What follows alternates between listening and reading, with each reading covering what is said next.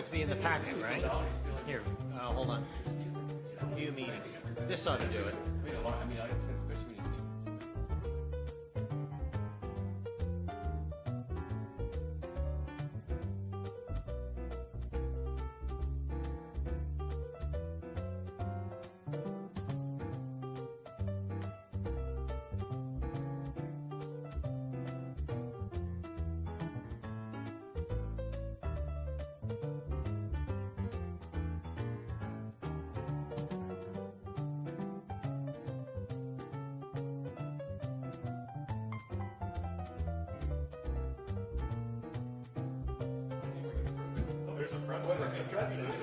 I'm not here on time.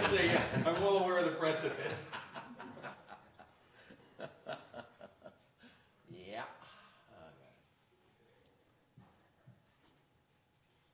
Well, I guess I should wait a couple. I guess it should be like. When he does walk in, you should say, okay, so there's a motion and a second to approve. Usually he walks, so I guess maybe. I'm happy to make the motion. I'll have a break Not on actually February. agendized that way, so you can't actually do it, but you can joke. Oh, there's a motion and a second to approve the budget. What? Thank you so much for following tradition. Couldn't resist. Oh, no, that's fine. I mean, I don't know how Matt will feel about that. But, I don't think he's going to be here today. oh, I mean, at one point he wasn't going to be here for either one, so oh, okay. Yeah, that's fine. he's going to be here. But we have members of the public. Oh, great. All right. Well, we need. Oh, God. Tell you. All right. Well, we got four, so I'm not sure if Mr. Grocot's going to be able to make it. So we'll start, and if he comes, it comes. We have public comment and things going on. So anyway, I'd like to call to order the City of San Carlos City Council Successor Agency to the Redevelopment Agency Housing Authority Special Meeting of May 4th, 2018. Would you please rise and join me in the Pledge of Allegiance? I pledge allegiance to the flag of the United States of America and to the republic for which it stands, One nation, under God, indivisible, with liberty and justice for all. All right. By the way, I'm surprised you didn't notice that I followed your dress code this time. I was going to wear a tie. Just that. But you might. If I had been smart enough, I would have gotten everybody else to wear a tie. Next item on the agenda is public comment. Is there anyone wishing to speak on any item not on the posted agenda? Okay. Thank you, public. All right, study session, discussion of the recommended two-year operating budget for the fiscal years 2018 through 2020. And I guess we have a couple of departments, community development, public works, and then the capital improvement program. But I believe Ms. Mendenhall has a couple of things to say before we start. I'm actually going to start off this morning, Mr. Mayor, just very briefly. And first I have to start by wishing everybody a happy Star Wars Day. May the 4th be with you. And also staff. Good luck today. We're going to, how today's going to work is we're going to back up for just a minute and kind of close the loop on last Friday with a few of the changes that council had suggested, and to make sure there aren't any other council comments as you've had some more time to reflect on last week about the presentations and budgets you've already seen. After that, we're going to move on to Public Works and Community Development operating budgets this morning, and then as soon as we're done with that, we'll start off on the capital budget, and I'll have some more comments at that time. So with that, I'm going to turn it over to Rebecca.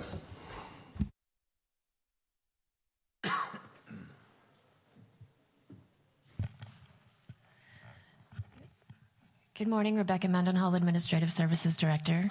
So just to echo what Jeff was saying, we heard a couple of things last week that we just wanted to circle back with you and confirm so we can add those into the budget that we bring forward for adoption.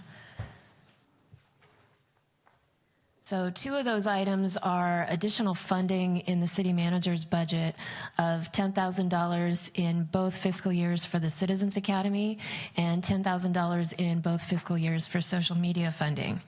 The Citizens Academy funding will be used to enhance the program, including reviewing if the class could be videotaped. And the social media funding will be used to fund marketing of all communications channels. It will also be used to purchase some analytical tools to help with the marketing efforts and outreach. In addition, we understand that the council would like a discussion about their own compensation and how we compare to other agencies. That item will be brought forward at a future council meeting. And if there are changes to be made, we can make them to the budget at that time. So those are the three items that we had as follow-up from last week. If there are any others, please let me know. Mr. Olver? Actually, thank you, Mr. Mayor. I just had a quick question. My recollection of the first two items, I don't recall that we specifically came up with a number for you guys to put in the budget. And if that's my recollection is correct, I just would appreciate some insight into what those numbers represent, sort of how you came up with it. You got it. Since it's my department, I can speak to that. The Citizens Academy number represents, that $10,000 represents a 50% increase in what we currently spend. And it's not, we don't really have a lot of specific ideas right now about how we'll spend that money, but we felt like, given the percentage to the current, that was probably an appropriate ballpark for what we could accomplish this year in terms of an enhancement to the academy. In terms of the social media, that had to do with purchasing. These would be some of the social media analytic tools that you can get through Facebook and whatnot to boost posts and figure out who you're reaching and those kinds of things, as well as to do a couple of mailings during the course of the year, highlighting the different social media and e-notify type tool and options that people can sign up for and participate in. And we felt like that was probably we felt that just trying to produce more content probably wasn't the best approach to oversaturate and carpet bomb people so that they stop paying attention because they're getting too much. Rather, we felt like we'd get more bang for our buck by trying to increase the number of eyes seeing what we're already doing. Okay, thank you. That's very helpful. One other question. I think, as I recall, we also had asked Chief Dury to think about additional work that could be done to try and do something to, I don't know whether you want to call it traffic calming, but deal with all the traffic complaints that we tend to get bombarded with. And I'm just curious if there's a budgetary placeholder for that, or is that still in process, or is that going to be a bigger thing that comes back to us at a later date, or what? That's exactly right. We felt like the chief, who's obviously new to the city, is looking at that issue and is going to come up with some ideas. We're not sure whether or not, depending on the ideas he comes up with, we'd need an enhancement to the budget. There is some additional funding already in the budget that we use every year for special type initiatives that this kind of falls into that category. So if we need to do more, we'll bring back an item to ask for more financial support. If not, we'll still likely bring back an item just in terms of a report to council on what we're going to be doing in that area. As the chief and I both discussed, and certainly it was reflected in the council comments, traffic and a whole number of traffic initiatives are clearly a priority of the city council and the staff in the coming year, and we'd like to take at least one, if not multiple opportunities in the coming year to put that on the agenda and give you updates about what's happening and any changes we're making to that program.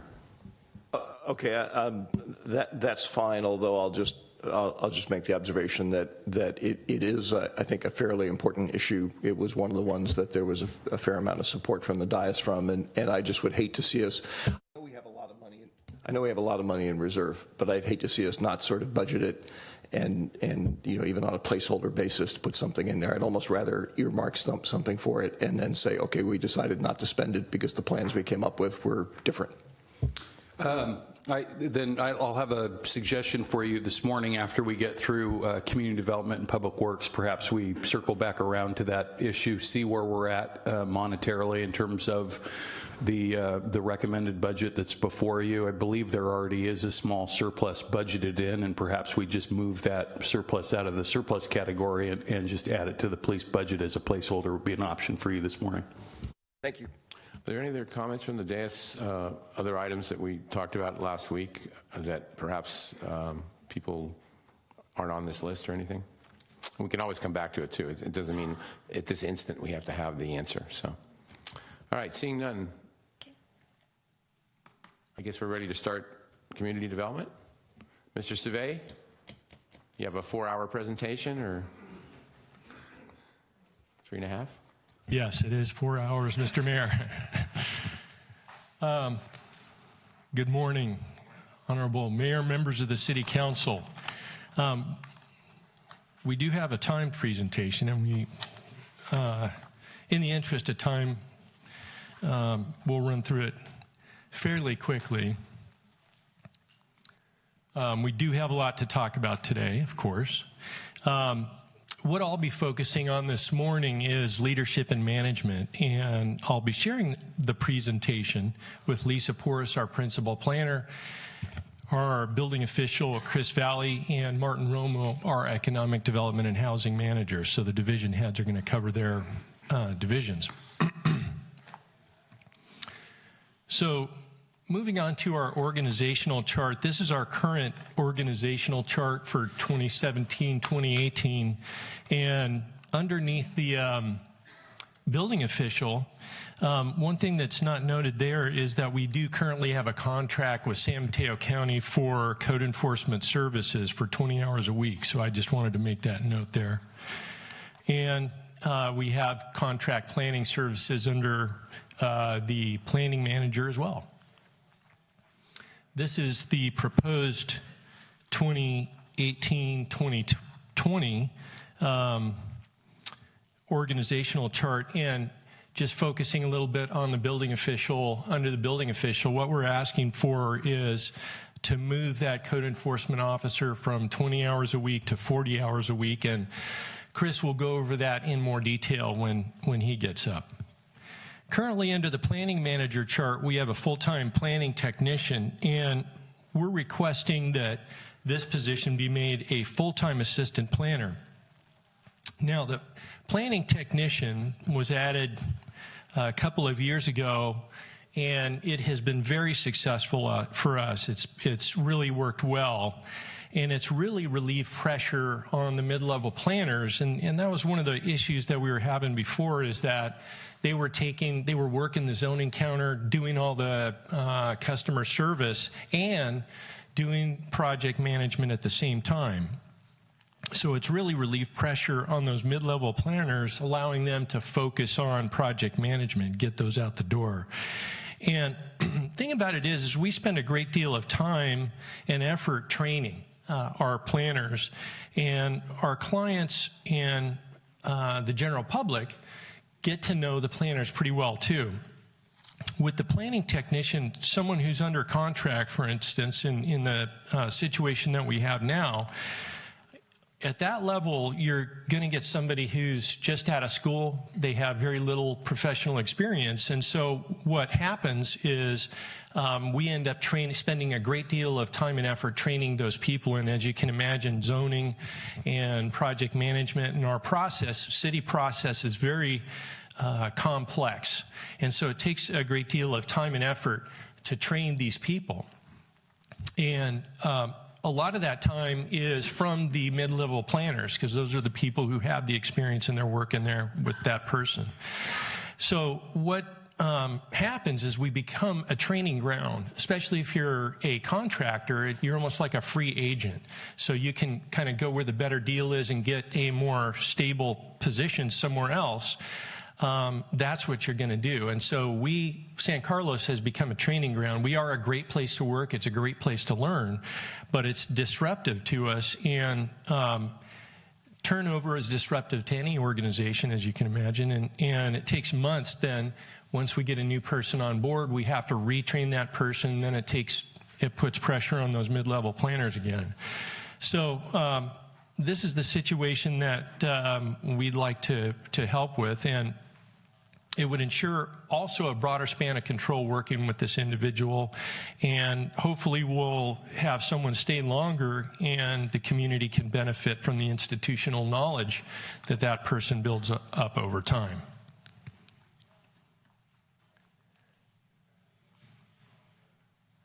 This is our recommended budget for 2019-2020.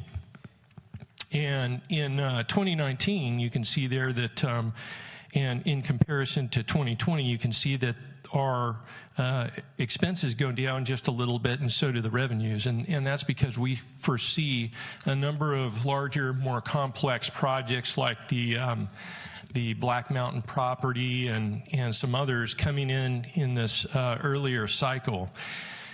39% of our permits and 59% plan checks is where we get our major revenue sources, and our major expenses are salaries, benefits, and professional services. What I'd like to talk about today under leadership and management is a little bit about the three divisions, but the divisions themselves are going to talk more about that. So I'm going to focus on sort of the big picture, the overview. And in terms of overview, management and development of the city, we know that the look and feel of our community is a big part of our quality of life in San Carlos, and we use our training and expertise to apply the zoning ordinance, our design guidelines, general plan, to try to ensure that our community maintains its character. And managing development of the city includes application intake and review, project management, issuance of permits, and inspections. One component that I wanted to share with you that we don't often think about is we don't just process projects and get them out the door. Once we approve a permit, one of the key things is to make sure that these buildings get constructed like they were supposed to get constructed. And so that means going out, the planners and the building inspectors go out in the field and make sure that these things happen. And on bigger projects, for instance, a lot of times, just like on a smaller construction project, if you ever have done one, you get change orders, or developers may show you something at the very beginning, and then they figure out that the cost of doing what they promised is, it's a lot more expensive than they anticipated. So we're constantly out trying to make sure that these developments are built to the standard that they're supposed to be. We've successfully balanced our staff resources to do this very well and maintain our reputation as a business-friendly community. And the majority of our time and resources in planning and building is devoted to serving the public at the development services counter. And it's been extremely busy for the last couple of years. In terms of public health and safety, it's a key component of our building inspection authority and the protection of our quality of life. And we're required by law to enforce our building codes. The code enforcement is to help keep our community clean and safe, which in turn helps us maintain our property values and our sense of community pride. We have a plan for long-term economic sustainability, and we work to find ways to improve the affordability of our housing stock as well.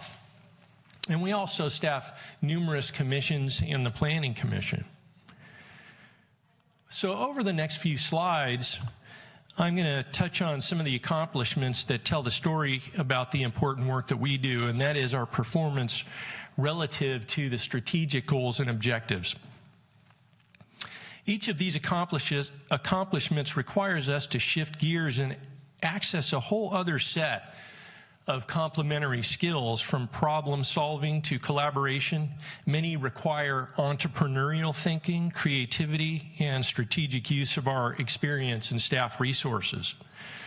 One example is our newsletter that you see on the screen, the Spotlight newsletter on affordable housing. And I think this was, for our community, somewhat of a watershed moment, in that one example is we have a list of people who want to have affordable housing here in San Carlos. And we started off about a year ago with a list of 200 people. A year later, We have 750 people on that list, and I think that the spotlight issue was part of that. It really, all of a sudden, right after that, people got to know, hey, wait a minute, the city has this program. I've also received a number of calls and compliments from community members who appreciated the city providing more direct information about affordable housing. And we do speak to people every day who want to live in San Carlos or who are getting priced out of San Carlos. The commercial linkage fee adopted by the council last year requires new commercial office development to pay their fair share of affordable housing.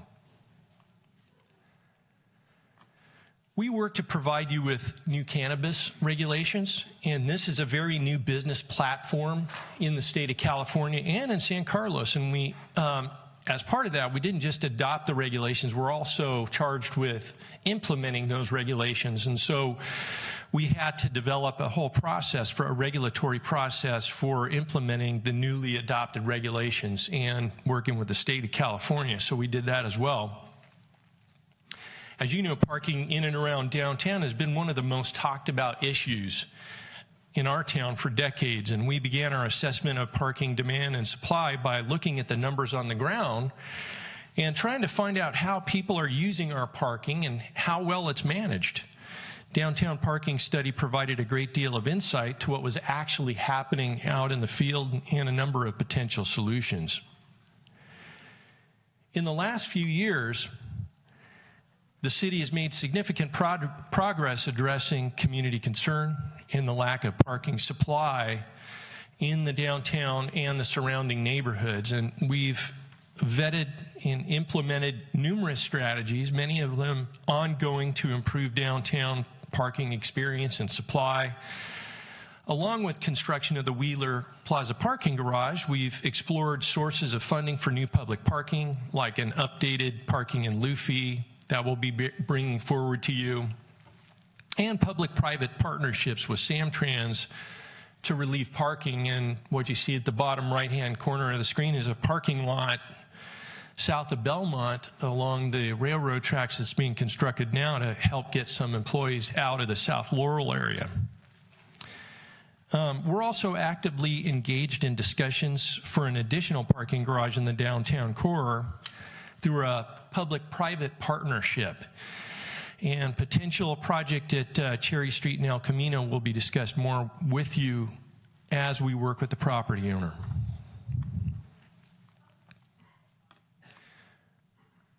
We're continuously solving construction-related issues, working closely with developers and contractors to communicate and solve problems. We work closely with local stakeholders on the child care zoning law improvements, and we'll be bringing forward revisions to our zoning code to make it easier for these businesses in the future.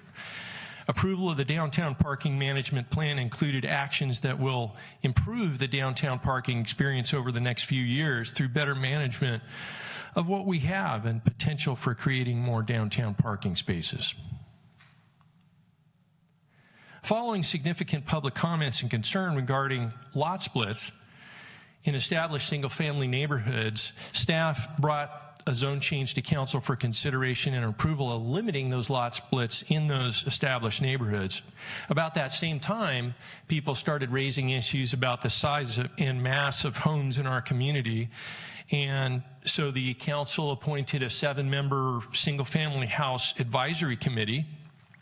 We worked with this committee following 6 meetings, and they developed a number of recommendations to reduce the mass and scale of homes in our community.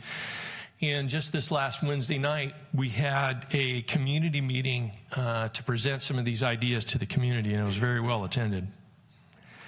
Working with a stakeholder group consisting of members of the Chamber of Commerce, Economic Development Advisory Commission, and city staff, we have developed a proposed citywide wayfinding package that we'll be presenting to the City Council in the coming months after we go to the Transportation and Circulation Commission.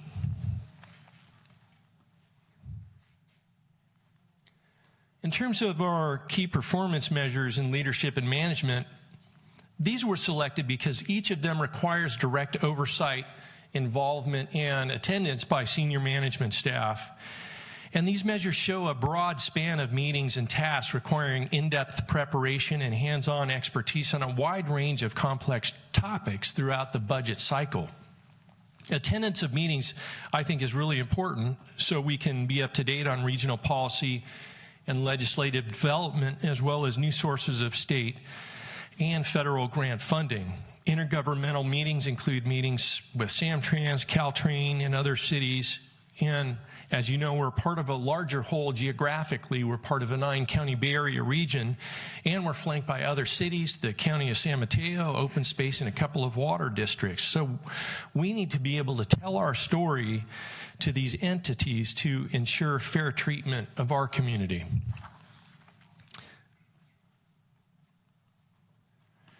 These key performance measures show the responsibilities we have as staff to numerous decision-making and advisory bodies. And each time we meet or staff with one of these groups, we don't just show up. Our work likely includes administration, analysis, internal coordination with other departments, applicants, preparation of reports and recommendations, agendas, meeting logistics, preparation and delivery of these presentations, minutes, and follow-up. So there's a lot of work that goes into these committees and commissions. And it also requires a fair amount of professional experience and expertise to run one of these commissions or committees year after year. We don't have any additional changes to the existing base budget for leadership and management. What I'd like to do now is focus on some of our goals for the next couple of fiscal years. For the Residential Design Review Committee, we've had trouble finding volunteers to fill the Residential Design Review Committee, and the vacancies and absences have been an issue for us.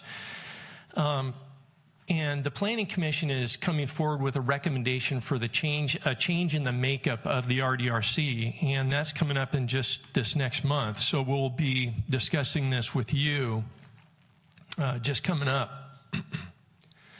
The historic core of our downtown, the first 3 blocks, is a scale and charm that many cities would find enviable. And to maintain that human scale and character, we've been working with consultants to bring forward ideas for reducing the height and mass of the buildings to maintain that human scale. And following more public review, we'll be bringing this forward to the City Council for consideration in the next few months. The Single Family House Advisory Committee, or SHAC, has prepared a number of recommendations, as I noted, and we'll be bringing this to you early this summer. It looks like we're going to be starting to talk to our Planning Commission about it later this month.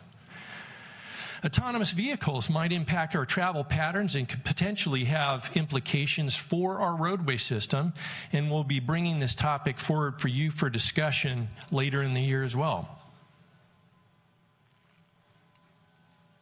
Accessory dwelling units have been deemed part of the solution for affordable housing by the state legislature, and we will be bringing forward new regulations to get our zoning in line with the new state regulations. We've received a grant for a bike and pedestrian master plan, and community development will be working with Public Works and a consultant team on this document. And I think that this is an exciting area that offers a lot of opportunity for us to assess improved mobility in all parts of our city. The California Environmental Quality Act is moving away from a level of service, or LOS, at intersections to vehicle miles traveled for measurement of new development, and we'll be studying this issue and bringing this forward to you following recommendations from the Transportation and Circulation Commission. And we'll also review with you our parking standards, our general parking standards, to make sure that they are in keeping with new trends in development and zoning best practices.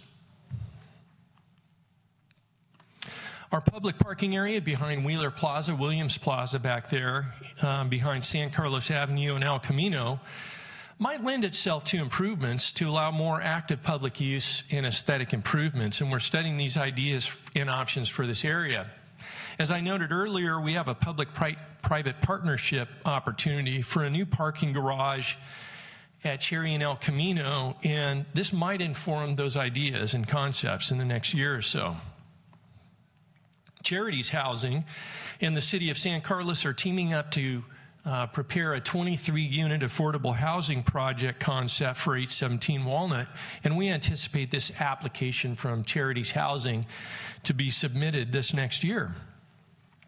Cherry and El Camino parking concept is, again, a public-private partnership. I've touched on that a little bit. And it's quite complex, but it may provide the opportunity to have a new parking garage in that area with many new public parking spaces. And so that concludes my part of the presentation. Now I'm going to hand it over to Chris Valley. Yes. Oh, excuse me. Before you leave, Mr. Olbert has a question. Yeah. Thank you, Al. Nice presentation, as always. Actually, a couple of questions and observations. One is, can you remind me what our goal is in terms of processing applications for projects that come in, be they commercial or residential or whatever? Is it time frame? What is the goal? Well, it's varied, and each project has its own time frame. For instance, sometimes it's governed by state law, sometimes it's governed by local ordinance, and or a combination of both. And then we have in our own internal goals, like Chris can, I think, better speak to like the building goals. So, Chris has certain turnaround times that are promised to the public and that we make known to the public for those. But for instance, with a project that has discretionary review by the Planning Commission or some other, use permit, or it goes to RDRC, by state law, we have to respond to that application within 30 days. So there's a shot clock of 30 days that every city, you have to respond to that application and say whether it's complete or incomplete. And again, it just depends on a number of different things. For instance, if it's a subdivision where you're dividing up a piece of property, there's the California Subdivision Map Act that has, timing in there. You've got 30 days, and then you've got 90 days and 120 days where the city has to, do certain things. And you have to either approve or deny a subdivision, for instance, like Black Mountain, within a certain time frame. So there's a number of different things. For smaller development projects, again, we try and hit that 30 days, and then we try and move it. I'd say, and Lisa can talk to the planning side of this a little more effectively, I think, but we try and get something to the Planning Commission within a couple of months, 6 to 8 weeks or something like that. I think I may follow up on that this question with Lisa, because that's very helpful. I'm mostly thinking about the planning side of things and significant projects versus home residential projects and whatnot. Because it sounds like in practice, for example, the 30-day shot clock you're talking about, it must be that in practice, most major projects are either never complete when they're first submitted, or there are always issues that come up, because I don't think I've ever seen a project of any significance get approved in 30 days. Yes, so that's a good distinction, and I appreciate you bringing that up, because the larger and more complex projects have their almost a whole other a different set of timing on those, and a lot of times they take a lot longer. Like you said, maybe they could take years. They could take several years. And there's a big difference between, say, a single-family house or a small infill development project where you might have a few units and some commercial. The big giant projects, let's say Meridian 25, let's take that as an example. The reason that those are much more fluid and flexible is because a lot of times those big developments want something from the city outside of normal discretion, meaning they may say, well, you have a 50-foot height requirement, but we want 100. Right. So in that case, it's a negotiated process. And so it's a totally different and much more fluid system, more of a negotiated process. So there's different ways to control the timing of larger projects if you wanted to do that, if you wanted to do something different. But generally, those take a lot longer. Okay. Thank you. And I will follow up on that after we have a little more presentation. Just two quick observations on your goals. And obviously, these are, just where I'm coming from. On the BMR ordinance review, I hope that one of the things I'm going to be looking for is that we really scour the waterfront in terms of looking for different approaches for addressing BMR issues, and not just the default option, which we tend to follow historically, of when and where we're going to be able to build something in San Carlos. Because to me, that's an overly narrow focus that's preventing us from addressing the problem more quickly. And then the last thing I wanted to mention is I've been reading over the last year or so about a number of communities in the Bay Area that have, and I apologize for not knowing the details of remembering the details of what they've been doing, but they've been launching processes to essentially review and I guess incentivize earthquake retrofits of various types. We don't necessarily have a lot of rental housing stock in town, but we do have a bit of it, and it's getting on in years, which means the earthquake codes have changed a lot over that time. And we live in that's a seismic risk is a very serious risk for us. And I personally would like to see that kind of thing reviewed as to what we can do and what kind of incentives we might be able to create to make homes safer for people. Thank you. Mr. Johnson, you have a question? Hi, Al. I wanted to ask about Caltrain service. I know that in the past, with the electrification of Caltrain moving forward, I think there's going to be revisiting of the Caltrain schedules. I think if we had more regular rush hour service stopping in San Carlos with some of the baby bullet trains, it would have a big impact on small business decision to locate their business in San Carlos.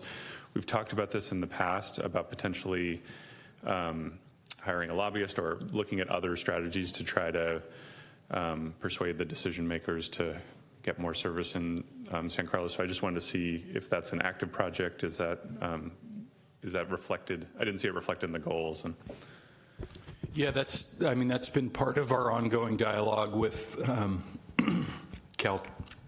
Caltrain as we bump up against them. As you know, the project's been much more fluid the last several years than it looked like it was going to be when we actually started to have that conversation. So that'll be something we continue to work on as a community. We honestly haven't got a lot of traction with Caltrain on making those types of changes to the schedule.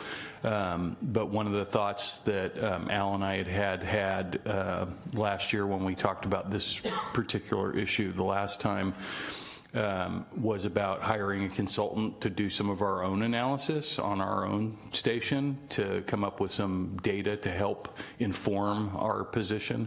And I think and we have money to do that already in our operating budget. And then the last question I wanted to ask is, do you foresee using the strategic property acquisition reserve over the next 2 fiscal years? And is that something that would be part of this budget discussion for community development? Or is it more of an opportunistic thing that comes up? How should we think about it? I think there's a couple of different ways to think about it, and it is somewhat more opportunistic.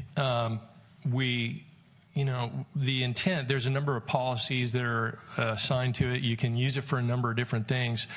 One of them is, parks, and the other is for economic development purposes. And in any case, you need to have some kind of a return on your investment. There's a lot of opportunities within our community, and we've looked at some opportunity sites throughout town, and some of it is one of the things that council was interested in at least a couple of years ago was looking at 2 things: affordable housing and then parking, and then where can we create new parking opportunities. Some of these things kind of present themselves, like the Cherry El Camino. That might be an opportunity to use some funds for that. But there are lots of different things that we could look at, and it's nice to have that ability and flexibility to kind of strike while the iron is hot. Yeah. Okay, thanks. Mr. Collins? Thank you, Mr. Mayor. I just wanted to respond to something Cameron asked about. I know this is not a short-term answer, but in the long term with electrification, we're going to be seeing trains probably every 15 to 20 minutes. And of course, they're going to be faster. So, and those stops are going to include San Carlos. The other problem that's going on right now is that the daytime service has been slowed down because of all the construction. The weekend service has been slowed down. For example, trains used to run every hour on the weekends. Now they run every hour and a half. And even in the midday weekday service, it's because of all the construction that's going on that they are reducing service not only here but to a lot of the other cities. So I think it's great that we can hire a lobbyist, but I don't see the problem being solved before the whole electrification process is completed. Thank you. Okay. Thank you, Al, Thank very you. much. Chris?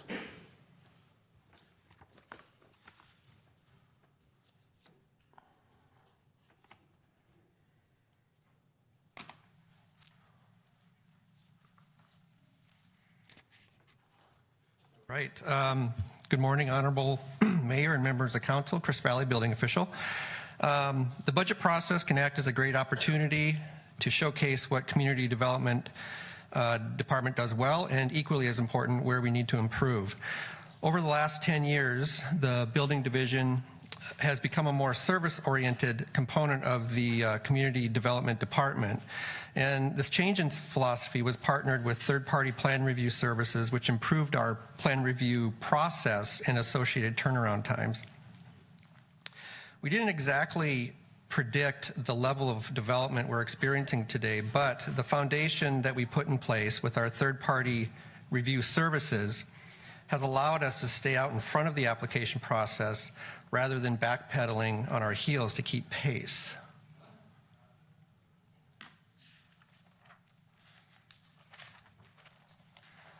Here's some key performance data for the building division. A line that could be added to this slide for future presentations is the percentage of plan reviews that are within our projected turnaround times with our current and proposed professional services budget. And I would confidently place that number in the 90% range as far as keeping our promised timelines and turnaround times. Other data that is reflective of our typical workload and permits issued, and we'd like to increase the number of online permits, needless to say, over the next year or so. You'll note also the current amount of large and medium scale development that you see going on in the city does not necessarily equate to more permits issued or inspections performed for that matter. Therefore, we remain adequately staffed to weather the workload associated with everything getting built in the city. Some of the larger projects, such as Wheeler Plaza and San Carlos Transit Village, do require extra site time with inspections, but that has been easily addressed again with our current number of full-time inspectors.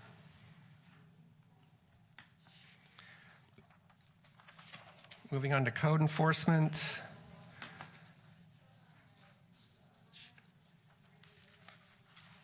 This particular slide reflects the current state of our code enforcement program, specifically response times to emails and resolution of cases that require specific attention, such as abatement and interaction with the San Mateo County court system and the city's legal counsel.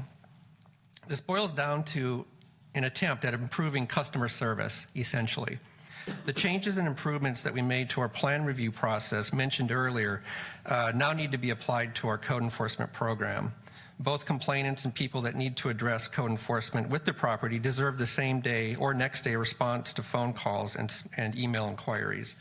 Increasing our enforcement hours will also allow us to better respond to concerns submitted to Inform San Carlos, which is currently experiencing a backlog. And just some key numbers here is project or cases that require abatement currently fall in the 6 to 18 month range. We'd like to reduce that to 3 to 6 months if possible. Number of days to respond to violations called in can be 5 to 7 plus days, weeks in fact. We'd like to reduce that to 1 to 2 days or within 5 days. Number of days, and then simple phone calls and emails and so forth. People can go 5 to 7, 9 days without getting a response, and we'd like to reduce that to a 1 to 2 day timeline.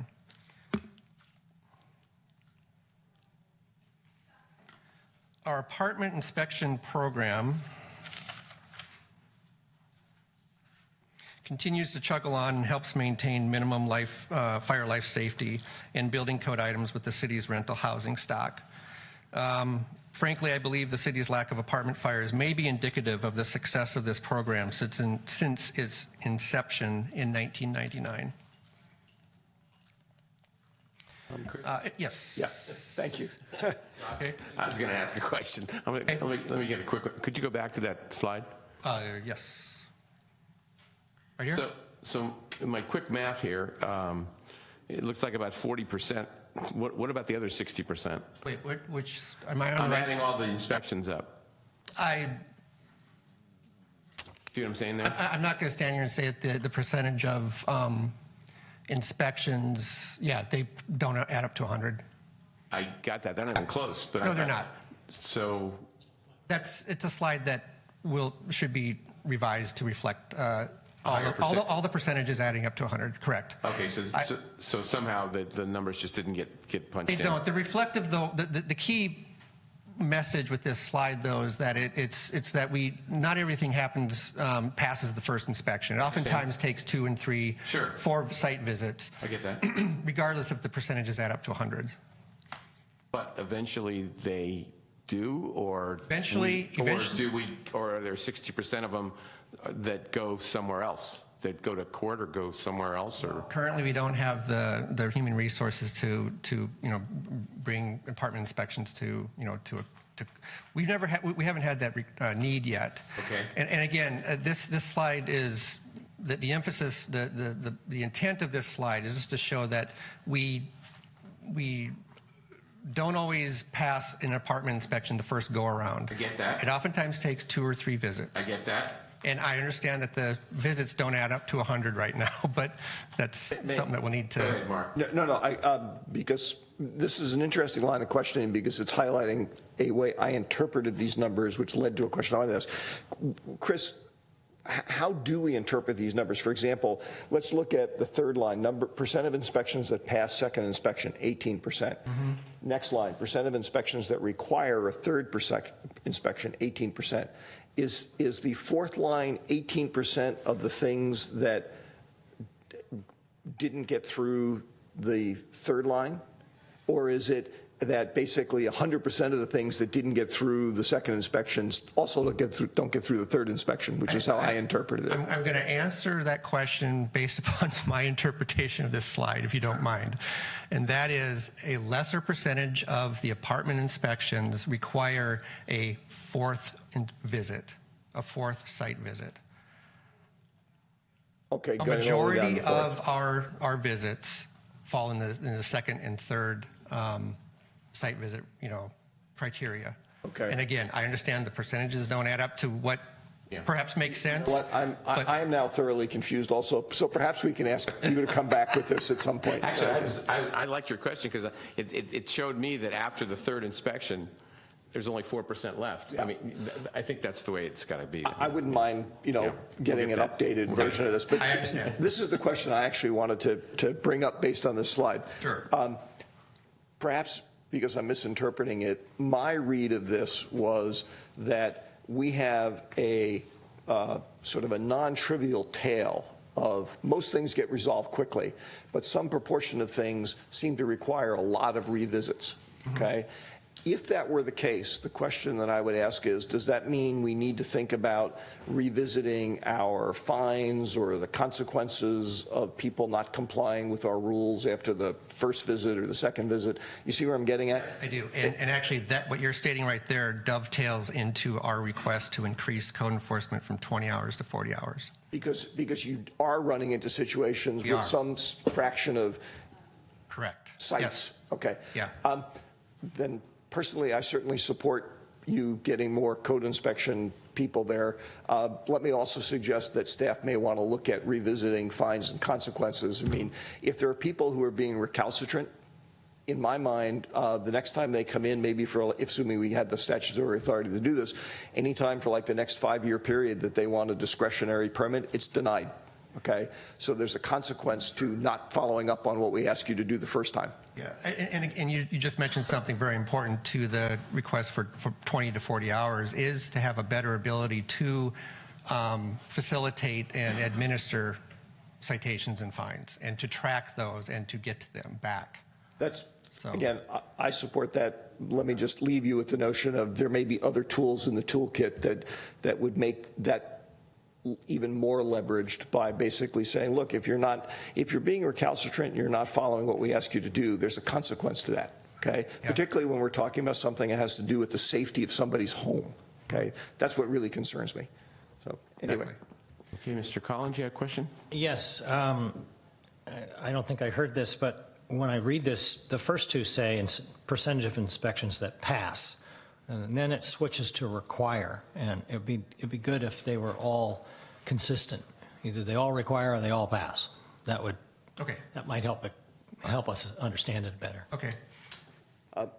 Mr. Mayor, may I? Sure. Yes. Just one other thought. There were some negative consequences to it, but we actually, I think, as a community, benefited from the Inform San Carlos app and all the flood of things that came in about issues and stuff. Is Inform San Carlos set up so that, for example, hypothetically, if an apartment dweller sees a staircase that's broken, which I remember seeing when I was knocking on doors in 2011. Is it set up so that they could take a picture of it and send it into Inform San Carlos and say, hey, I don't know if this is right or not, but... Yes, they can. They can? Yeah, they can. That, or it can involve a requirement to submit a complaint investigation report, depending on the circumstance. Or we would catch that through the apartment inspection program itself. Essentially, what I'm bringing up is related to something I mentioned last week, which is that one has to be able to staff up to respond to them. But the march of technology and smartphones is actually creating the potential for a whole bunch of citizen volunteer inspectors, okay? Who you'd have to vet their stuff because they don't know the code as well as you do, right? Correct. But yeah. it's something that I'd ask you guys to think about going forward because it's a way of leveraging your resources. Very good. Thanks, Chris. You can keep going. Sorry to interrupt your I wasn't expecting this slide to have so much attention. Put numbers on a piece of paper. I'm all over it. All right. So this is just in a nutshell what we're recommending this budget cycle. It's a continuation of our third-party plan review services through professional services to keep pace and maintain the turnarounds that we already are maintaining, and then of course the previously mentioned code enforcement enhancement as well. The goal, of course, being to reduce abatement times, excuse me, and to implement programs to better address some of the vacant homes and unmaintained residences that we have in the area. And that is all for building. Okay. Thank you very much. Thank you. Lisa, how are you? Excuse me, Mr. Mayor, can I just ask one question of Chris? I apologize. Does code enforcement have any authority over existing home property inspections, over the condition of an existing home that's been there? Yeah, definitely. Right, it's all addressed through our property maintenance code. Okay. Or I should say our international property maintenance code. I can think of 2 homes in this town that are so overgrown, you can barely see the house. Yeah. I don't know what's inside. They almost look abandoned. Yeah. I mean, they are incredible eyesores. Correct, and we that's not uncommon. We have those type of code enforcement cases, and what's nice about those is we can see them from the public right away.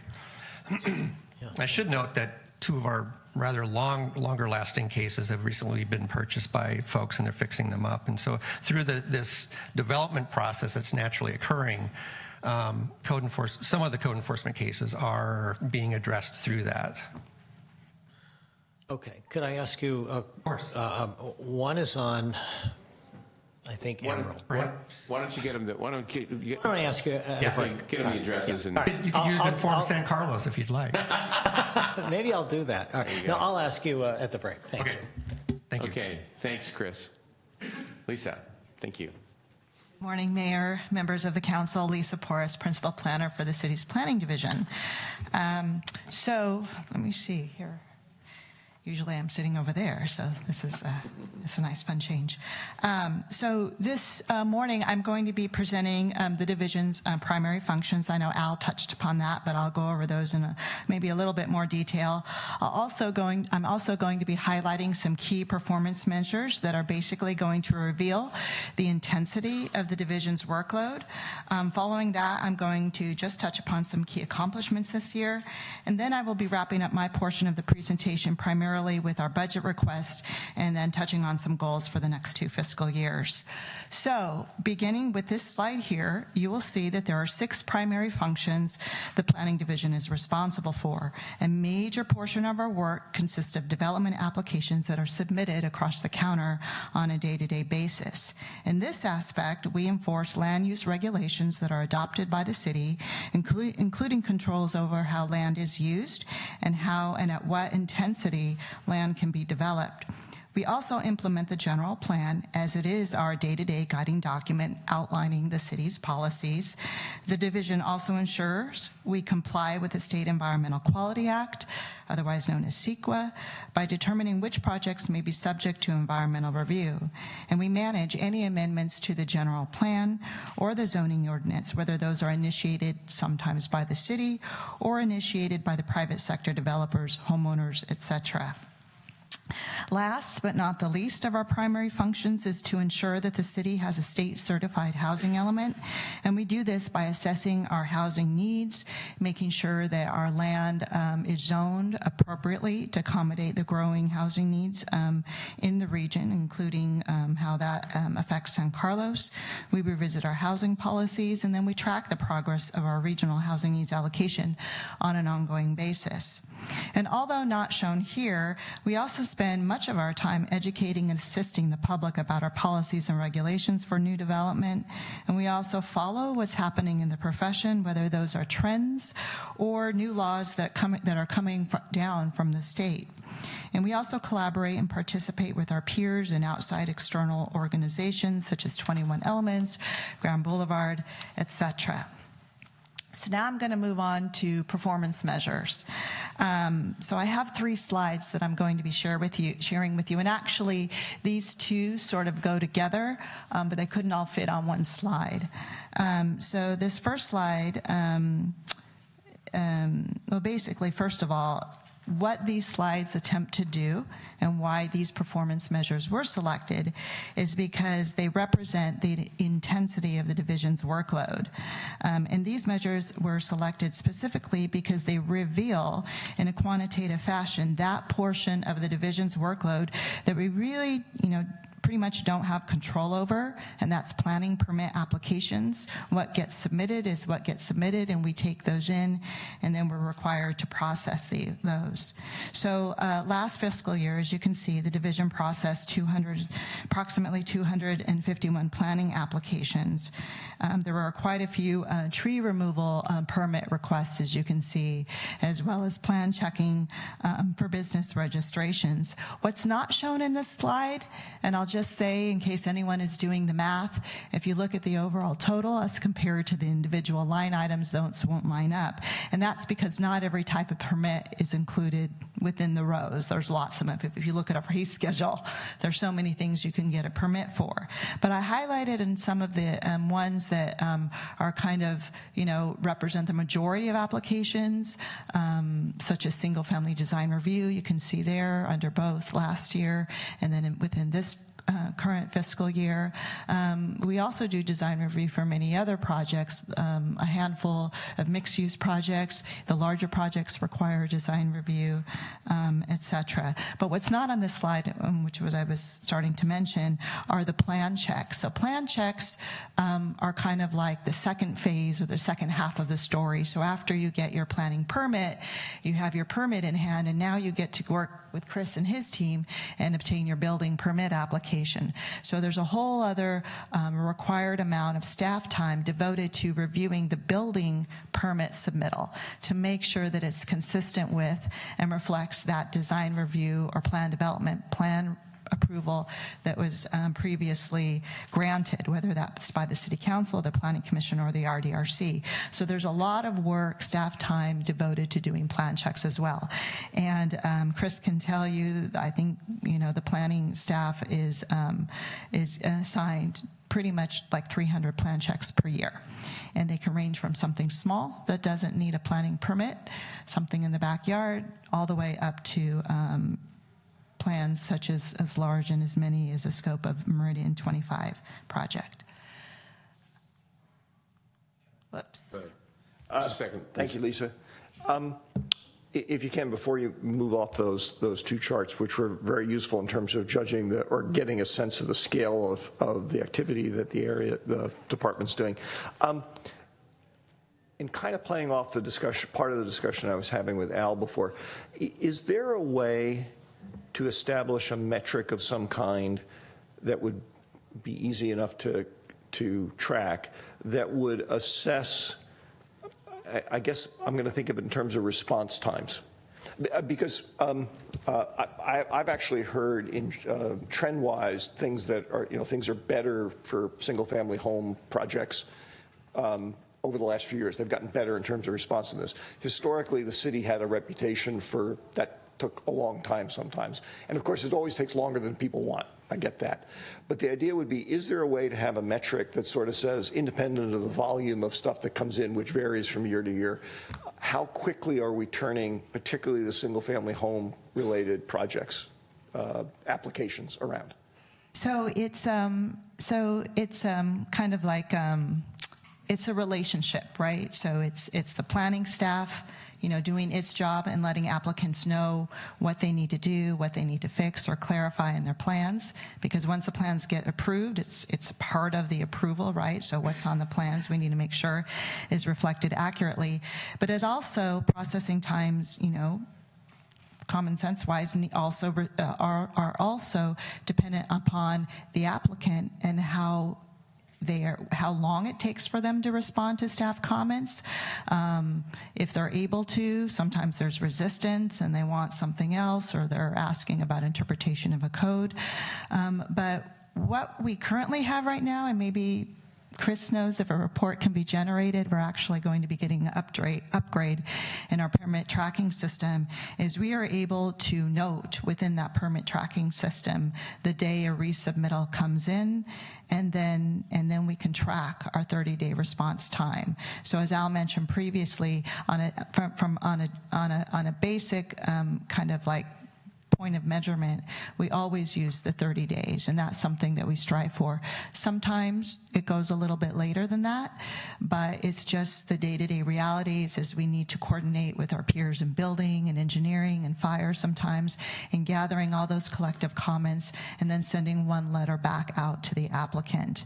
But there may be a way, and I haven't tested it yet, to see how those timeframes kind of lay out, because once it's in our hands, we do our best to meet the 30-day. Okay. And then once it goes back to the applicant, it can take a few months for them before we get anything back. Jeff, let me leave it just as an observation for you guys to consider at some point. I think we're all familiar with the fact, I don't even think I can go take my dog to the vet now without getting a customer satisfaction survey back. And more broadly than, I was talking about response times. More broadly than that, it might be worth thinking about for things like remodeling projects and construction projects or single-family homes, establishing some kind of process to get feedback on how well we are perceived we are doing. Okay, because that can also help us identify areas that are pressure points or whatnot, things that we might be able to improve, or things that we're just going to have to live with, and then educate the community on why we have to live with them. But it's given the pace of that type of activity that's going on, and given the fact that it affects residents, to me, it's at least for me, it's a pretty important metric. Thank you. Continue, Lisa. Thank you. Okay. So let me move off of these and go to this slide here. So, this slide, these performance measures are a little different, and I apologize because what the heading could say to make it a little bit more easy to understand what these measures are tied to is development and permitting key development. And what I mean by key development are some of the larger projects that we process, and that some of those typically come before the City Council in the context of a request for a plan development plan. And so why we've selected key performance measures for key development is because they represent the activity level associated with these major development proposals.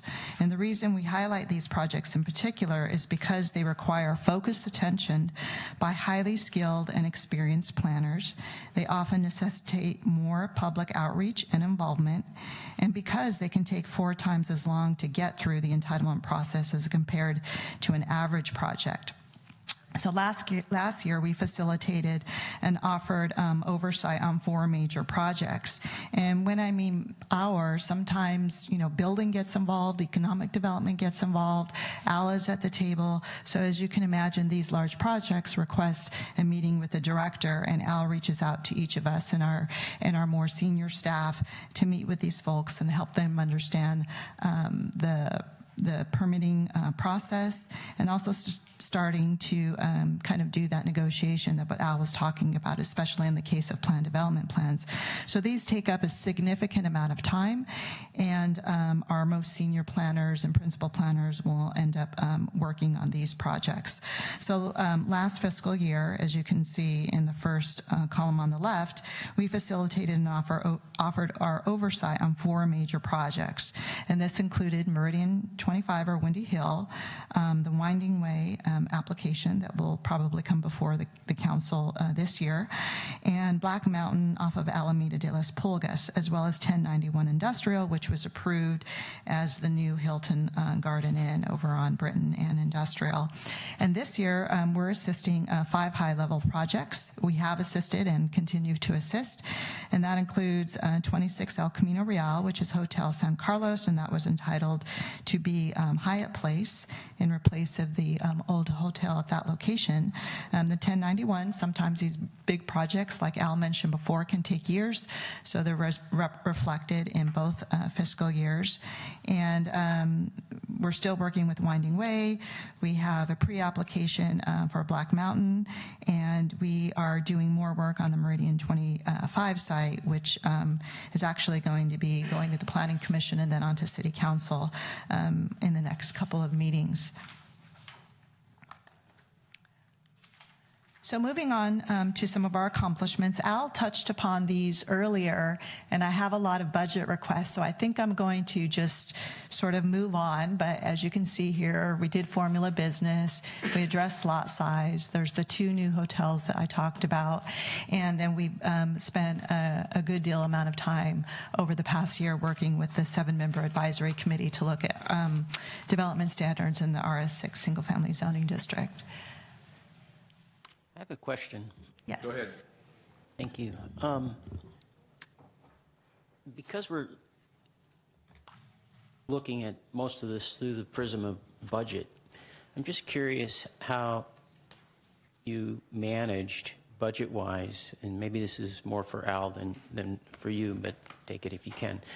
I don't think anybody saw necessarily in the last budget cycle this effort that we've had to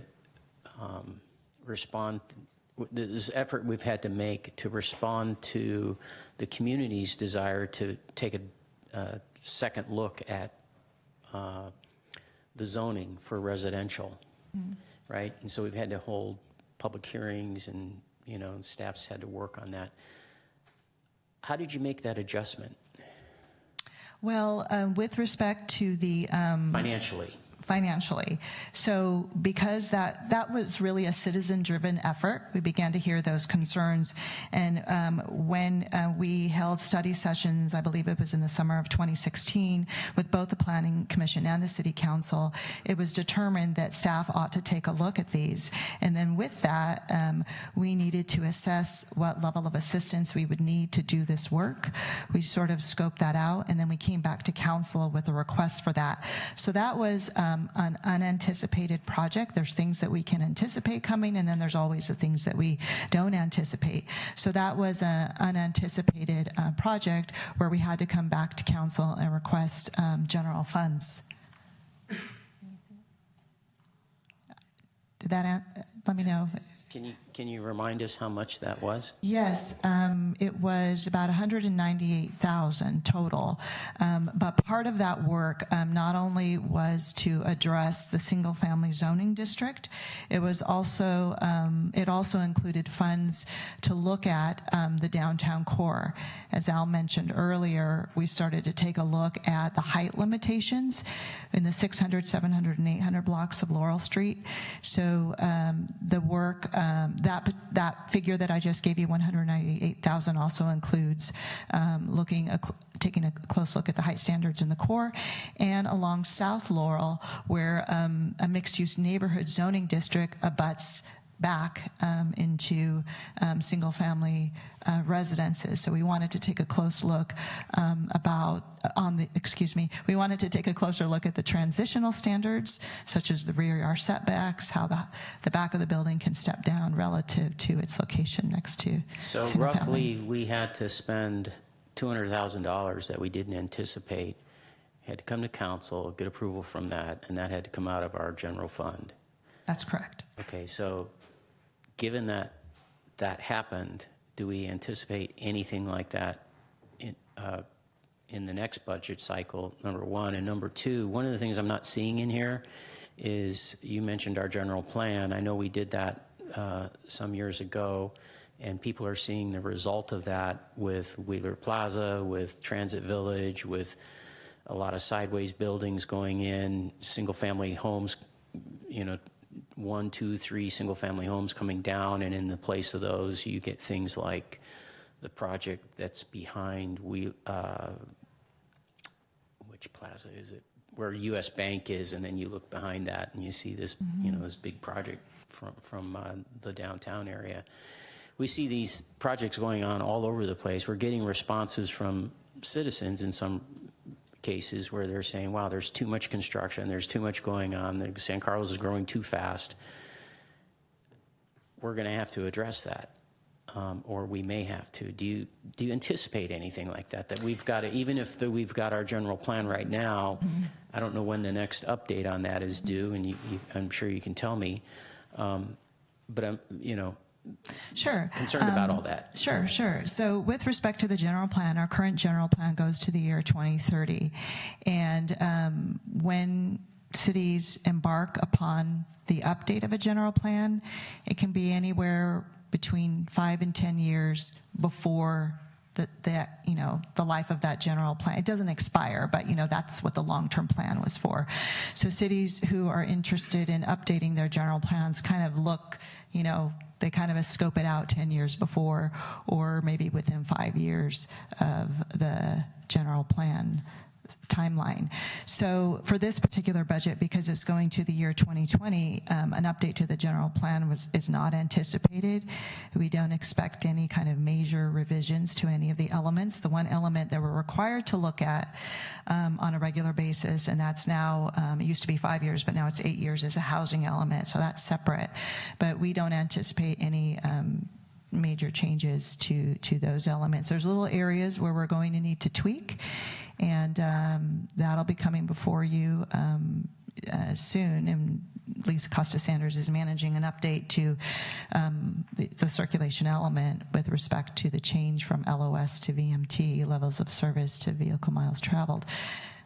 But I'll wrap it up quickly. We're not looking at a general plan update at this point. Perhaps in the years following 2020, that could be part of the conversation. So one more question in regards to that. Could could there be enough, if, let's put it this way, if citizens organized, just like they did on the housing part of it, the single-family residential, if they organized and said, you know, we don't like seeing as much development as we're seeing in San Carlos and you know, represented by Transit Village, Wheeler Plaza, et cetera, and we want to slow it down. Could that kind of activity cause us to go back and look at our general plan before it expires and amend it? I think Al wants to answer that question. Sure.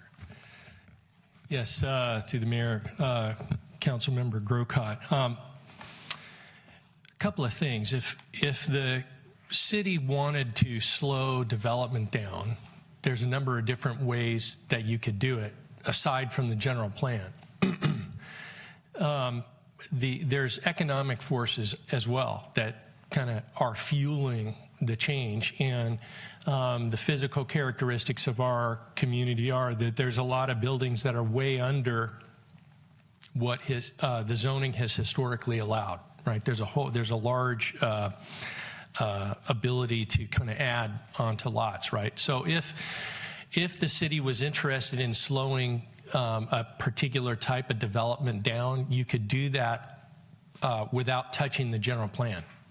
The general plan is kind of a plan for the future, and it has policies and objectives in it. But again, if you're interested in responding to community concern with regard to the speed of all this or that kind of thing, we can talk about ways to do that. And so there are different approaches. Can you bullet point some of those right now? Sure. So for let's take smaller projects. Let's start with smaller projects like infill mixed-use development, like you see on Laurel Street. Right now, our zoning is set up, and it says here's what you can do within the construct of the zoning, and we have a pretty streamlined process to approve these types of projects when they come to the city. Meaning, many of them, if you conform to the current laws, you don't have to go to the Planning Commission. There is no commercial design review. There's no mixed-use design review. On some of these, there may be new buildings go to the Planning Commission, but we don't have like a formal design review panel for commercial mixed-use development. It goes to the Planning Commission, whereas we have a residential design review process. So what the idea would be is to look at our process and add steps in the process that can slow things down, whereas you could get more community involvement in these. You could get more oversight, more in-depth review. Although I think we do a pretty good job on these. There's ways to kind of slow things down there. And we could, if you were interested, we could come up with some ideas for you in that area. So that's just like for mixed use and things that you're seeing in the downtown area. Single family is different, and bigger projects are different too. So if you'd like me to talk about like Meridian 25 style project, I can also talk about that. That's a separate thing that we could do as well. I don't want to go on unless you're interested. Just touch on it briefly. Sure. Touch on it. Sure.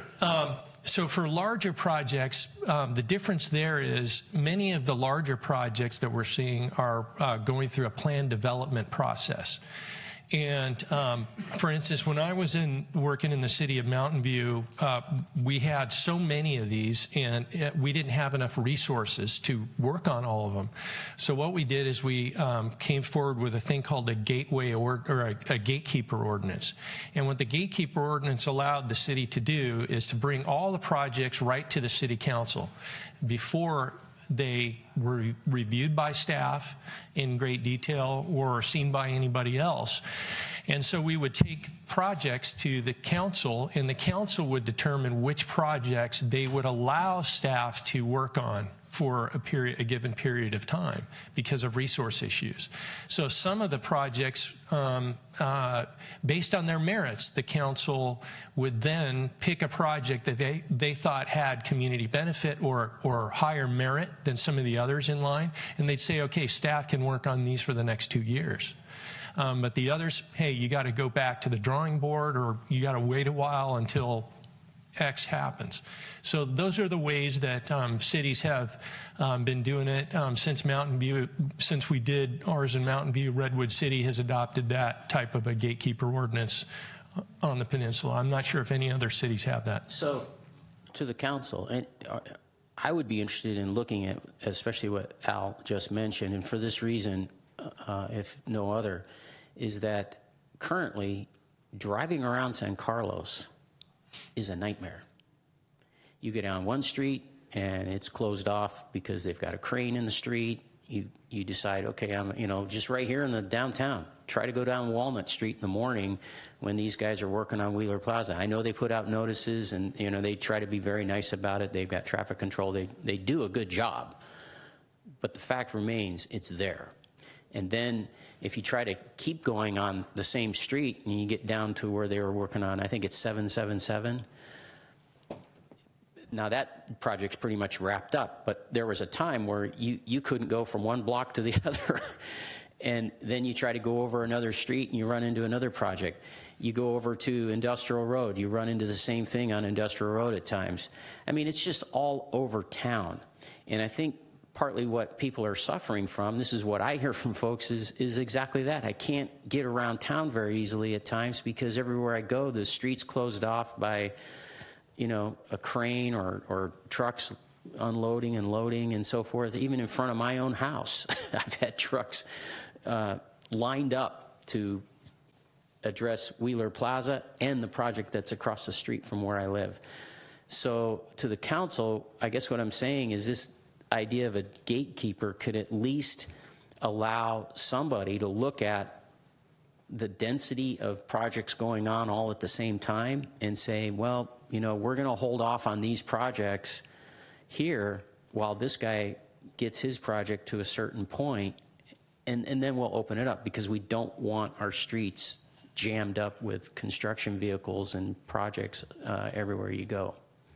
And if I could just clarify, the gatekeeper is typically for the big giant ones. I understand, but yeah. we could apply that same principle just to a lot of things. It might be a similar principle. Yeah, similar. Yeah, there's other processes that could be added to slow the process down for those other types of development. And for the council and for you as well, Al, you mentioned, there's economic pressure. And I think we have to be mindful of that. I don't think we want to necessarily not looking to shut down development and say, don't come to San Carlos and try to do anything. But at the same time, to be mindful of the fact that people live here and that, it's their town. They've invested in it with, $2 and $3 million homes these days. And they deserve to have a quality of life where they can get around and not run into delays everywhere they go. So. Okay, Mr. Olbert, you had a question? Yes, actually, I think this. Mr. Mayor, I put that forth as an idea. Are you going to take it up, or are we just going to pass along? No, I mean, it's an idea. I don't know that the only concept the only caveat I have with gatekeepers is identifying the size, because otherwise the city council becomes the planning commission, and among other things. And so I think I'd like to, get some more, personally, I'd like to get some more guidelines sort of, past this meeting about how they work or how it doesn't work, and then maybe we could discuss it then. I'd be fine to do it. But, and that's what I'm looking for, is allowing staff to work on the idea and present something to council that would bring us more. I don't necessarily have a problem with that, but I think it's just a matter of, hopefully it wouldn't take too long to get some guidelines together. I don't want to have you spend hours and hours and hours on this. There's other people, like you said, Mountain View and Redwood City have it. They see how it's working and what it's working for. I would probably be interested in listening to that. But again, it's a slope that you have to be careful with, because all of a sudden, like I said, in my opinion, the city council can become the planning commission as well as other things, as well as staff. And I'm not sure that, but anyway. I have some significant reservations about a number of the details of the gatekeeper concept, which I'll touch on in a second, but I wouldn't mind having staff come back at some point, so that makes three of us, to present information about it so we can discuss it. Okay, Mr. I want to respond to or comment on this issue, and then I have another issue that's closely related that I wasn't going to bring up now, but as long as we're talking about this, I will. I'd like to remind the council that effectively for the two major projects that are going on downtown right now, which is the Transit Village and Wheeler Plaza, we actually did have what amounted to a gatekeeper ordinance, because those were both projects that had to be approved by the council, and we approved them. And I remember at the time that we were approving them, some of us, including myself, said, gee, the timing of this is not working out so great because they're going to be constructed at the same time. And we all recognize that. The point being that the gatekeeper type ordinances work on the early stages of what to work on pending approval. But as you saw with these projects, a lot of times what happens is there are leads and lags between when the council finishes approving something and construction actually happens, and we have little control over that. I have personally had conversations with staff members over the years about whether or not we have the statutory authority to say once a project is approved, but wait a minute, you don't get to actually start construction for a year, or you took too long, so now you got to wait another year. And the answer I've always gotten is we do not have the statutory authority to do that. Once the permission is granted, it's a property right, okay? And if they choose to build at the same time that somebody else is building, too bad, okay? Too bad for us. So that's part of what I want to make sure we keep in mind when we're talking about gatekeeper stuff. I actually had a somewhat different approach to the idea of modulating the activity of development in town that I wanted to bounce off of you, Al. And it would work like this. Would we be able to, do we have the authority to tell you that, let's say, first priority of development projects are residential projects, because we are primarily a residential community, okay? Second priority is, establish a list of priorities, and what's at the bottom of the list of priority in my mind at this stage are major projects. So I wouldn't necessarily turn them away, but what I'd almost say is when the economy is really hot and you're busy with a whole bunch of other things, those things naturally sort of get pushed out. So if somebody wants to do something that's solely by right, obviously that goes through because we have the statutory requirements to do it. But if there are any kind of special adjustments that need to be made, or they're asking for additional height, what we basically say is, hey, look, when the economy is really hot, that's not the time to bring those kind of projects forward. And that will naturally tend to create a feedback to preserve the ability of our residents to do what they need to do to modify and upgrade their homes or build new homes, but it will tend to slow or smooth out the other stuff. I'd be interested in your thoughts on that. Yeah, I think what you've described is very similar to the gatekeeper idea. Except we're not actually choosing per se.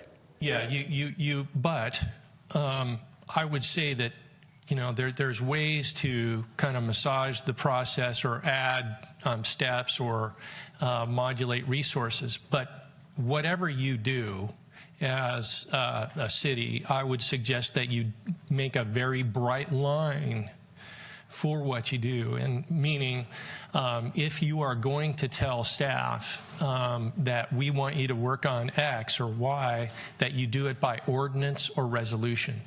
Because one of the considerations for city staff is if you just tell us, hey, go, you can only work on this and the other thing, and it's not written down anywhere and it's not passed by law, then the staff bears the brunt of the complaints that come in from the public saying, well, why can't you work on this? I got a loan and I want to do this. And so staff gets beat up, with phone calls and emails, and then it trickles up through the organization. You get the phone calls and complaints about our staff, and it demoralizes the city staff because they want to work, they want to do a good job, but they can't. And there's nothing written down as to why they're not working on your project. So I would just suggest that if the council decides that you want us to work on certain things, that it be a very, very bright line that is very transparent to the development marketplace. I appreciate that feedback, and I think it's an excellent point. When staff brings back the gatekeeper thing, we can talk about this in more detail, because you're right. what I was talking about is similar to a gatekeeper ordinance. Where it's different is probably choosing by class of projects rather than specific projects. Because I do like to preserve personally a little bit of freedom for whoever wants to come forward with an idea, but it wouldn't necessarily bother me if it was, if big projects coming into town right now were a little bit slowed down, okay? Okay, Lisa, thank you. Okay, so moving. Mr. Mayor, if I may, I would like to make a couple of comments on this subject as well, and I'll try to be brief. But there's some interesting data in our most recent community satisfaction survey that we do every 2 years in conjunction with our budget process. And obviously we hear the same things that council's hearing. We know that there's a significant discussion that's been happening in town around this idea of development. But we also know that folks tend to, on a much higher percentage basis, communicate with us of their own volition on things they're dissatisfied with happening in the community, as opposed to things they're satisfied with that are happening in the community. So we crafted several different questions in the survey to try to get at this issue, and I think it was actually a bit of a surprise to me. It wasn't a surprise that, for example, the pace of development that's happening in town generated a significantly negative response from the public. 50% of the folks surveyed said that the pace is too fast. But what surprised me is 45% of folks surveyed said the pace is correct or it's too slow. About 6% didn't have an opinion. So the community really did split in the scientific survey 50-50 as whether or not this was an issue for them. And then we went on to be a little bit more specific to try to get at the issue a little bit more. 56% of those surveyed said that they'd like the city to be more active in the creation of affordable housing in town, while at the same time 44% said that our pace of development for condos and apartments, which typically is where you see most of your affordable housing, is too fast. There's too many of those things happening. So there's a bit of a disconnect there in the public's mind about what's happening, and that tells me that, you know, that's an area where we can work to inform the community. 76% of respondents wanted the city to redevelop older, outdated portions of the city.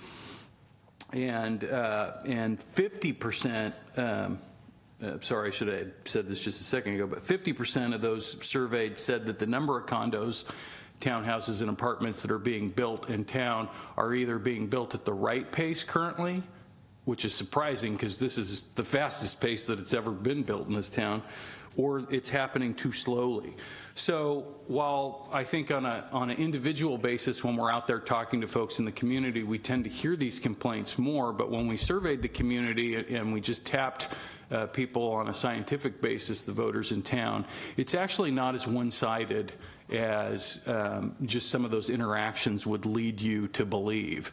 And I just wanted to point that out, both for the council and the community. There's lots of great information in the community satisfaction survey. We're aware of these issues, and that's why we like to touch base with our folks in town to see how we're doing, because we know that, you know, sometimes the squeaky wheel or the louder voices in our democracy can lead you to believe that the community really feels, you know, wholeheartedly one way, when in fact there are different opinions happening out there.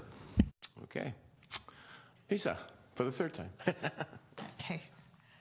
All right, so let me just sort of skim past this one. And these are more of our accomplishments. These are a little bit redundant, but these numbers are particularly for this year in the level of development activity, business registrations, tree removals, and significantly one of the things we did is we entitled 500,000 square feet of new office development at the Meridian 25 or 887 industrial site. But one thing I did want to mention before I move on to the next slide, because it can often be overshadowed by by the number of development projects, but that has to do with the number of inquiries that we receive from citizens, homeowners, and applicants on a day-to-day basis. We get a number of people coming into the counter with general questions. People email us at planning@cityofsancarlos.org with their general questions. They call, and each one of those needs a response. They're looking for information. They're looking for an interpretation. Sometimes these questions can be responded to rather quickly. It's simple information. Other times they can take months to respond to because they can be complex. So that's another whole level of activity that the division has to manage as one of the things that is important for the city in terms of its strategic objectives is to ensure a high level of customer service. So we take those calls and emails seriously, and we get on them as soon as we can. Just a second, Lisa, sorry. Yeah, thank you, Lisa. Just a quick question on the, I think it's a good reminder of all the day-to-day stuff that you guys have to do. Does staff, I'm not even sure if I would say monitor, but let's say sort of keep an eye on the pattern of questions that people come in to ask for, with the goal perhaps being of when there are common threads being developed that we look to create online resources that people can find differently. I mean, we're living in an age of transition where more and more people, that's going to be their go-to resource, and it would be a way of sort of making everything more efficient if there's commonalities of the question. So do we do that? Sure, and with the new recently released website, that's something that we thought about a lot. We have information in the form of handouts, and one of the, because people are doing this for the first time or they don't know how to do it, a bulk of our questions has to do with single-family development. What do I need? What's required? What kind of plans do you need? All these things. So we put together, and it's relatively new. I think we just finished it or released it in April this year. There's a whole new set of submittal requirements, making it very clear to homeowners what they need to submit on their applications and where they need to indicate certain things on the plans. So that not only helps them answer the question, but the second benefit of that is that with all that information, and if they do it according to the instructions, the idea is that their project can be processed faster. So based upon the number of questions that we get, we do look at that as we look at the handouts that we develop and provide to the public. That's one of the reasons why we have our Zoom in on zoning tool, so anyone can look up their address, find out the zoning, and then dive a little bit deeper into the development standards for that district. But it's something that we're always looking at, where we can be efficient. We want to be. I think that, it can be part of our work program. We don't do it now. We sort of generally know it because we all experience, I got that call and this is something we ought to take care of. But if we were to actually put it down on paper, we might find other areas that bubble to the surface where we could, use that as an opportunity to put out a FAQ or something online or something available to the public. That's something we could always do. I think I'm glad to hear that you are already doing it, and that's basically the level I would have thought. I wouldn't want to necessarily create another level of bureaucratic process to sort of go back and analyze the other processes to see. But let me leave it with you that to the extent that there are opportunities for you to create not only handouts but online resources and videos and whatnot, that does seem to be the direction in which the society is moving, that people are absorbing more and more information that way. And to the extent, you're quite correct, very few people build multiple homes in their life. They do it once, okay? Maybe twice if they really like it. And so you're always at the top of the learning curve, and anything we can do to make it easier for them to learn benefits everybody. Mr. Grocott? The question or a comment really I had, because you're talking about customer service to some extent in your presentation with how things go at the counter. I think having some means of determining how, when people come in, you have limited hours, which I understand, you can only do that kind of thing so much time a day. But, there's times you come into City Hall and you see your area just packed with people. And so getting a pulse on how long people have to wait before they get to meet with a planner. And I think the same applies to some extent to building. It just seems like a reasonable gauge to monitor. And then you can let us know, gosh, people are having to wait for 45 minutes before they see a planner. It's too long. We could use another staff person here or something. Because I don't think that's something that we want to be known for. I think right now we do pretty well. But like I say, and I know there are times where it's almost out the door. Yeah, As it can be. at least wrapping around the staircase, right? So. Right. Thank you. I think that's it's an important component of customer service is the wait time. And one of the things that we do, and I know you're aware of this, is that we offer appointments, as much as we can. If someone says, I only have this time, and it's really simple, but, I only have this time. We still, even though we have the counter hours, we never turn anyone down for an appointment. In some of the cities I go into, it's kind of clunky and it doesn't seem very friendly where they, sign in over here and you feel like, well. But I guess that's one way to do it is have people sign in, and then when the planner actually sees them, they write down what time they saw them, and it helps you monitor.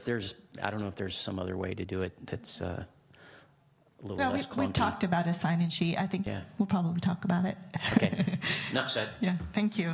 Okay, continue. Okay, so moving on to the heart of the presentation. So the Planning Division has 7 budget requests, and they're listed on this slide, and then they'll continue over to the next slide. So let me start with the first slide and the first bullet. So the first request is to increase the contract planning services budget. And the purpose of contract planning services, and historically the purpose of it, and as it remains so today, is to augment the day-to-day staff within the planning division with consulting planners who, basically like full-time staff, are here on a day-to-day basis. So currently, we have a part-time principal planner assisting us, a full-time senior planner, and a full-time planning technician. So, since I've been here, and that's been at the beginning of 2013, I think the years, maybe in that year or the years prior, what's on the base budget allocation for this particular service had historically served the division needs. But since 2013, the planning division has been before the council several times to request additional funds for this particular budget for staffing resources that are needed to manage the continuous increase in workload activity. Our last request to the council was to change the senior planner position from part-time to full-time, and then to add a planning technician to cover the planning counter and process entry-level applications.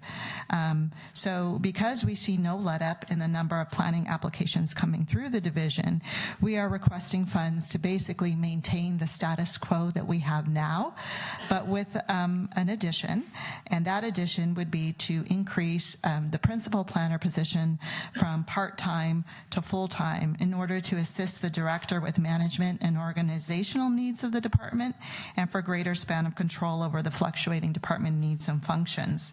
So that is one of our requests, is to maintain the status quo, but then augment it a little bit with the principal planner going from part-time to full-time. And the second request is a request for funds to create a newly paid position for the RDRC. And Al touched on this before. As the council is probably aware, there's been a long-standing vacancy on the RDRC, and it's been really challenging to fill that position. And we believe that if we can create a paid position to serve on the RDRC, it could be a really good way to attract a viable candidate with the professional background that we're looking for, that would really be a complement and quite necessary for a committee such as the Residential Design Review Committee. The third request has to do with a project that we've already received council direction to work on, and that is what we refer to collectively as the Strategic Zoning Ordinance Update, and that means that has to do with the RS6 development standards and the downtown core that were mentioned previously in my presentation and in Al's. So when council authorized almost a year ago to embark on this project, they gave us the $198,000 to do that. But since that time, a new set of laws were passed by the state with respect to housing and zoning and no net loss and density. And so one of the things that we are now going to need to do to make sure that any changes that we decide to do in the downtown core, if it includes reducing height, removing a story, as well as in the mixed-use neighborhood district along Laurel that backs onto Walnut, if we also decrease the height in that particular area, we're going to need to evaluate that to make sure that we can do that and still comply with this new set of housing laws that have recently been passed. So that is the reason why we're requesting additional funds in that particular category. So for the, no, I'm still on the same slide, new page. So the other budget request has to do with modifying the zoning ordinance for other state mandates.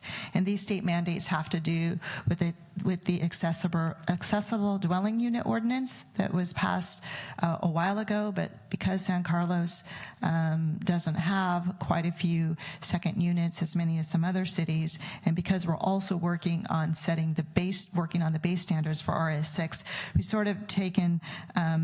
sort of postponed that. However, we are still complying with the state requirements in the meantime, but we do need to specifically update our own zoning ordinance to address accessory dwelling units. Other state mandates have to do with wireless facilities. Our zoning ordinance is in need of improvement so that we can be more specific about what constitutes a certain level of review, what's considered a substantial change with respect to wireless facilities, antennas, equipment, etc. So that needs to be cleaned up. And then the third item under that bullet with respect to state law has to do with our transportation demand management ordinance. As you may know, our TDM ordinance resides within our zoning ordinance. So it's a section of the zoning code, and it's really tied to the number of trips a project generates. Because the state changed the type of impact that CEQA looks at with respect to traffic from levels of service to vehicle miles traveled, we need to update our transportation demand management ordinance to make sure it aligns with this new change in state law and how traffic is assessed. And then last on this slide, I think there might be missing a bullet or maybe not, are updates to the zoning ordinance with respect to graphics. So back in 2011, the city added a number of really helpful graphics to the zoning ordinance, which provide another layer of information in a visual way to help interpret the code. And since that time, we've made a couple of adjustments to the zoning ordinance and clarified some standards, and so we need to update the graphics as well to make sure that they assist in the interpretation of the code. We have a plethora of questions on that slide. Mr. Collins. Should I finish the seven or stop there? Go back. Okay. Go back, please. Mr. Collins. Thank you, Mr. Mayor. Thank you, Lisa. I want to go back to the RDRC architect proposal. It was a very helpful meeting we had yesterday that really wasn't about that, but we ended up talking about that paid position. I want to understand this particular one. When you say add paid architectural position, is it a person that's on staff or would it be a contract employee? And would it be full-time, part-time, on-call, as needed? What would be the the concept of that paid architectural? So it would be a contract position, so it wouldn't be staff. And the budget request, and I'm assuming you have all this detail in a big packet somewhere, is based upon not full-time or part-time hours. It's based upon just the amount of hours that they would need, that we estimate that they would need in order to review single-family development applications, make a site visit, and attend the hearing. So we estimated about 10 hours per month. And then we multiply that by an hourly rate, and that's where our budget request comes from. So it's just based upon the estimated time that they would need in order to review development projects twice a month, with RDRC occurring twice a month. Okay, thank you. Mr. Johnson. Thanks, Lisa. For the increased contract planning services, should we think of that as kind of budget neutral in that it will just be fully recovered by the cost of the permitting? Some of it is recovered and some of it is not recovered. Within the actual budget amendment request, that there is an offset noted within that. So some of it is cost recovery, but not all of it is cost recovery. Can you just give me a little bit more color on what's the portion that's not cost recovered and maybe a rough portion of? Sure. So, for example, what's not cost recovery is the development services technician position, who a large part of that responsibility rests with covering the counter. So there's no, offset. Anyone can come to the counter, and we need to provide the service as responding to the calls.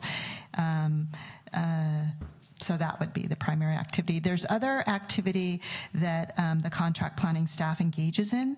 So it's not just current planning work, the development activity, but it's also time spent in meetings, perhaps with some of the major developers. It could be on key long-range or advanced planning initiatives. So it's a combination of both. So that's why not all of it is cost recovery.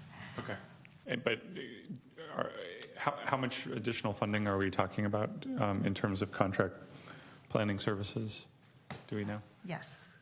And So the majority of that, is that new expenses, or is it that is not cost recovered? Or so let me pull that page. I have it right here.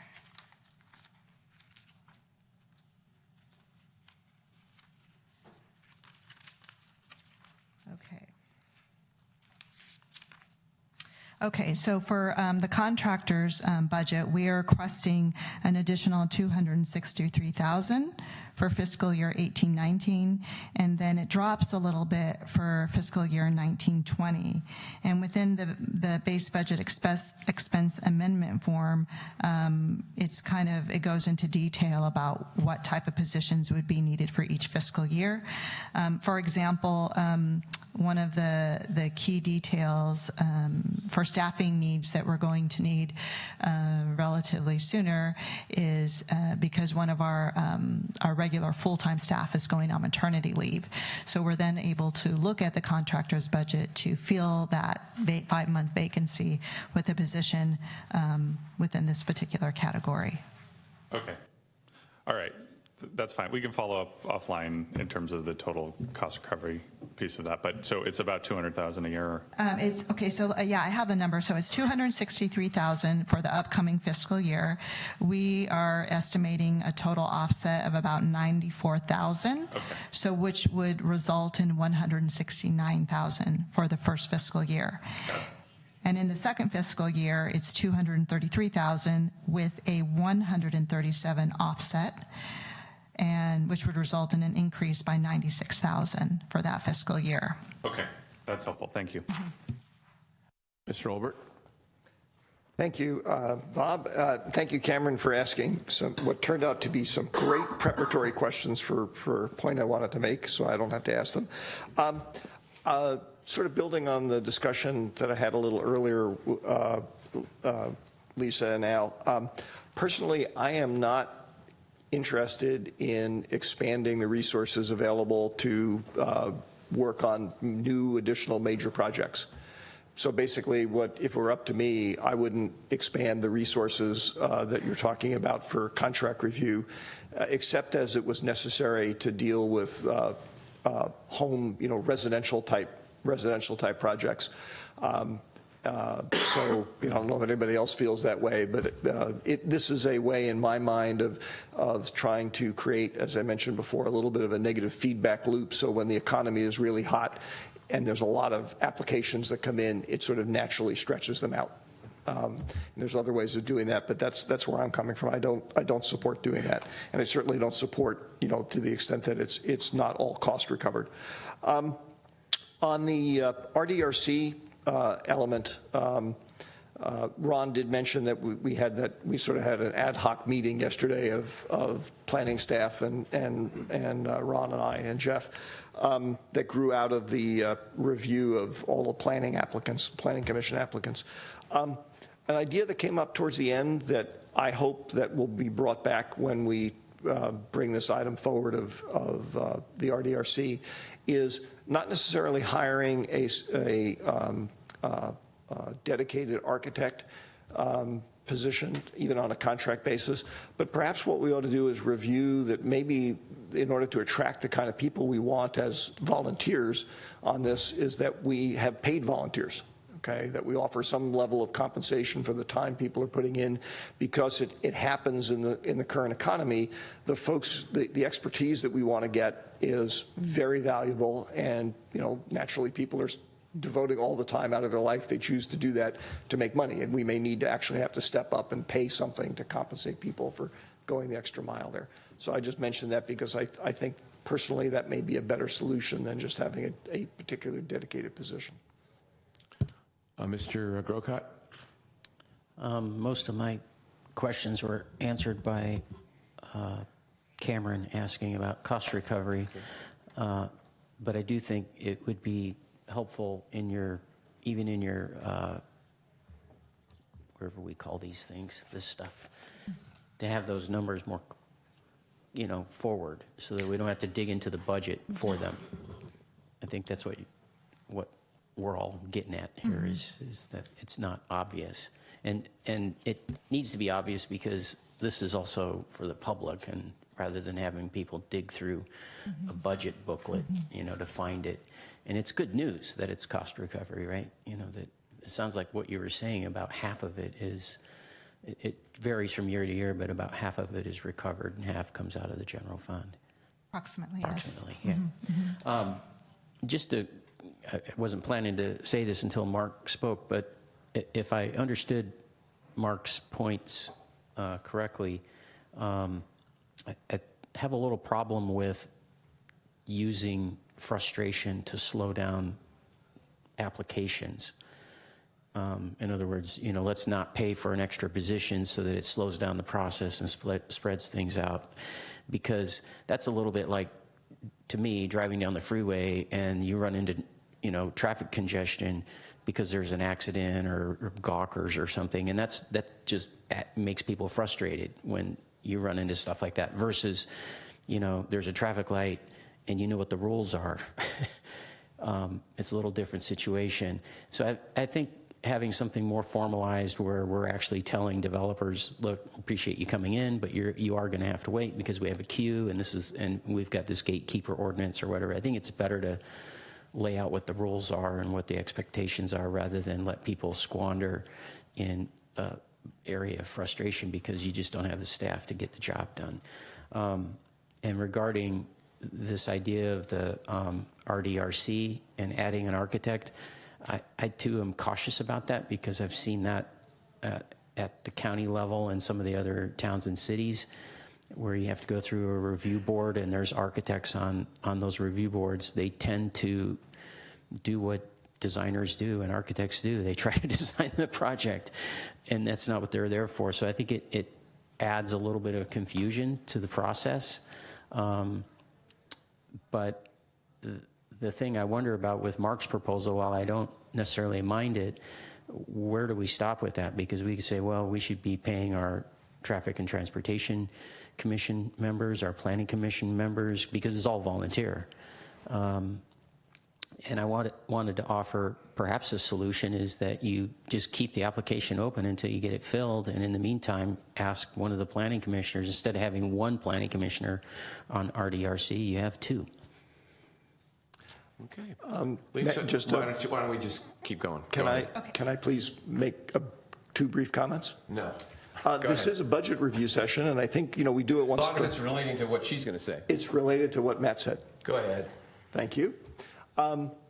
First off, Matt, your point about where does it stop is a good one, and really I only offer that in the context of they have been looking for a while to try and fill the position, and so it almost would be something that I do only for the time that it was a problem. Okay. And the other thing I was just going to say is you're right about frustration being an issue. To me, it's a matter of setting what priorities are, and you don't necessarily have to choose all the individual projects. You just say our priority is residential projects, and whatever the rest of the list is, and the stuff down the bottom of the list, everybody knows ahead of time they're not a priority. Okay, Lisa. Okay, let me move on to the next slide then. So there's two more. So as Al mentioned, our request is to convert the existing contract planning technician to a full-time assistant planner. And Al had mentioned the reasons for that.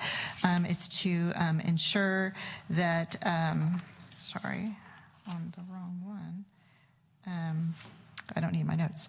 It's basically to ensure that we can retain qualified staff that we train and invest our time in to be part of our organization, and that they can continue to grow and be part of the San Carlos team. And it's also about greater span of control, supervision, training. And over the years, this particular position is really critical in the overall operations of the division because of the key amount of work that is able to be focused to this particular position, mainly customer service and the entry-level planning applications. And then the last request is probably the largest numerical request that we have. In my notes, I can pull it out, but that's about $638,000, but it's completely offset. So what this particular request is about is increasing our professional services budget in order to compensate third-party plan reviewers of not only the major projects, but even the smaller projects. So where there is technical expertise needed, whether that's doing a CEQA document, whether it's providing architectural peer review or a focused tree study or a creek study, we often reach out to outside contractors to assist us in these more technical aspects where they're needed for particular projects. So this amount is estimated based upon the projects that we know that are coming in the door over the next couple of years, and also based upon the average amount of money that we spent for smaller projects who need this particular service. So in this case, we need to request it. I think Rebecca can talk about the reasons why, but previously we had all of this in a deposit account, and it wasn't really going through kind of, the budget system to show the level of work that we're doing. So now we are collecting those fees from developers, and they go into the general revenue, but then we need to pay for them. So that's what this request is about. And then I have two more slides, unless you want me to stop on this one. No questions on this one. Okay. So I'll finish up. As I mentioned before, this is just a snapshot of some of the goals that we have for the upcoming year. We want to complete the TDM ordinance. We really want to finish the ordinance on wireless and accessible dwelling units. We're going to be working on large family daycare and partnering with economic development on that. We know another new hotel on the remaining portion of what's often referred to as a landmark site is going to come in, and we anticipate two pretty major projects. We're using the word major a lot, but these are, we're anticipating a project from Alexandria, which would consist of a new R&D and biotech campus at the former L3 site. And then we are anticipating a more formal application for the Black Mountain Residential Project, which is located off of Alameda de las Pulgas. So we need to, if these are coming in, we need to ensure that they are managed appropriately with the right amount and strategic look and careful look at the type of outreach, because they're different contexts, commercial versus right in the middle of residential neighborhoods. So these, this basically summarizes some of the key things that we're looking at in the next couple of years. This concludes my portion of the presentation. Almost concludes your portion. All right. Mr. Olbert. Thank you, Mr. Mayor. Just a quick question. Can you share with us your sense of the timing of when the Alexandria and the Black Mountain one will come forward, and perhaps a little more color on Landmark Phase 2, because that one I'm drawing a blank on? Yes, so let me start with Landmark Phase 2. That is one of the projects that we anticipate coming in the second year, so fiscal year 1920. So it's not as evolved as some of the other projects are. So the ones that we expect coming in within this next fiscal year would be the Alexandria project and then also the Black Mountain project. So right now we have a pre-application in with Black Mountain, and we anticipate that once we answer their initial questions and it's going throughout the various city departments for their input and comment, that the applicants will be submitting a formal application for that project. And just to add a little additional detail, Landmark 2 is the other half of the property, the portion the city wasn't involved in with our purchase and then consolidation and then sale. There was, it's where the family electrical portion, they have entered into some sort of a private development arrangement where that business is moving to another location in San Carlos for a private hotel development. This isn't something the city's been involved in facilitating. It's just another private project coming forward. Okay. Any other questions for Lisa? Thank you, Lisa, very much. We're going to take, no, sorry, Martin. we're going to take 10 minutes, and we'll be back at 11:13. Thank you.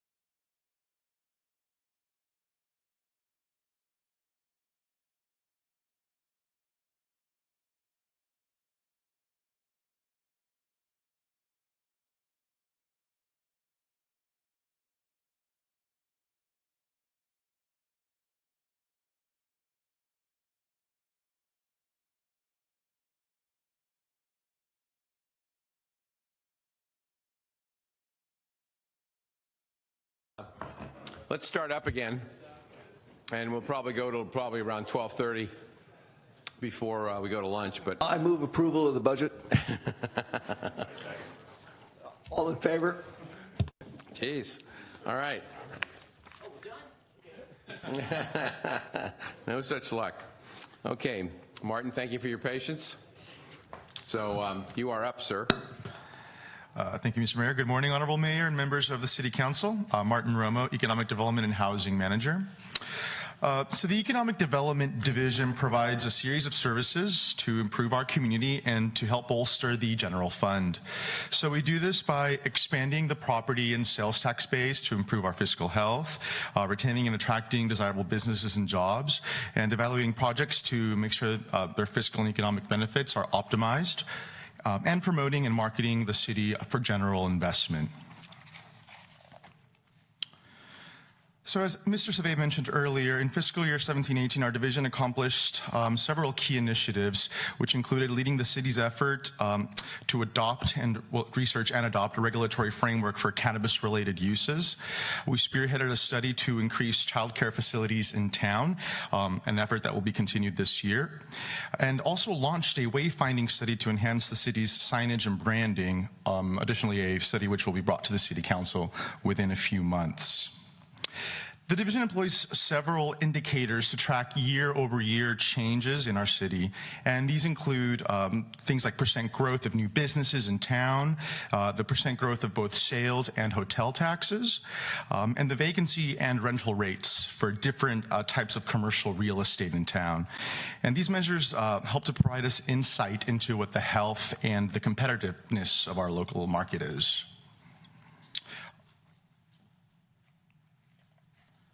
We also track a number of meetings with business and property owners in town that we engage in, and this really helps us to track the potential redevelopment or potential future investment in local property here around town.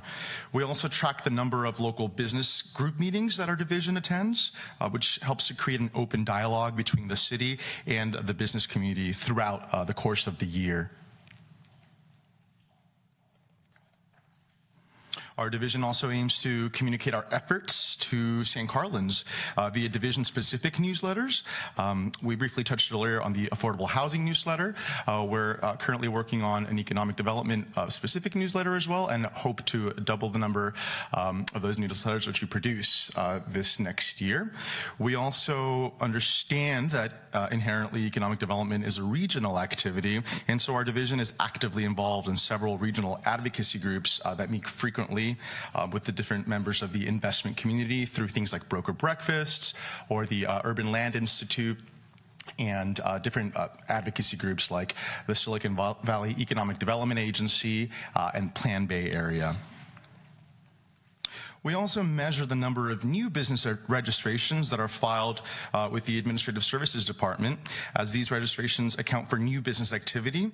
And they could be businesses as large as big box retailers or as small as single person in-home photography studios or part-time notary public services, which are run out of an in-home office. So you can see that it looks like a big number, but could really vary depending on what type of business it is that is being registered. And along with these, we also track the number of employees that these firms have. And we also keep track of the number of inquiries that we get from developers or their brokers on what potential development they could undertake in either properties they own or properties that they represent.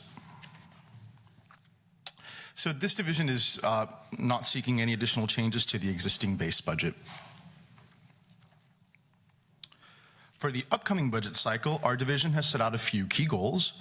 We would like to embark on a more substantive business retention and expansion program, and we've begun to do that this year by holding quarterly meetings with individual business owners around town as a collaboration with our Economic Development Advisory Commission.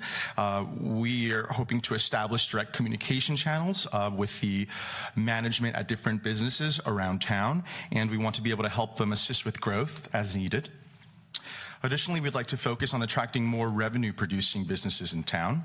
And we'd like to increase the ease of mobility and branding in the city through this wayfinding effort that will hopefully enhance the sense of place, if you will, in the city, attracting additional investment and growth here in town.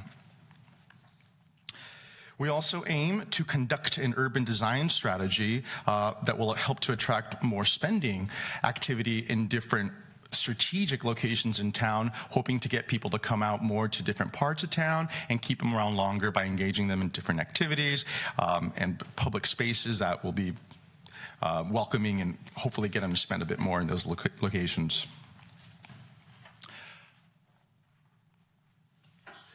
Our division is also responsible for the city's housing compliance and assistance program, where we provide several services, including monitoring the existing affordable housing inventory, collecting affordable housing development fees from both our residential BMR program and our commercial impact fee program, and also administering those fees for the creation of new affordable housing units in town, and additionally to support regional housing programs.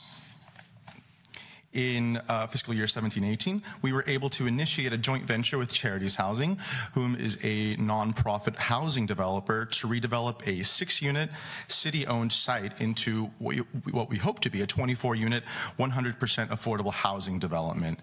We're currently under an exclusive negotiating agreement with Charities Housing, which we aim to end with a development agreement for the council to consider within 12 months. Another accomplishment for our division was the implementation of a new below-market rate waitlist online portal, which has spread the awareness of the city's program and increased access to that program to members of the community. The city was also able to acquire a new below-market rate condominium through the resale program, wherein the city purchases a BMR condo when a current owner of a condo either wants to move or leave for whatever reason it may be. We purchased that unit at Pacific Hacienda, which will be rented to a low-income household from our below-market rate waitlist. The division has also begun to do due diligence into a second potential redevelopment to increase the number of units made available to below market rate households in our city. This potential project would be a partnership with HIP Housing, which is another affordable housing nonprofit that is very active here in the peninsula and currently owns a 6-unit low-income property as well in town. We employ several metrics to track our division's status and progress. We track the number of BMR agreements that are processed, and this tracks how many households have moved off of our BMR waitlist and into actual units here in town. We also see what the number of units monitored monitored directly by our division, and those are the numbers that the city actually acts as a property manager to. We currently have 4 of those units where we are in direct communication with those tenants. We also track the number of organization assistance contracts that we support, and these are contributions that we make through grants to local entities who in turn provide assistance to low-income San Carlins. We also track the number of new San Carlin and non-San Carlin either employees or residents who have become members on our BMR waitlist. And this is really to gain an insight as to what demand is for low-income housing or affordable housing in our town. And we can see that the majority of the newly added members of the list, 150 of them this list last year, were actual people who work in the city or live here currently, whereas 43 were also added but neither work or live here, but somehow got a hold of the fact that we have this BMR list in town. The total number is at 750 now. Additionally, we track the number of BMR units that are preserved and, of course, the total number of BMR units that we have in town. We currently have 114 units. By the end of next fiscal year, we expect that to go up to 137. We're expecting to get some additional units from Trestle Apartments, Carl's Transit Village, and also 3 units from 777 Walnut. Our Division for Housing Compliance also requests no additional changes to the existing budget. During the upcoming budget cycle, we aim to complete the exclusive negotiating agreement with Charities Housing, and we'd like to adopt a development agreement and commence construction on the housing site at 817 Walnut. Additionally, we would like to move forward on a second housing development project and begin negotiations for a development agreement on that side with our partner HIP Housing in the downtown core area. And as we all know, the issues San Carlos faces on the housing front are not isolated to our geographical boundaries. Therefore, another goal for our division is to continue to collaborate with the regional entities and to support the development of affordable housing through different strategies that are available. And that concludes the Economic Development and Housing Division's presentation. Thank you. Thank you, Martin. Questions? Okay. Thank you very much. Al, did you have any final comments on community development at all, or that's it? Okay. Any other questions on community development that we may have not asked and want to go back and ask? Just sure. Actually, it's sort of a more general comment that or observation I just wanted to make. It seems to me like a fair number of what we're calling our performance measures are. Some of them clearly are, but many of them appear to be more what I would describe as activity measures. In other words, how much we're actually doing. And I may be a little confused here, but to me, the difference between the two is performance has the implication of what did we plan to do versus what did we actually do. Okay, is that something that staff thinks about when you're proposing this stuff? I mean, are there ways of getting more performance metrics? Are there Absolutely, it's on the staff's radar.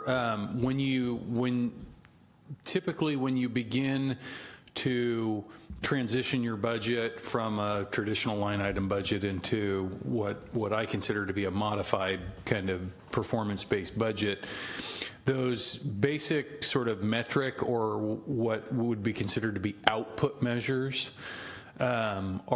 are typically in the beginning where you have to start because you have to begin to gather that data to create a history. And really the goal is to evolve the budget into an outcome measurement, which gets at your point. What is the goal? What are you trying to actually accomplish? You're not trying to accomplish this particular widget, but what is that widget telling you in terms of reaching your actual goal? And that is, in fact, where we are headed. Okay. And just to be clear, I actually appreciate the activity measurements as well because they help give me a sense of just how busy you guys are, because we only tend to see either the big things or the things that break down. So, but I'm glad to hear you're moving in that direction. Okay, we'll do Public Works. Stephen? You have a 10-minute presentation. Good morning, Mr. Mayor, City Council members, Stephen Machida, Public Works Director. I guess first of all, I would like to thank my staff who actually helped put this presentation as well as the budget together. We had the City Engineer, Grace Lee, Public Works Superintendent, Louis Duran, and Management Analyst, Nicole Scott. I'm sorry. I'm still new here, still learning my staff. So with that, I had mentioned that Grace and Lou will actually be backstopping a little bit for some of the technical questions that you may have. But anyway, let's start.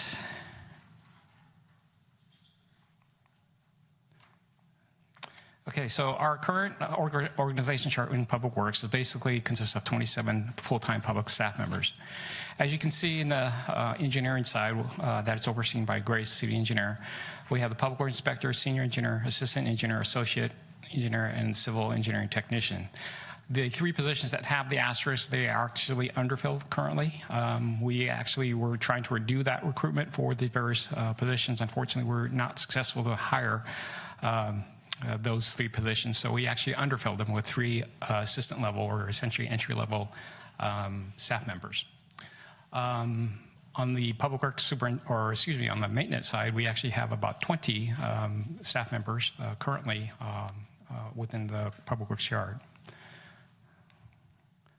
So going forward for this next fiscal year or next 2-year fiscal years, the positions within engineering will remain the same. I do want to note, however, our one senior engineer, for maybe you haven't heard, actually we're in a recruitment process right now. The current senior engineer actually had decided to, he currently lives in South Bay and he actually has found a job there.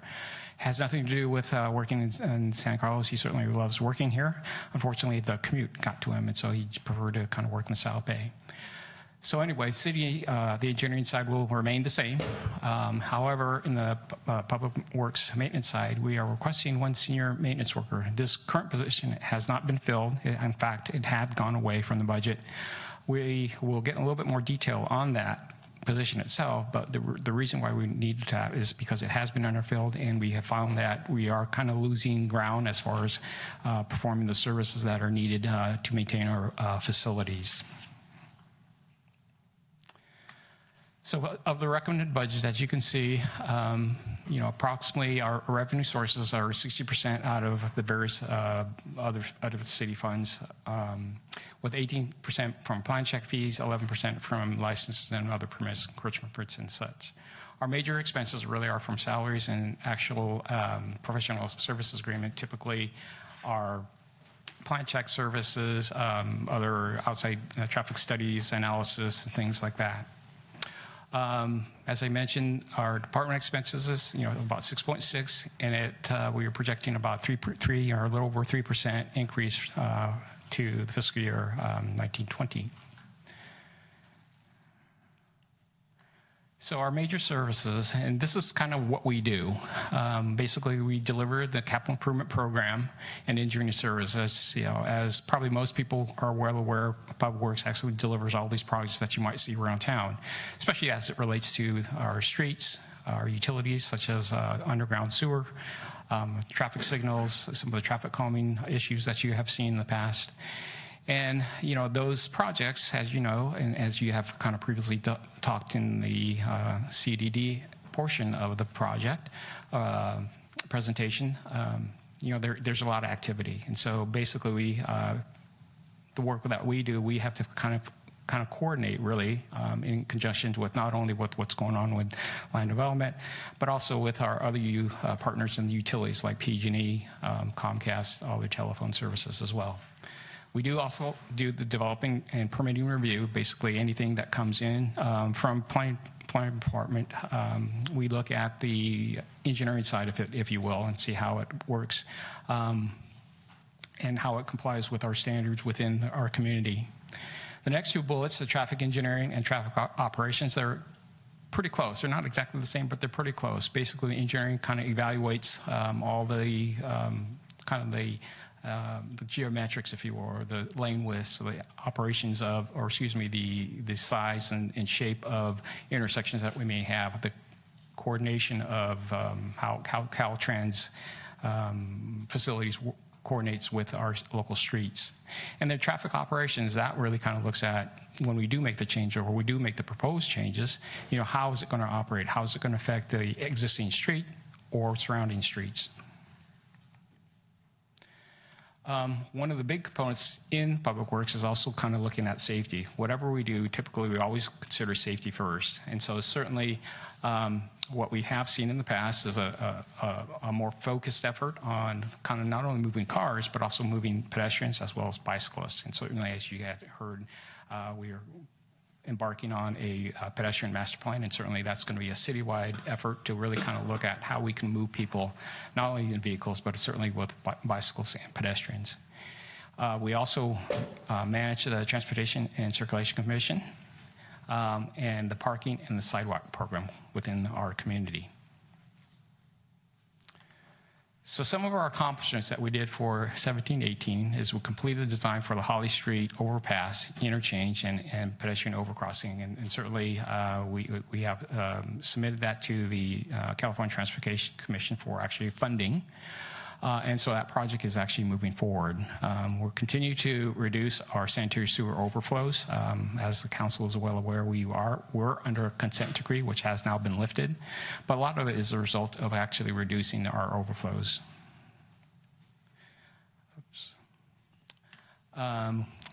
San Carlos has received a bronze designation as a bicycle-friendly community. I mean, this is a really big deal from the bicycle community. They really love to see that, and certainly we hope to improve other bicycle areas or bicycle pathways so that we could make the community a little bit more bicycle-friendly. Council has actually initiated and adopted the neighborhood traffic management plan. I mean, this is a really key guideline to actually looking at how we manage our traffic within our community, whether it's be through traffic calming, for that matter, even some parking related issues. And so certainly we're looking to kind of expand that and really look at it and start implementing some of the traffic calming and traffic management programs within our community.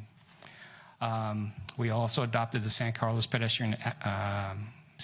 Avenue Pedestrian Safety Plan, and this is basically as a result of, again, kind of addressing a lot of the safety and pedestrian needs within our community.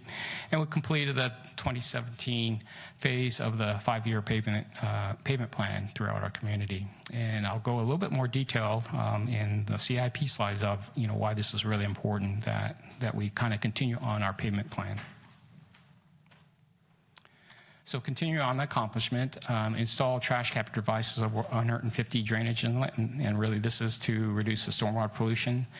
And it really does meet the San Francisco Bay Regional Water Quality Control Board. And for those of you, this is really kind of related to urban runoff prevention. So it is to treat that stormwater that once it goes onto the street, it picks up the pollutants off the street.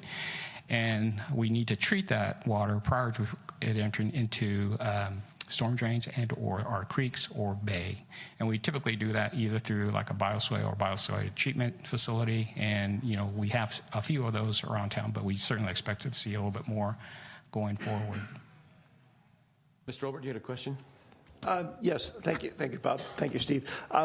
Actually, this was from a slide that you just had up, but you don't need to go back on it. But when you were talking about neighborhood traffic management plan, one of the things that I've been reading about and talking to colleagues in other communities about lately is an interesting unintended consequence of the proliferation of cell phones and mapping applications and Waze and whatnot, that essentially is challenging or breaking down the hierarchy of residential collector arterial streets. Basically, it makes almost any street an arterial street, because what used to be the case is people gravitated towards the major streets because those are the ones that were most well marked, and that's how communities routed traffic through themselves.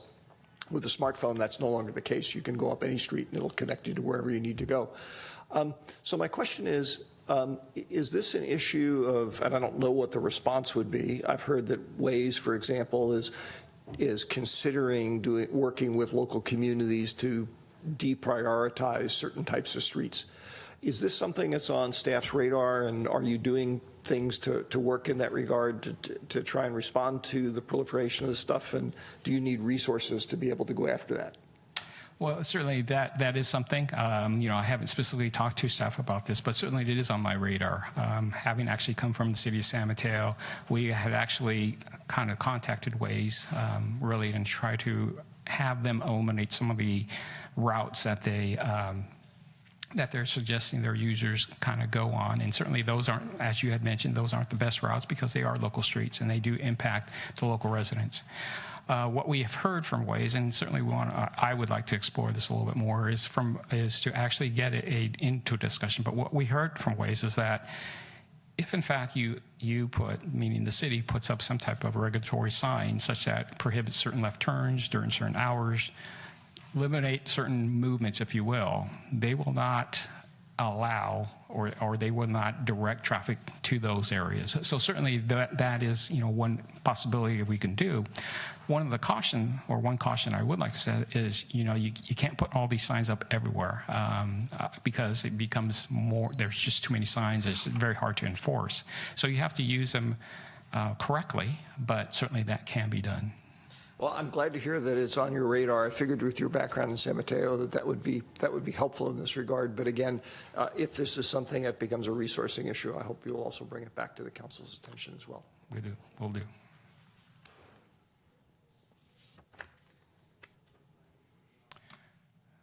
So some of the key performance measures, is that the correct one? Okay.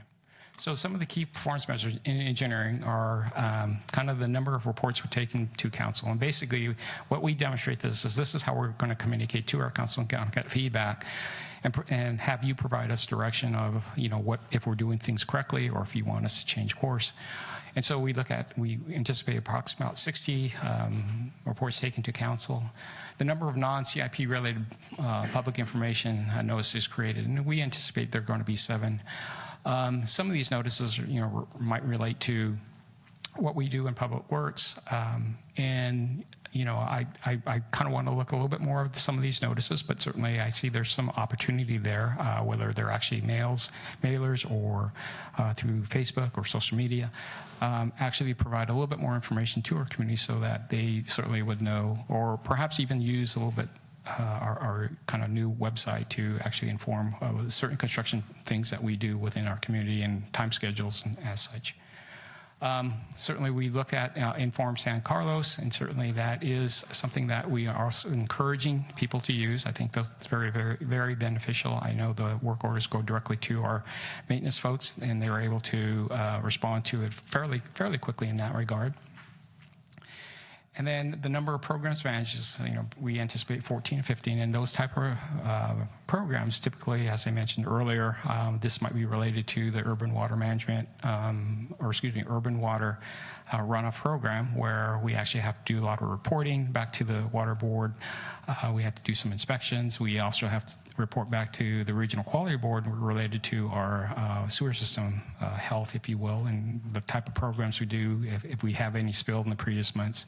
So there is a lot of work that we have to do to kind of keep track of some of the mandated programs that are required by the state. So let's talk about the sidewalk program now. These are some of the things that we do in engineering. So for the sidewalk program, basically the parameters that we really look are based on square foot. For the sidewalk in the CIP, we a little over 5,800 square feet. In 2018, about 4,200, or a little over 4,200 square feet. The reason why we want to look at this is because, as council is well aware, we have the sidewalk maintenance program, and we want to have some type of basis of what type of work we need to do. Obviously, we do have a more mature community, and so a lot of our sidewalks are older and probably need a repair as a result of probably the trees that kind of lift the pavement itself. And so we want to look at that opportunity for the the sidewalk repairs, as well as the driveways and curb and gutters, if you will. So the number of sidewalks that we inspected are about 112 for last year, and we anticipate doing 140 this coming year. The number of sidewalk locations repaired, 80 to 39, and the private sidewalk permits issued, 55 to 70. Just want to give you a little bit update on the sidewalk maintenance program. We have actually 300 applications of people who submitted applications to do that 50%, if you will, repair, where they would pay the cost and then they'd be reimbursed 50% of that. We have, as I mentioned, 300. Based on the current workload in the budget, we look like we probably could complete approximately 50 sidewalk applications a year, and that's going to run, the average about maybe between 500 to 700 square foot per year. So, based on the 300 application, it will take us approximately 6 years to complete all the backlog of the sidewalk repair program. Going next to the traffic engineering, we look at the number of traffic circulation studies that were conducted. We anticipate we did one in 2017, and we projected to do 4 in 2018. Number of studies related to implementation of a traffic calming measure. Certainly, we would anticipate 1 and 1, but certainly, I think what I would like to do is probably talk to our chief, as well as our fire chief, in regards to implementation of certain traffic calming measures. In fact, I just had the opportunity to speak to Deputy Chief Pucci yesterday in regards to some of the traffic calming measures. And I think they certainly encourage that. However, they also want to be cautious of where we place it, because they really don't want to place it in the fire lane such that it would impede their response times. We'll look at the number of speed zone surveys done, 3 and 2. Number of speed surveys done in a timely manner according to regulations, 3 and 2. And the number of traffic investigations submitted and the traffic investigation completed, 44 and 50, and 32 and 35 respectively. Stephen, could I hold you up? Sure. Mr. Olbert? Yeah, thank you, Bob. Thank you, Steve. Just a really quick question, which I'm not sure I understood. When you were talking about sidewalk repairs, the number of sidewalk locations repaired by the city program are basically projected to drop in half, from 80 to 39. Is that because the ones that are the private sidewalk permits are sort of replacing them, or is it some other reason that we have a constraint? Yeah, well, part of it is the budget, but part of it is, we're really kind of fine tuning the pavement management program. One of the things is because of the budget, and we're essentially refunding some of the money back, we can't complete all the projects or all the sidewalk replacements as we thought, because in the past we're private property owners used to pay for a lot of that. Obviously it would kind of make our budget go a little bit further. Okay, so it is a budget, that part of it's a budgetary constraint. Right. Okay, thank you. So let's go to the parking program. So we have the number of downtown parking permits issued, 165 versus 300. Residential Greater East San Carlos permits issued, a little over 1,100 for 2017 and about 1,600 in 2018. Total residential permits issued is about 98%. We expect that to be approximately similar in 2018. Number of businesses permits issued, 242 versus 245, so pretty much similar per year. And the number of resident parking complaints received in 25 and 25. Then percentage of parking complaints accepted and planned for action within 1 business days, we get 100% response. So going to the next portion of the... We got a couple of questions. Mr. Collins? Mr. Mayor, I think I'll just wait until he's done with this, then I'll go back. Mr. Olbert? Yeah, just a quick question, Steve. Regarding residential parking permit programs, I keep getting the sense that those programs are probably going to expand to other geographic sections of the city rather than just the east side. So does the budget contemplate that, or have resources in there that if, for example, we were to direct staff to implement something like that on the southern part of Laurel Street and the surrounding residential area, is the resources there, or should we allocate those?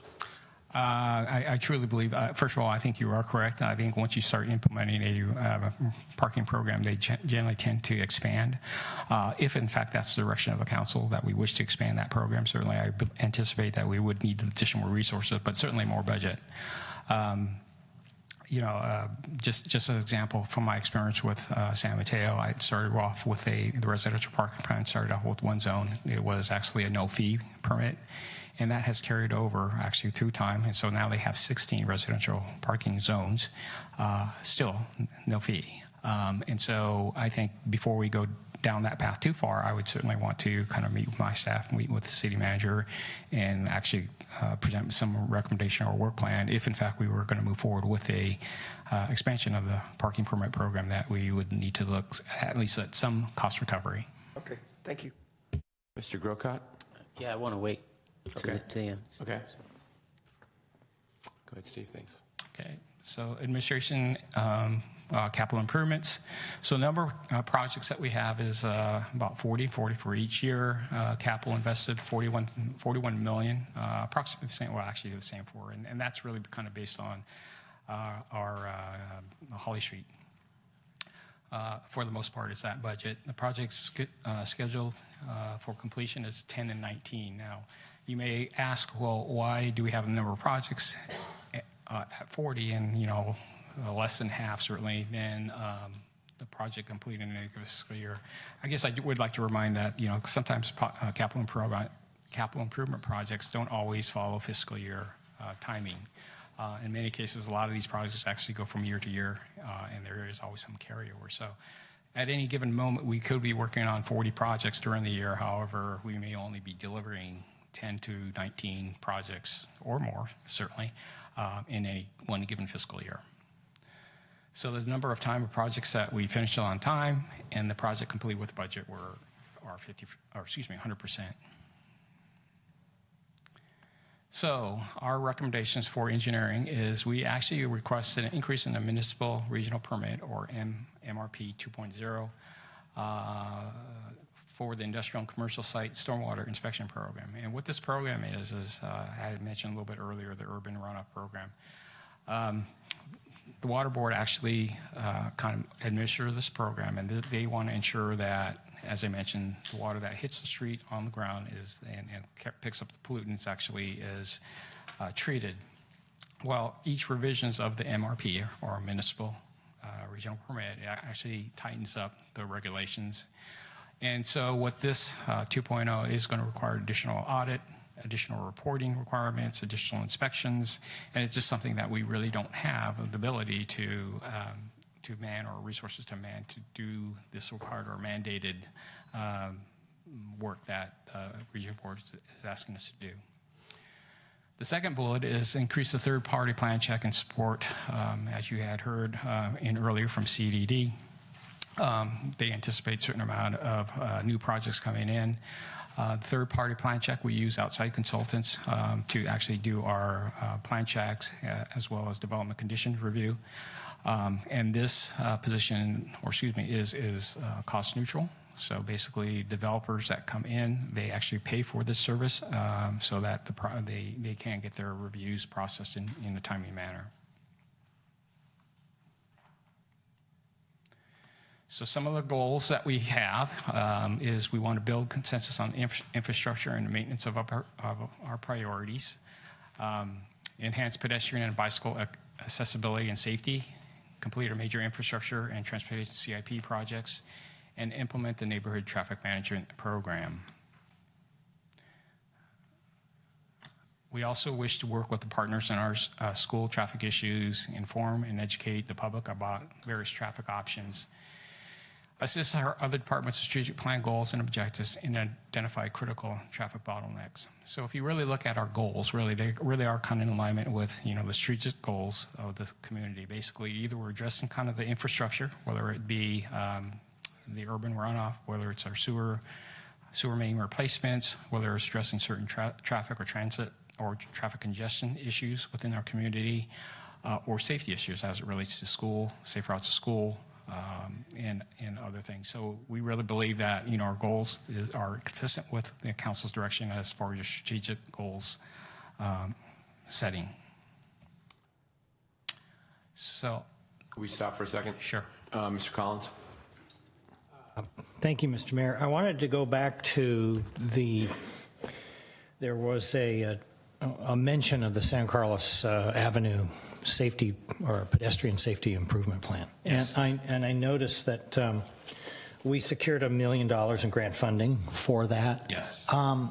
Any idea of which part of it and when work might be started on, or is that something that just hasn't been formulated yet? It is in the budget, and I'm still kind of getting up to speed, but it is something that we want to try to expedite. Certainly, when grant funds are available, we don't like to let them linger too long. I think they tend to get stale, and you tend to have things you have to do. So I don't have that, but perhaps I could check with. Yeah. Oh, there's Grace.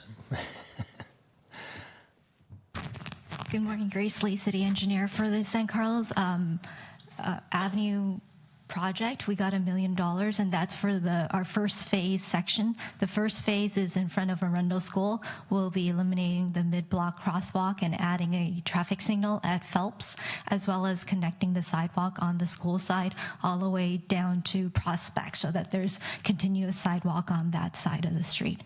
That project, the $1 million grant funding is for construction only. So in this afternoon, when we talk about the CIP, we'll be requesting funding for the design portion of it. And construction, we need to construct by 2019-2020 to keep that $1 million grant funding for construction. All right, so it's not something that happened this year, maybe next year. Well, we'll have to start designing, the process of designing and outreaching to the neighbors. Yeah. So other than coming back to us for, funding approval, Will it come back to us again after that, or will that be the last that we talk about it?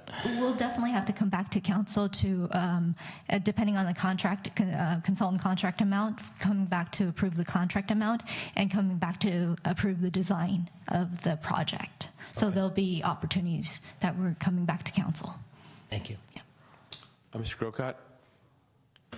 Yeah, I was going to wait to the end. Okay. Are we at the end? Well, at the end, we're going to go to facilities now, so I didn't know if you wanted to ask your question now or just... Okay, I will. You can hold it. It's up to you. I don't know. Just two questions. One is, when we dealt with the project on Alameda and Eaton, I believe it was, where we're talking about putting in the traffic light. Yes. We kind of ran into a firestorm, and we were told as a council, well, this has been, before the council before. It turns out it was kind of tucked into this process, so it wasn't really out there. Is there anything like that this time around? Might be hard for you. You're kind of new to the job, but... I imagine there is. It's hard for us to know what you would interpret as that kind of project, but I think those projects wouldn't necessarily be in the operating budget that we're talking about right now. That'll be in the capital. And I think as you'll see as we get into that process, this will be the most comprehensive capital budget presentation that you've ever seen from the staff. So we're trying to highlight all those things and one of the reasons is for exactly that reason. Okay. And just a comment, since we've been hitting all morning on sort of performance measures and so forth. With respect to that event that happened, and it wasn't necessarily under your watch, I understand, and just let me preempt my statement. I'm not trying to point fingers or blame anybody for anything, but I do think if you look at that as a performance measure, it was a poor performance. We had a lot of upset people in that neighborhood. And I think part of it, this is just my opinion, is, engineers, I deal with them in my business. Engineers look at things in an engineering fashion. It's in their nature. They don't necessarily, they're not touchy-feely people, in general. And so I think sometimes the customer service aspect or how people feel about things kind of goes right past them. But I think looking at that event, I would encourage something to be considered so that we don't run into that kind of firestorm or avoid it. I mean, it's nothing's avoidable 100%, but looking at, how can the engineering department, public works department, address those kind of situations and when you bump up against the community, it doesn't feel like it hurts them. So, yeah. If I may comment? Sure. And certainly, I would totally agree with you, and certainly I'm not pointing fingers because certainly I have been in, a situation in other communities where unfortunately the project did go sideways. And so I kind of look back at when I started my career, very rarely did you do any type of public outreach. Basically, you just did the work, moved on. If somebody questioned, well, that's what it is.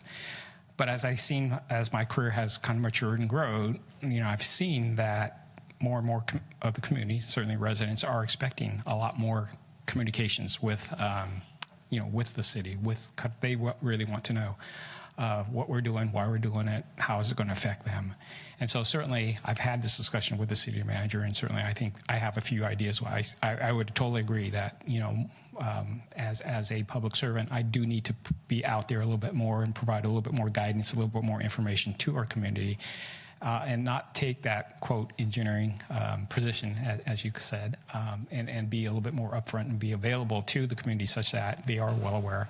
That's not to say that, everything's going to go smooth. I mean, projects will go sideways from time to time, but hopefully at least you'll be able to tell people early on that this is what's happening and then keep engaged with them through the process so that they're well aware that if there is a delay, they know there's a delay. So certainly your point is well taken. Thank you. Okay. Continue, Stephen. Thank you.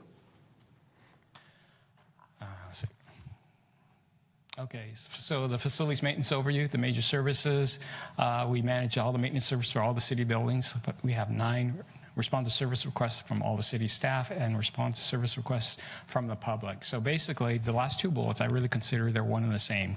Whether you're internal city staff members or the public, we need to treat all the people, all the service requests as the same. So we need to respond back to city staff as well as public the same way, same manner, and so we should track those responses in the same way. Some of the accomplishments that we've gone in facilities is to provide the excellent response to all facilities during the rainy season. Basically, as you're probably well aware, you do have leaks and issues with water damage, things that need to be addressed right away, because once it starts raining, you don't know there's a leak until it happens. Complete the Master Key project of all citywide. And those the little badges that we all have. Ensure the residents know how to report maintenance issues, and certainly this is where the Informed San Carlos has been very helpful, and certainly we want to try to publish that. One caveat I do want to mention, and I think people are following it, is whenever there is emergency, we really don't want to hear the emergency through Informed San Carlos. Certainly those things need to come, and somebody needs to speak to a body, and certainly we want to stress that. So for instance, where you do have a sanitary sewer overflow, people see the water coming out of the manhole, we don't really want to learn about it via the Informed San Carlos. We prefer to have that call directly so we can dispatch our crews and address the emergency right then and there. And then this is in the facilities, all the CIP projects that we may do. So certainly one of the key components that I want my staff to really work closely together with our maintenance staff to ensure that whatever facilities improvements that go on and are part of the CIP, that we work very closely together so that both divisions, if you were, are working together as one. So some of the performance measures in facilities, number of facilities maintained, I mentioned that earlier, at 9. The square footage of the facilities, about 109,000 square foot. Number of requests completed with a week is 85% and 85%. And I just want to mention to you that may seem a little bit low. In many instances, when we do get service requests, sometimes it needs additional part or requires us to actually get some quotes from a contractor to do the work. So it does take time. We don't have necessarily all the parts, spare parts that we need on shelf ready to go. So it may take a little bit of time to get those parts. And so that's why you may see that 85% as compared to a higher number, say 90 or 95%. And the number of requests addressed within 48 hours is 100%. And then I guess the bottom line is actually a repeat, so I won't go over that. So the facilities maintenance budget, what we're requesting is a facilities maintenance janitorial service budget increase. So this is a line item that actually you have before. However, the budget that we kind of has brought to you before did not include like emergency services or any extra services that or cost of living CPI increases as a result. And so this is really kind of address those, to address kind of the emergency work that may occur during the course of the year, so that we have the budget to do or address the emergency and to address the CPI adjustment. We also are requesting an additional full-time senior maintenance worker. I mentioned earlier in the org chart, this has not been filled for a while, since I believe 2009. And we have kind of gotten by with the kind of the staff that we have. However, we have noticed that it has been a struggle, especially for all the special events and things that we need to do to kind of keep that high level of performance that is desired and requested by our community, to keep it at that level. So what we really are requesting is a full-time senior maintenance worker, again, to supplement and provide and maintain the level of services in facilities to where the community expects. And then lastly, we're looking to update our trash, recycle, and compost receptacles in all the public facilities. And these are the 3 bins, if you will. These will all be kind of color-coded, so it's a little bit more easily recognized of what goes in which bin. I had traveled back to New York just recently, and actually I came across these bins that were all the same color. They were different shapes. And I really couldn't understand what goes in each bin because there was no direction. So hopefully what we're proposing to do is actually with the color bins as well as a little bit more instructions of what goes in each bin. And as a mayor who sits on the solid waste group, he knows that the recycled materials, basically if you do get contaminated recycled materials, usually that can be rejected, and then that generally goes in the landfill, and it's not something that we really want to deal with. So we like to recycle as much as possible and use the organics, address the organics as much as possible as well. One more slide. So some of the goals of facilities maintenance is continue to provide the excellent service that we provide to the community, assist and complete all the issues of the electronic ID badges, actually for our contractors, because this is a easier way for us to keep track of any of our contractors that may be in a building or that may have entered to the building. Again, we want to still encourage kind of assistance and collaboration with our engineers on the CAP, related to the CAP projects. We are currently looking at the completion of the fire station repair projects, and then looking at the EOC upgrades with some of the furnishing and other amenities within the EOC. Okay, we have a question, Mr. Olbert. Thank you, Bob. Thanks, Steve. Can you go back to the 1820 budget recommendations for facilities maintenance?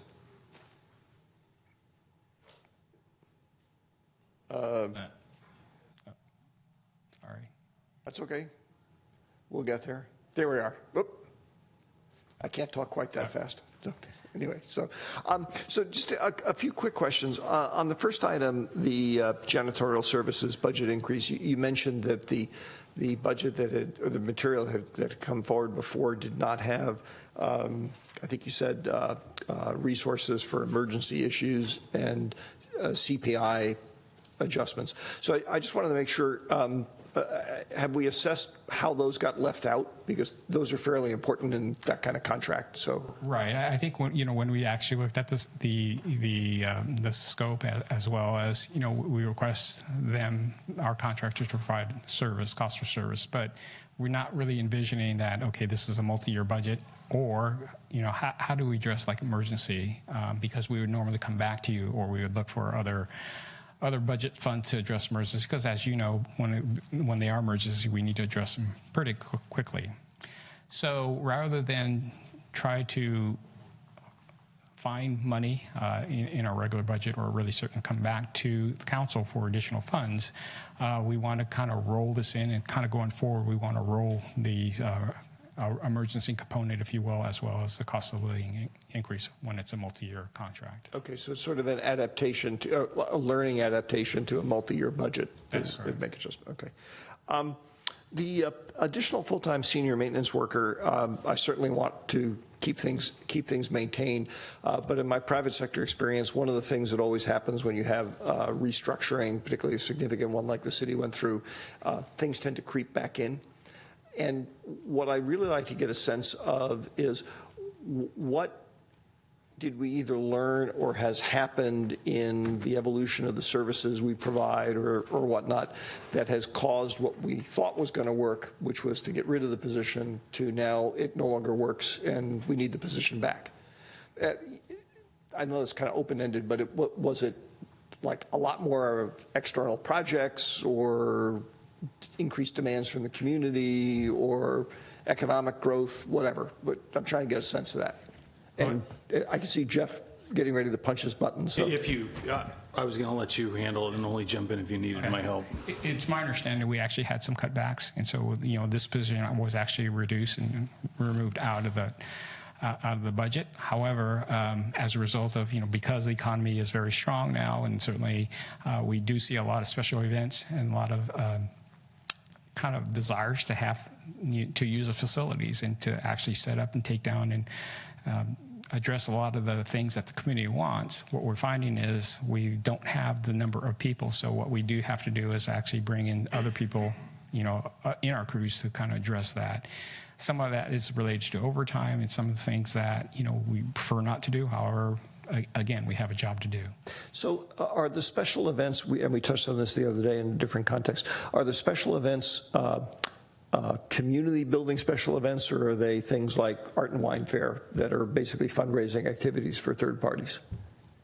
That may be a... I mean, we're really, that might be a tiny, tiny part of it, but really irrelevant. These really are events, and a lot of them are, not just the big ones that you can think of, but the smaller facility, we host a lot of meetings, and I think, as you're all aware, we're doing more community meetings than at least in my tenure with the city we've ever done, and we anticipate that continuing. There's just sort of a different expectation from the public in terms of participation and outreach to the community, and the council has a very high expectation. Different direction from the council too. That's fine. I just wanted to make sure that if they were third-party things, that they were paying full boat for what's being done, and it sounds like they are. So right, and so this is really us, and our expectations over time have changed, and you've budgeted more money to do certain things, and now we're kind of getting to the point where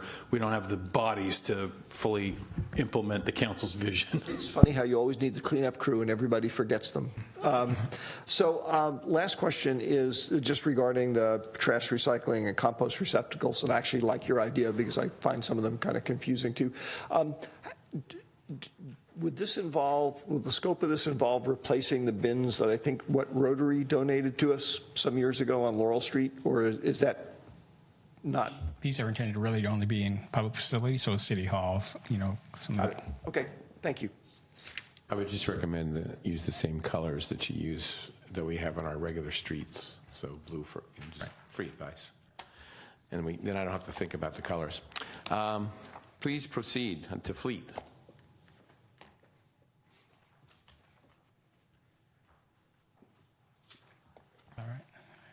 Okay, so fleet maintenance overview. So basically, we manage vehicle equipment and maintenance, and basically this is all of city fleet vehicles, except really kind of public safety.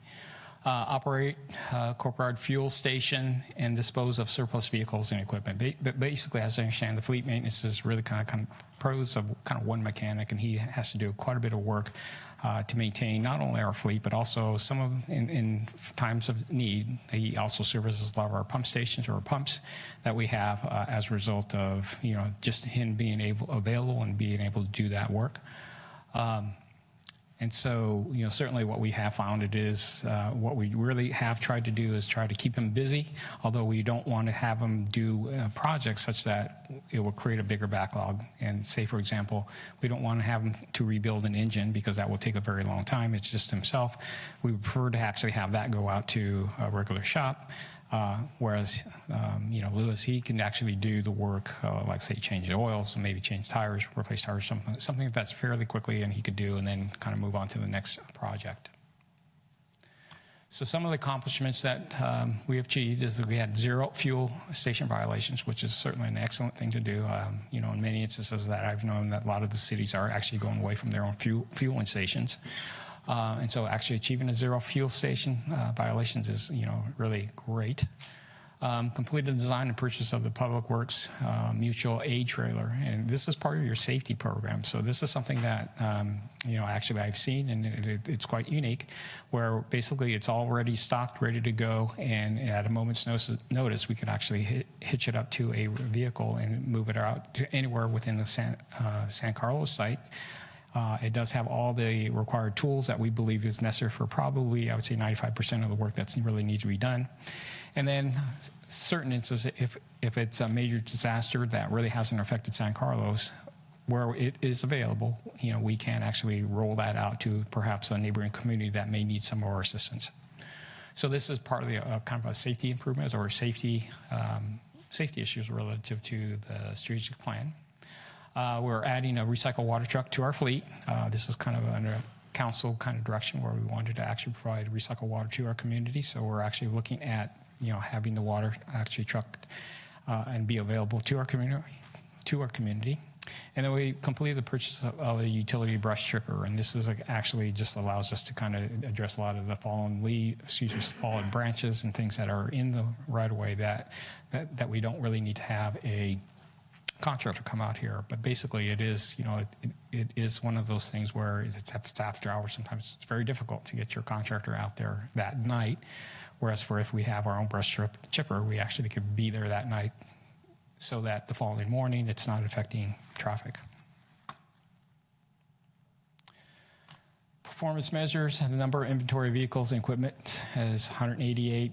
It's probably going to be very similar for the next year. Number of vehicles and equipment pieces maintained, 125 versus 150 in 2018. Percentage of fleet receiving preventive maintenance each year, so it's about 2/3 in 2017 and 85% in 2018. And the value of vehicles and equipment surplus is about $2,800 for last year, and what we expect is probably $15,000 this coming year or this year. Some of it just might be the age of our fleet, and some of it is just, actually being able to kind of surplus some of the things the vehicles that are no longer necessary. And as I mentioned earlier, the number of fuel station violations is 0, and this is a big thing, because certainly we don't want to get hit with any type of fuel station violations. So fleet maintenance, we are not asking for any change to the existing budget. Before we get to parks, so you still got your goals. I'm sorry. Go ahead. Sorry. I jumped ahead of you. Okay. So the goals is we'll continue to perform routine maintenance on all the maintenance of vehicles. As I mentioned earlier, there is really going to be more of the routine maintenance, and certainly for any type of specialty maintenance, that we'll definitely send out. And then we'll complete the fuel storage upgrade within our corporation yard. Okay, great. Mr. Grocott, you had a question? Yeah, on this one, definitely, I want to wait till he's completed all his... Okay, fine. Okay, sorry. Go ahead, Stephen. Thank you. So Parks Maintenance overview. So the major service that we provide is we maintain the upkeep of all our city parks, our playgrounds, our pathways, hiking trails, athletic fields, and courts. That's quite a bit, considering that our staff is not really big. However, we do supplement that with our contractors. We manage third-party contractors who provide maintenance and maintenance services. And then we also are looking ways to actually conserve water. As we have come out of the drought, and some of the practices that we're still doing, or some of the drought practices that we're still kind of continuing to do, and certainly we anticipate doing that in the future. So some of the accomplishments is we renovated Rosick Park. We implemented a dog park dust control project, and as I understand, that is complete, the one right adjacent to our city hall. The one thing that still needs to be done is actually put in a drainage outlet or inlet, for the drinking fountain. So that still needs to be done, but essentially, when I go out there and look at the dogs and all the people, the residents there, they really seem to enjoy this park, and it's a really good facility. We continue to provide excellent customer service, and then we also repaired the downtown hanging basket irrigation system, and this is as a result of a lot of our water conservation efforts. So some of the performance measures, number of acres of developed parks maintained is 62.5 acres. Work orders completed in-house, we anticipate 1,000 next year, but we did 800 this year. Number of acre open spaces, non-developed parks maintained is about 110 acres. Sports field maintained is 10 for both years, and the percentage of sport field available for use are 88%. I'm looking at that 88%, and that's still, I find it really amazing. Some of the other cities that I had managed, 88% seems a little bit high, but we have a lot of activity here, and it's certainly, if we could keep this percentage up this high, certainly no wonder it's the community really loves and enjoys our sports facilities. So park maintenance continue on. Number of playground inspections, we look for integrity, and these are basically to make sure that they're safe. 96. Number of playgrounds, 8. Percentage of requests completed within 1 week, 90%. And again, this is, we'd like to, certainly I would like to see this a little bit higher, but certainly we understand because a lot of it is obtaining parts for various equipment, or in some cases, it's quite a bit of area to cover, and so you may not be able to get everything completed in 1 week. Number of requests addressed in 48 hours, approximately 80%, which again, still a very good response time. And the playground inspection conducted, again, this is more of a repeat from the very first line. For parks maintenance, we are requesting no additional changes to the base budget.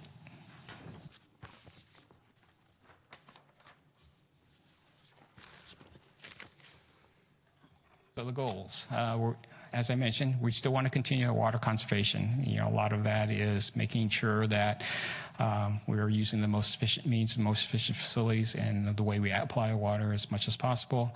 I mentioned earlier that we are also looking at using a little or having recycled water available to our communities so that they would have to be able to use less potable water for their use on their private property.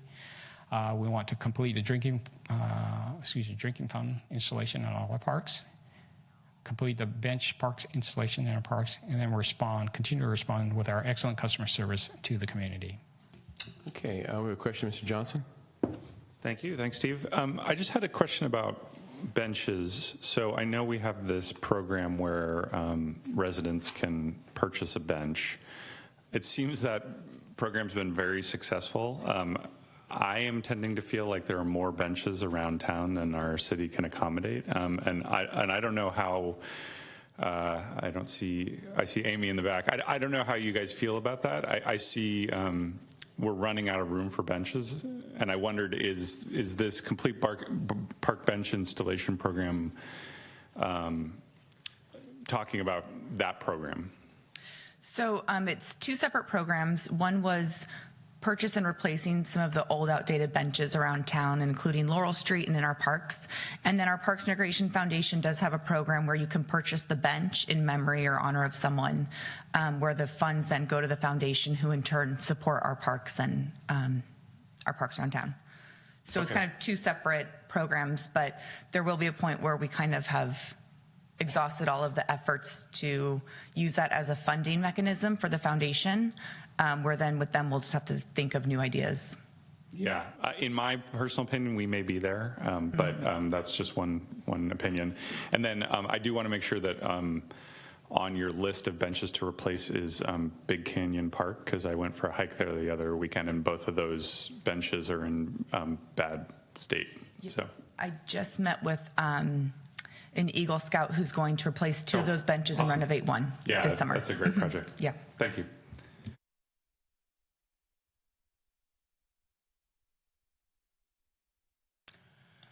So wastewater overview. Major service that we provide. We manage to maintain all our sanitary sewer mains, laterals, lift stations.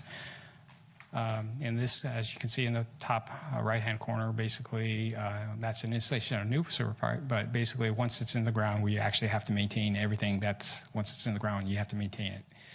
Manage the capital improvement projects for sewer collection system replacement. That's kind of refers to that photo. And then we respond to the residents' requests and emergencies.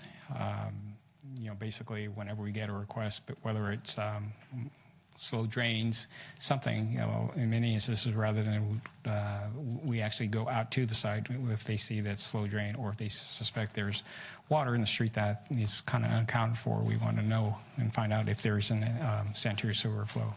And then we need to also respond to the Silicon Valley clean water funding needs, and basically as all our flow or waste stream goes to their treatment plant. So some of our accomplishments is reduce sanitary sewer overflows, and this is a major accomplishment in my mind, because we all know the NGOs or non-government organizations that are out there kind of looking, but certainly we want to be a good steward of the bay, and we want to make certain that whatever is contained in the sewer pipe stays in the sewer pipe and it does get treated properly. We provide excellent customer service for emergency response. As I mentioned earlier, certainly Informed Santa Carlos is a great tool.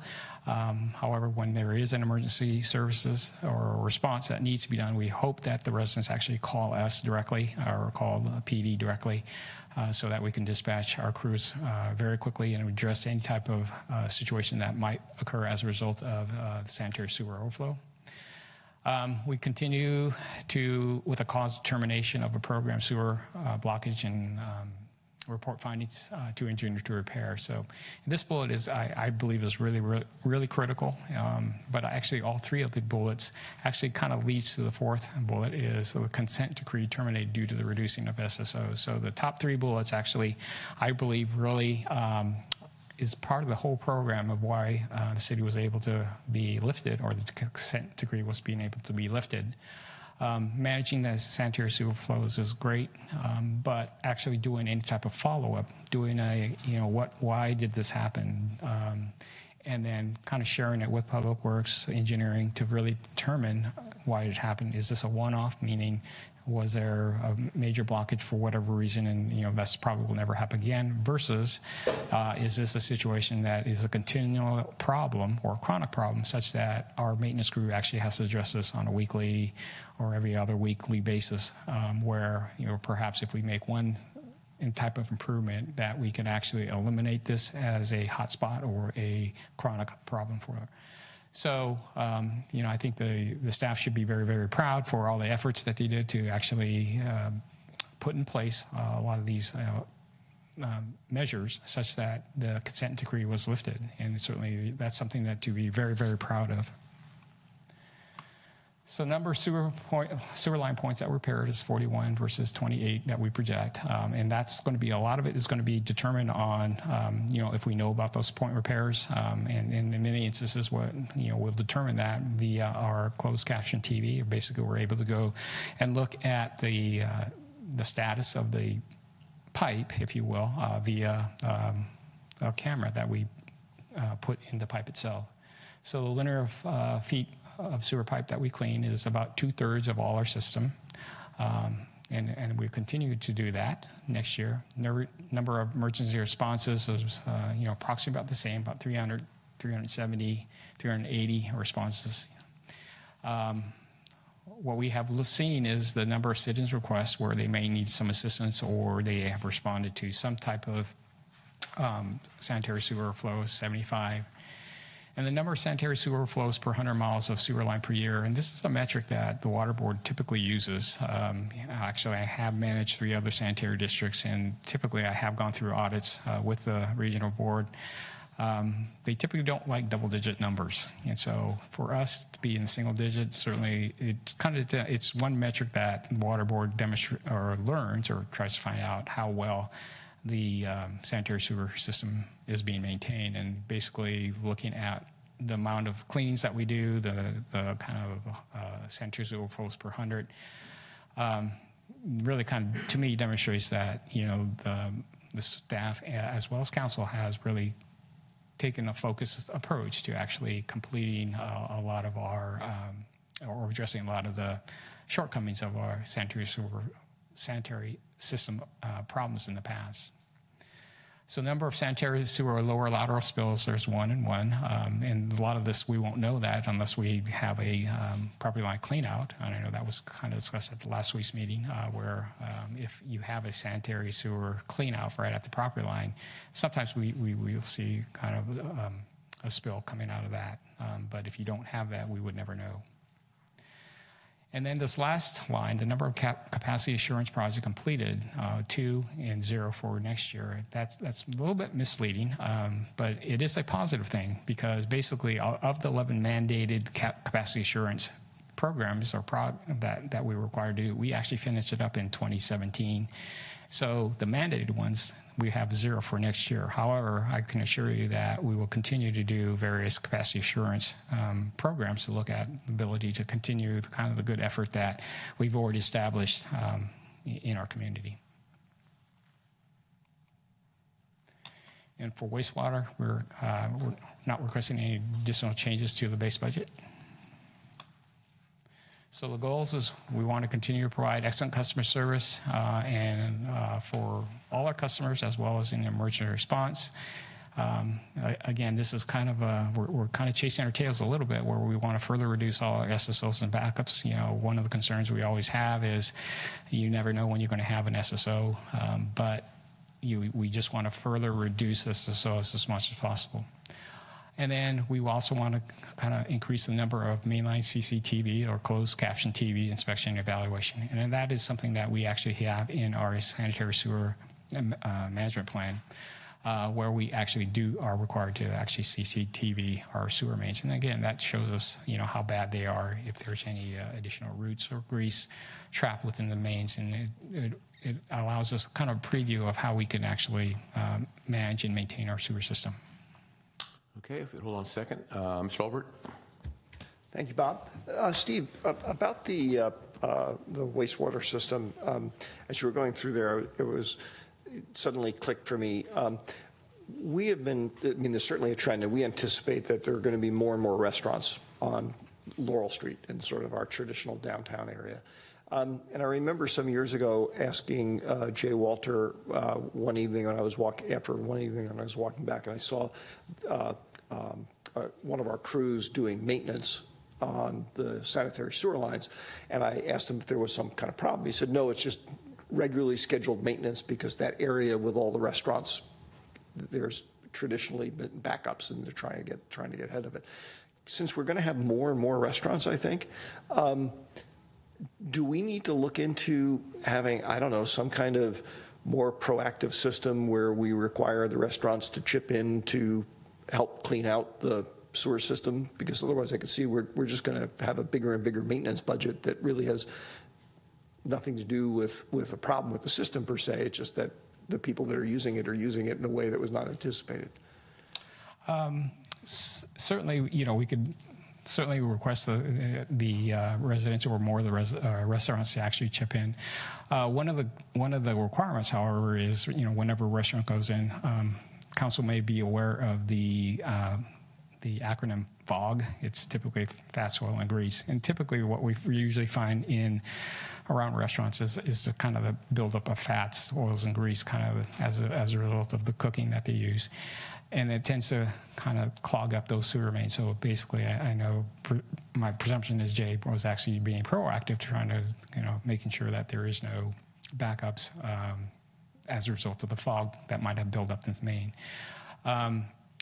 I'm just kind of going back, and I kind of want to look to our certain ordinance, but there has been a requirement. I know that California has a requirement where certainly grease traps are required, and I believe building code, it's under building code, as well as grease interceptors. And the difficulty is, however, if you have an existing building that perhaps was an office building that's converted to a restaurant, it's more than likely you don't have a grease interceptor. But there are different means to actually address that. But certainly one of the ways that you certainly talk about is, looking at that possibility of having some of the restaurants, contribute to some of the cleanings.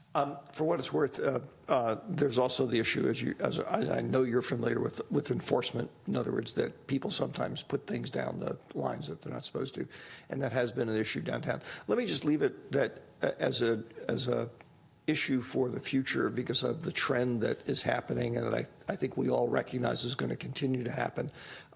This is something that we probably want to get ahead of in your planning and thinking as you go through your prioritization. Thanks. Sir. Go ahead. So stormwater overview. So this is what we do. We kind of monitor the maintenance of the storm drain system. We look at the levee, maintenance and repair. The levee is, as I understand, I haven't seen it. However, I believe it's out in close to the airport. We look at storm pipe cleaning and the culvert cleaning, and basically we want to try to do that early in the storm, before the storm season starts again, so that we can have full flow capacities in our storm drain pipe as well as our culverts, so that we can actually pass kind of the design storm, if you will, of that pipe. We also implement the NPDES elimination permit requirements, and basically this is as a result of, as I referred earlier, some of that urban water runoff.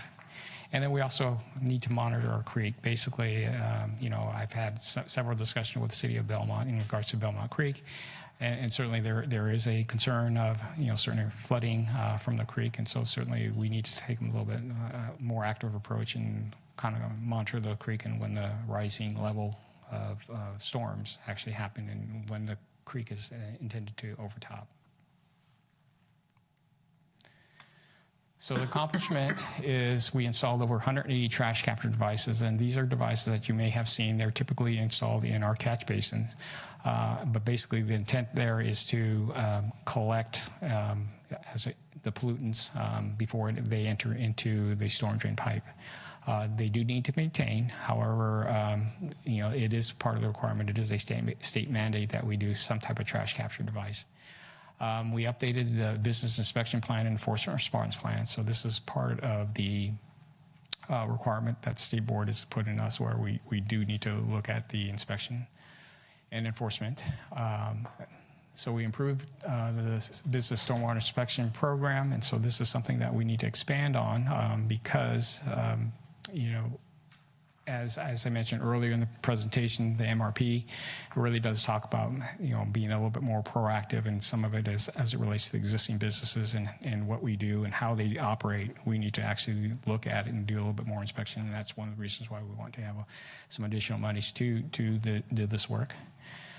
We do complete storm season preparation every fall, if you will. We certainly make that attempt to clean out all the storm drains, catch basins, such that, again, we don't have any local floodings within the street or around the catch basins. We have increased the trash capture device, the total trash capture device, from 70, which was in the past, to 250. So that's part of that 180, as I mentioned above. And then we implemented a cleaning program for these same trash capture devices. So some of the key performance, basically the inspection conducted a little over 33,000. The linear feet of culvert clean, pretty much the same, 7,500 to 8,000 feet. Number of catching basins clean, 1,500. The ditches clean, sediment removed, and then this is kind of the things that really kind of are a problem with any type of creek, is kind of removing the sediment. And once you remove that sediment, where does it go? But it's about 2,000 feet. Tons of debris removed, about 250 on each year. Inspections conducted in Storm Drain Creek and levees, a little over 3,000. We already did those too. Okay. Yeah, you did. Sorry. It's all right.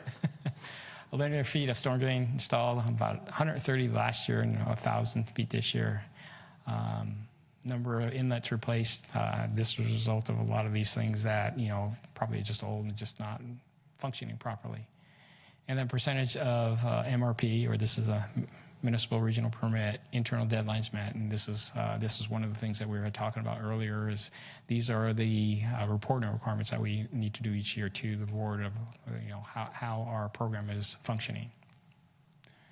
So for stormwater, we're not requesting any additional changes to the base budget.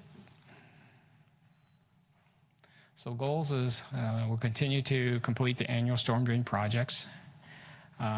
We want to work with the San Mateo County and the Belmont to start the Belmont Creek project, as I mentioned a little bit earlier. And then we want to explore the cost recovery for the business stormwater inspections. And again, this is a requirement from the state, but it really is not really funded by them. So we do need to look at some ways to get some cost recovery for these inspections.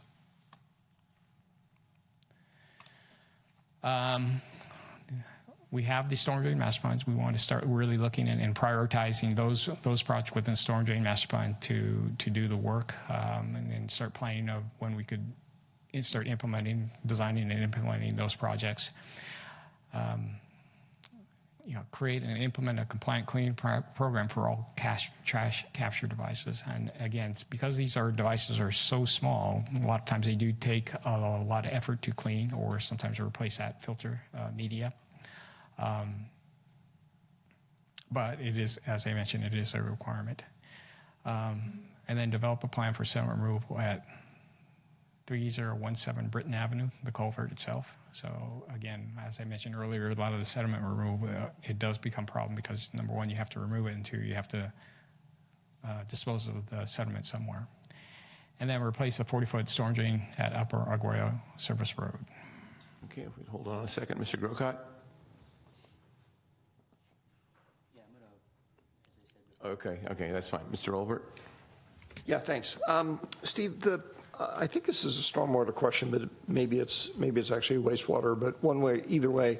I recall from some years ago that there was some thought that the sewage treatment plant out at Radio Way was going to have to be upgraded yet again to deal with, I guess, nitrogen and phosphorus levels to keep the bay from eutrophying. And I just was curious what the status of that was, because it was associated with the year 2019 in my mind, but obviously we're getting pretty close to that. I don't believe the regulations have really come out, but basically you're correct. It is kind of the nutrient level and how all the treatment plants within the bay are going to be addressing the kind of nutrient levels. I believe Silicon Valley Clean Water is trying to address it, and I think, in conjunction with several other plants, I know perhaps there might be an ability to, where one plant addresses the nutrient level, where this one plant, if they are going to do that, because it is quite expensive and quite time-consuming, having every plant kind of do the same level of improvements, it becomes too expensive. So there has been some talk where, a regional plant, say a very large discharger, say like East Bay Mud, if they were able to do that, maybe we'd be able to piggyback on some of that and take credit. So you essentially pay into it, but you take some of the credits for nutrient removal.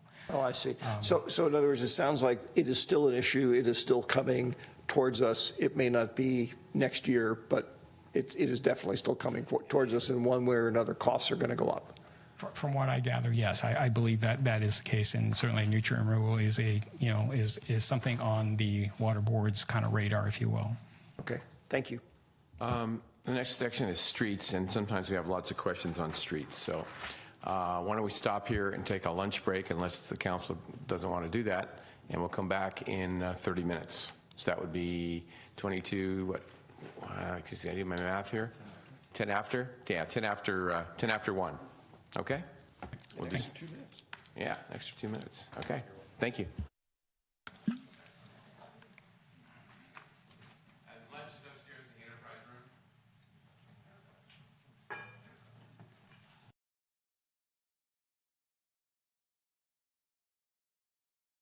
We have is streets. Stephen, thank you. Yes, thank you, Mr. Mayor, City Council members. Welcome back from lunch. So we do have street maintenance, so the overview and things that we do. We manage a bridge and retaining walls, so wall inspections throughout the community. Look at pavement maintenance and repair for all the streets, maintain the street lighting system and traffic signals and respond to requests. And then maintain the traffic signs and markings and respond to any requests that either they need to be replaced or something's down or is hit. So the accomplishments that we completed the 2017 pavement rehabilitations project, secured $500,000 in federal funding for street resurfacing, completed the 2017 street striping project, and then secured $550,000 federal grants for street safety improvements. Continue on the accomplishments. We secured over $1 million in state funding for the Holly Street 101 pedestrian overcrossing. Excuse me. Secured $1 million in grant for the San Carlos pedestrian safety improvements, and then supported the engineering division between pavement rehabilitation projects. So some of the key performance measures: street lights repaired, pretty much the same, about 22 each year. Traffic signals repaired, 4940. Linear curb feet painted, about 1,700. So it looks like next year we're going to proposing to do probably double of what we're continuing to do. Street sign replaced, 1,100 this year versus 660 next year. Square feet of potholes repaired by the maintenance staff is 2,500 square feet of potholes. And then number of informed San Carlos requests is about 173 this year, and 25 more, approximately 25 more, 200 for next year. Average response rate for San Carlos street requests is 3 days. And then I think this bottom line is another repeat. When you say curb painted, is that like red, yellow, and green and white? Generally, it's the red curb. Okay. Street means, excuse me, continue on. Number of miles paved is 1.6. I was kind of looking at this number. I mean, it may seem a little bit low, but certainly, for the dollar amount that we spend, that's typically about what we can normally do. Just as an aside, and I know we're going to get a little bit more discussion in our CIP side of it, our number of paving miles that we actually have to pave, the actual amount of money that we actually have is actually going shorter and shorter, or, we're not able to pave as much, I think, just because, number one, the cost. And there's some additional other factors that, we'll get a little bit more detail when we talk about CIP, but there's other factors that have to go into this cost. So we actually may not be able to pave as much streets as we would like to. Percentage of the total system paved since 2010 is about 1.7%. Excuse me. Number of street miles sealed, 1.8 miles. And this is another way of maintaining our street rather than do full street construction. We actually seal it. Percentage of total system sealed since 2010, 1.3. So this is linear feet of striping replaced. Typically, this is kind of the white stripe or yellow stripes that you might see, and that's about 21,000 square foot for this year and 22,000 next year. Square feet markings replaced, 9,700, approximately the same for each year. Pavement condition index last year is 60, and we're projecting at 65.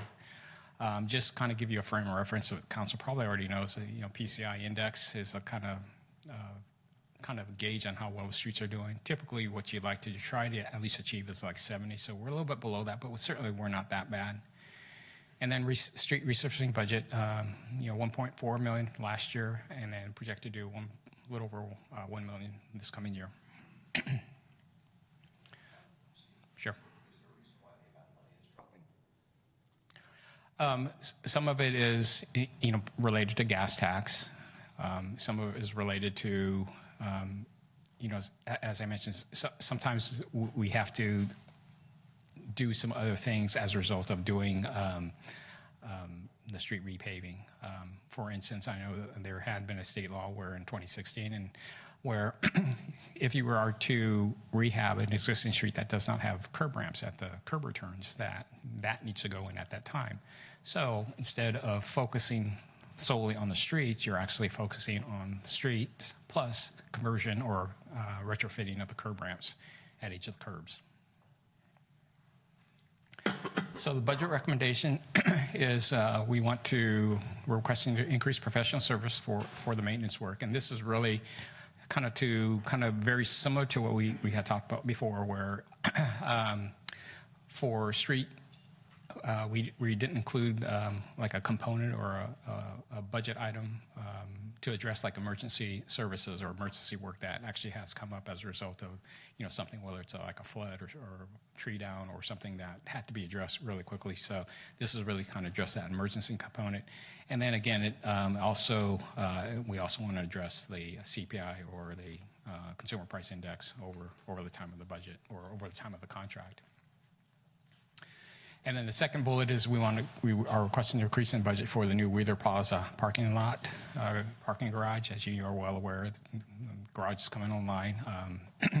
There will be some additional work relative to maintaining that structure, where we're actually going to have to clean, we're going to have to pick up the litter, deal with stairways. Certainly, we're going to have to look at the elevator, and just more things to do because it's another garage that has some additional maintenance components that we're going to have to address. So the goals for the street maintenance is we really need to determine kind of what is the right funding level for street paving. I mentioned earlier our PCI index is probably in the 60s, probably mid to low 60s. And so what we really need to do based on the funding is how do we right size and to actually certainly maintain the level of PCI, but certainly, it would certainly be my desire to improve the PCI or improve the payment such that we start heading towards the 70 PCI. We need to complete the annual paving, traffic striping, sidewalk repair each year, and replace the street main and parking enforcement signs to meet all the retro-reflectivity standards as required by the state. Continue on the goals. We identify opportunities for green infrastructure improvements. So these essentially would be a lot of the bulb outs that you might see that also has a storm drain component to them. And then continue to replace the street names, parking enforcement. This is kind of another bullet. This is a repeat bullet, but basically it's to replace the street signs so that have the high retroreflectivity so that you don't really have to use, or you don't have to have the luminous signs. Okay. And that's it. Mr. Johnson, question? Thanks, Steve. I wanted to ask a question about street lighting. So going back a couple of years, we had a program to replace incandescent streetlights with LEDs. But I know that that wasn't sort of done completely throughout the city because there were some streetlights that, for whatever reason, I don't remember exactly what the explanation was, didn't lend themselves to be switched out for LEDs. Is that still currently the case? Is there any thought of increasing the coverage of the LEDs to other streetlights? Yes, excuse me. Yes, we do have a project in the capital improvement. It's essentially to replace all the high voltage electric lights. Those are the lights that we really can't convert to LEDs just yet. So we need to actually replace that. Those street lights. I think Lou would have a better handle on the number we have, but essentially these are really kind of old, antiquated facilities that, number one, you can't get parts for, and so in many instances, you kind of go on the open market and try to find kind of replacement parts, or you cannibalize basically parts to fit. The unfortunate thing is these things have been out there for a very long time, and unfortunately, they are prone to failure. And so certainly that's something that we want to change out and convert them over to LED. And so, as I mentioned, we do have a project in our CEP to do just that. Okay, great. Thank you. Mr. Grocott? So this is, I guess, for you, Mr. Mayor, actually. This is an area that I wanted to dig into, is street maintenance and street repair, repaving. Do you want to wait until we get into the actual CIP, or talk about it now, or what? You might as well ask it now because it's technically in the budget. So yeah. Okay. Well, I guess going back first to where you have this bullet point: determine the right, the quote you put in quotation marks, right funding level for street paving. Can you give us some more texture on that? What you're thinking about? Sure. So. I'm still a little new to the community, so I'm still trying to figure out, what the program we have. But basically, from what I can tell, it's very consistent with what other cities that I've been at, use, and we kind of use the PCI as our index. Typically, what we're requesting is like $1.8 million for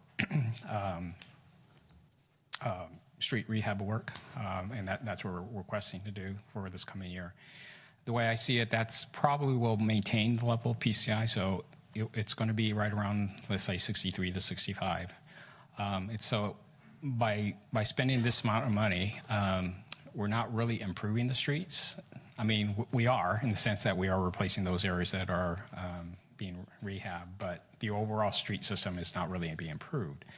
So what I mean by right size funding or right funding is, we have to kind of find that sweet spot where kind of determine what that amount really is, to see how we can gradually improve the PCI towards 70. Unfortunately, there is some certain budget constraints, and I was going to bring this in the CAP, but I certainly mention now. Probably the council is well aware of the initiative to repeal SB 1.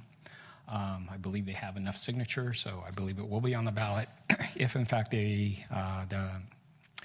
opponents of SB 1, or if the people who wish to repeal it, certainly that money that we were kind of expecting, and certainly all the communities, certainly in California, were expecting to see that tax money, gas tax money, that may go away. And so obviously that will certainly affect the amount of pavement rehab or any type of pavement improvement that we can do.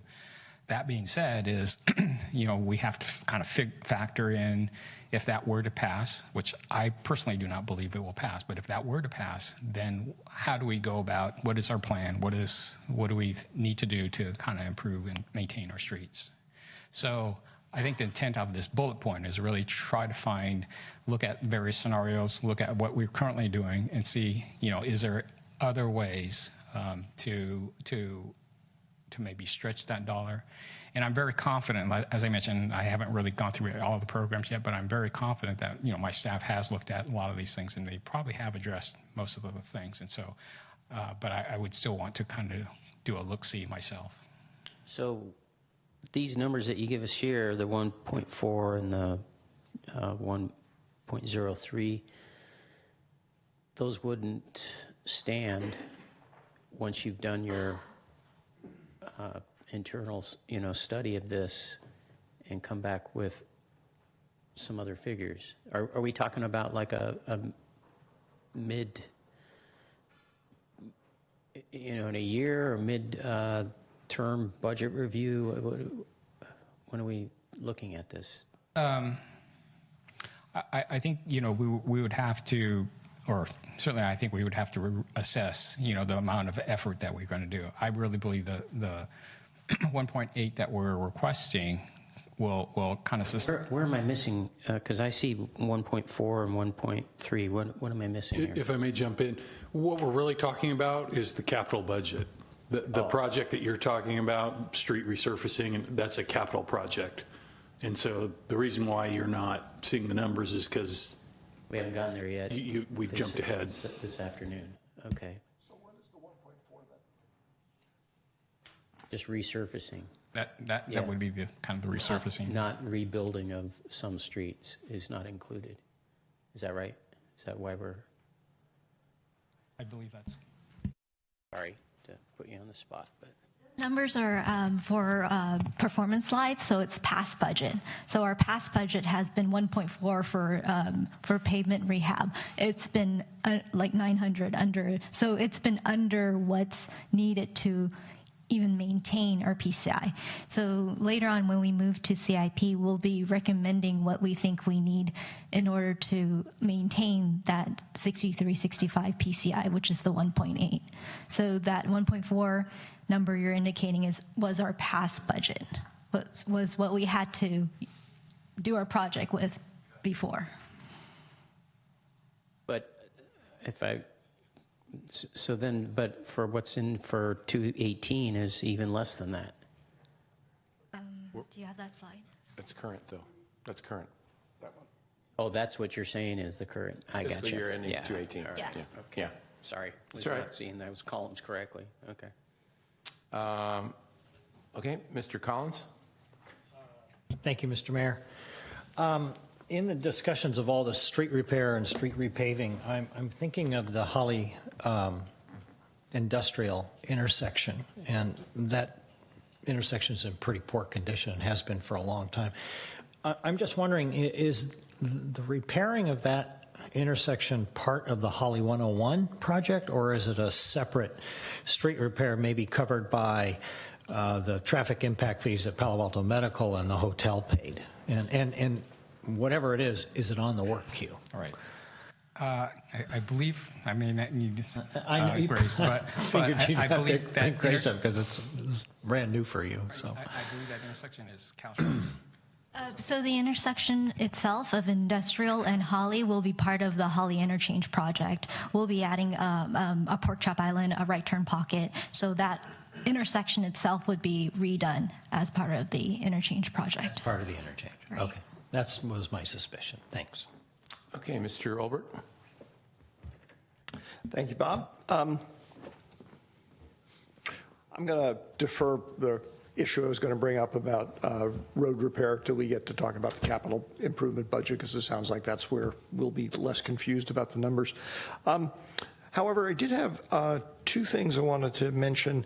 One is I've gotten a number of requests from people over the last couple of years that we do something to, they refer to it as clean up Laurel Street. I think what they're meaning primarily is the sidewalk area in the downtown, which some of that was drought related, some of it was not. Is there any program or resources in this budget for improving whatever it is that we do there to try and make it look better? If I may, I would like to have Lou. Sure.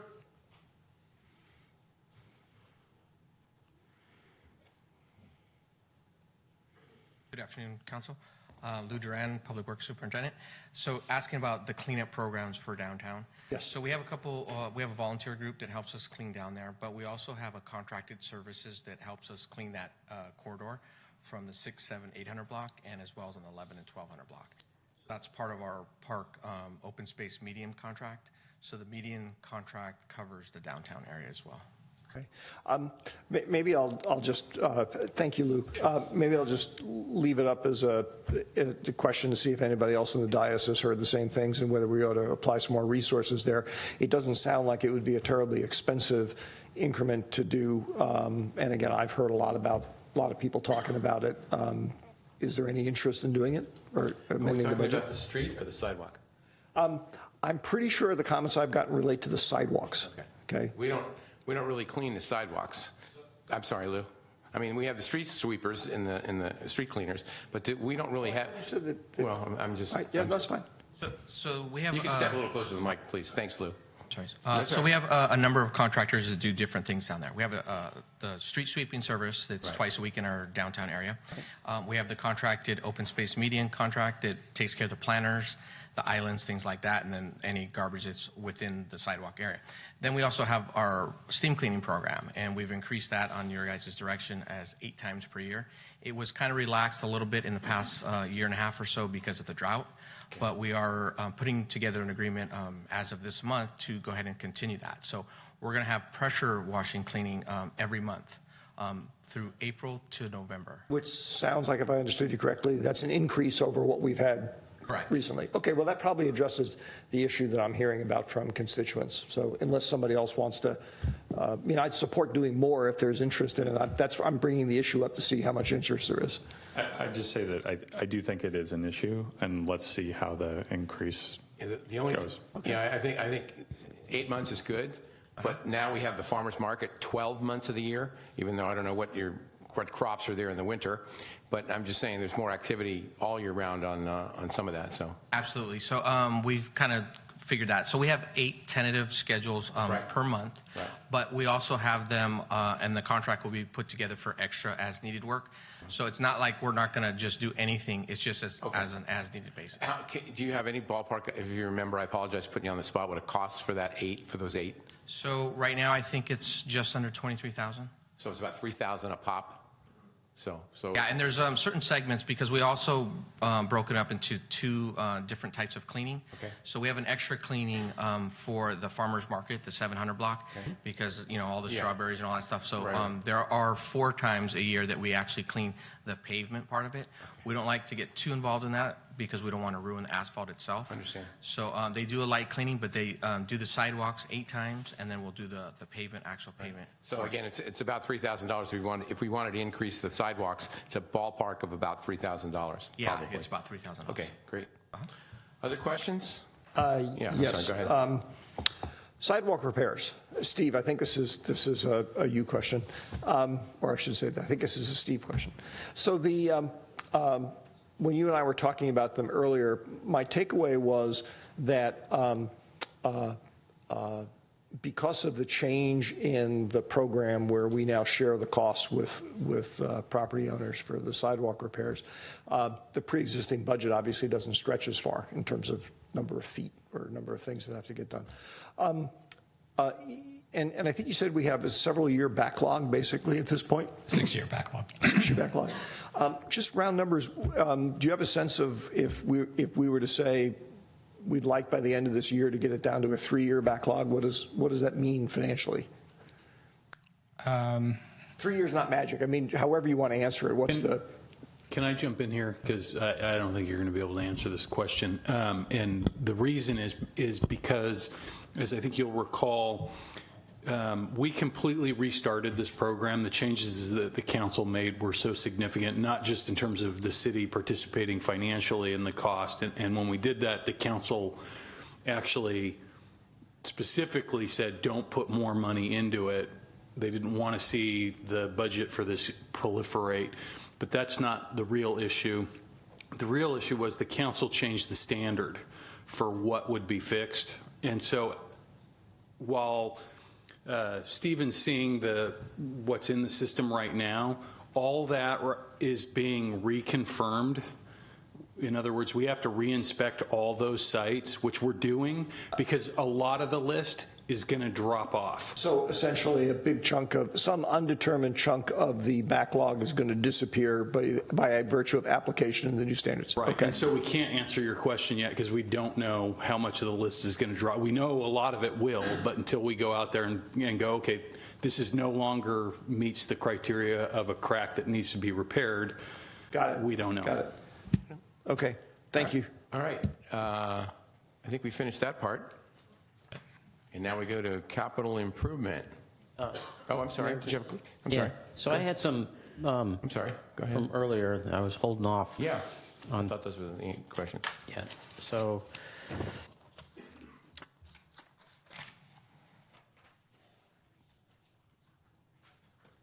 Sorry. There was one area that you had covered, and I'm backing way up to wastewater, where you had talked about being proactive, and I'm just wondering if there's, we have a lot of areas of town that are older homes. They have the old laterals, and I understand, the homeowner is responsible from their property line back to their clean out or to the house, but that the city is responsible from the property line until it meets up to the main. Is that right? That's correct, only if there is a property line clean out right essentially behind the sidewalk. Okay, so only under those conditions. That's right. So be that as it may, the only way those things ever get checked really is if they go into Chris's department, I think, and looking for a major remodel or something, then we photograph and so forth. So here's what I'm after is if there's, in order to stay on the upside, not have spillages and problems, if there's any way, similar to what we do with sidewalks, or we used to do with sidewalks anyways, where a little proactive and maybe offering a program to homeowners that says, if you come to us now, if you get this, use this photography process to look at your sewer line, and you come in during this certain time period, we'll kick in some dollars towards getting this done. Because if we're proactive like that, then we prevent another case, we prevent other health issues and problems that can arise by just waiting and for something to fail. Have you ever seen a program like that or any consideration for something like that? Certainly, that is called a kind of a lateral program. I know various cities, in fact, up and down this peninsula actually have something very similar where, for instance, if a resident actually wishes to replace their lateral, one of the things that, the requirements that I'm aware of is they would have to have it videoed. So, for instance, if they didn't have the property line clean out, they would actually have to go through a building clean out somewhere on site, do the push camera down. And, but for the most part, if in fact they wish to replace their lateral, there are various cities that have programs and that will participate in the cost. So basically, the homeowner would kind of pay the cost to do the actual repair. They would actually kind of submit kind of documentations of what they paid for and the length, and then based on the program, they would be reimbursed a certain amount. Or the city could waive. I know some of the things we've done, like with solar, is you waive the inspection fees. In this case, you could waive the working in the public right-of-way fee, that sort of thing. Because I think the city attorney has told us before we have to be real careful about taking public money and spending it on, oh my gosh, the public, but in a more private way, if you will. But okay, so there are programs out there that we could look at. There certainly are programs out there, and then certainly if in fact that's something that council desires, we could certainly bring kind of a report back to you for your consideration. And so this segues into what I was going to. The reason I was wanting to wait to the end is because you're obviously new, and you probably had to do some hurry up in order to do your presentation and lean on your staff that's been there longer before you came before us with your budget. What I'm wondering is if there's anything that you're keeping in the back of your mind of, I'm new to this department, but I am bringing experiences from other cities, and you just haven't had the time yet to, dig into things and look at other ways of operating or whatever. Might you be coming back to us at some point with some recommendations and changes to how things are done in San Carlos because of what you've seen elsewhere, and then that might affect the budget somehow? I guess you're right. I haven't kind of gone through all the budgets, but certainly, I'm very confident of what my staff had prepared, and certainly, I'm owning this budget. This is my budget, and so we're moving forward. Are there opportunities to improve certain things, or perhaps if I see the ability to make some improvements? Certainly, I would probably want to come back to council to address if there's interest to move certain programs forward. But certainly, at this point in juncture in time, I'm very comfortable with the budget that we have proposed to you. Mm-hmm. Some of it we'll make some improvements, and others will kind of be status quo. But certainly, I believe this is a very good budget, and it really does kind of create that balanced budget that that we're trying to strive for. And by asking the question, I wasn't meaning to imply that it's not a good budget, but I was just, what I'm looking for is, if hiring somebody new over such a large department that has such a big budget, especially when we get into the next part, the CIP, to me, it's an opportunity for, doing some spring cleaning, if you will, and having a fresh look at things. And so, at least from my perspective as a council member, I welcome that kind of thing. Yeah. The last question I had is some of the things you were talking about earlier about doing things for, Amy was sitting back, she's not over there, but she's moving around. You obviously have to work with her department, you have to work with the sheriff's department a little bit on things you do. Yes. And some things, like working with Parks and Rec or fleet maintenance and some of these other areas, impacts your department's budget. Have you been in other cities where they do I think it's called interdepartmental budgeting, where if you actually have to do something for a different department, that it's kind of billed so that it's seen as this isn't really under your department, it's under this department over here? Yes, I have worked on communities that have done that, and it's just a different way of budgeting, and certainly it works. I guess it all comes out in the wash, but I'd be interested in, I know, Jeff, we've had this discussion before about whether we should do some of that. I know Belmont does that, but.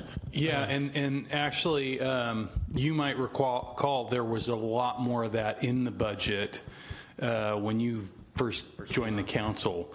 And sort of the reason we got away from that, and we still do that at a fund level, mm-hmm.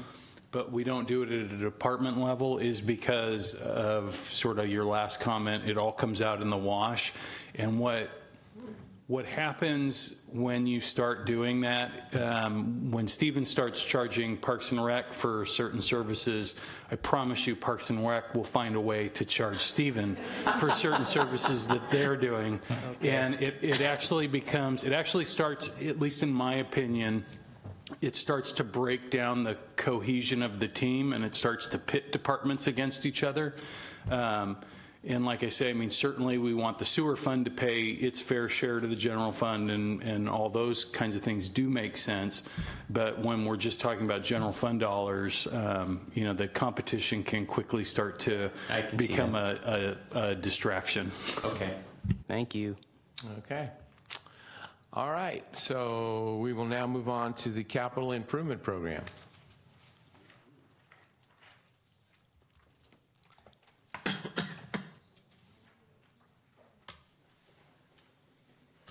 I'm going to start by just making just some general comments, and then Rebecca's got a few slides, and then we're going to get into the projects themselves.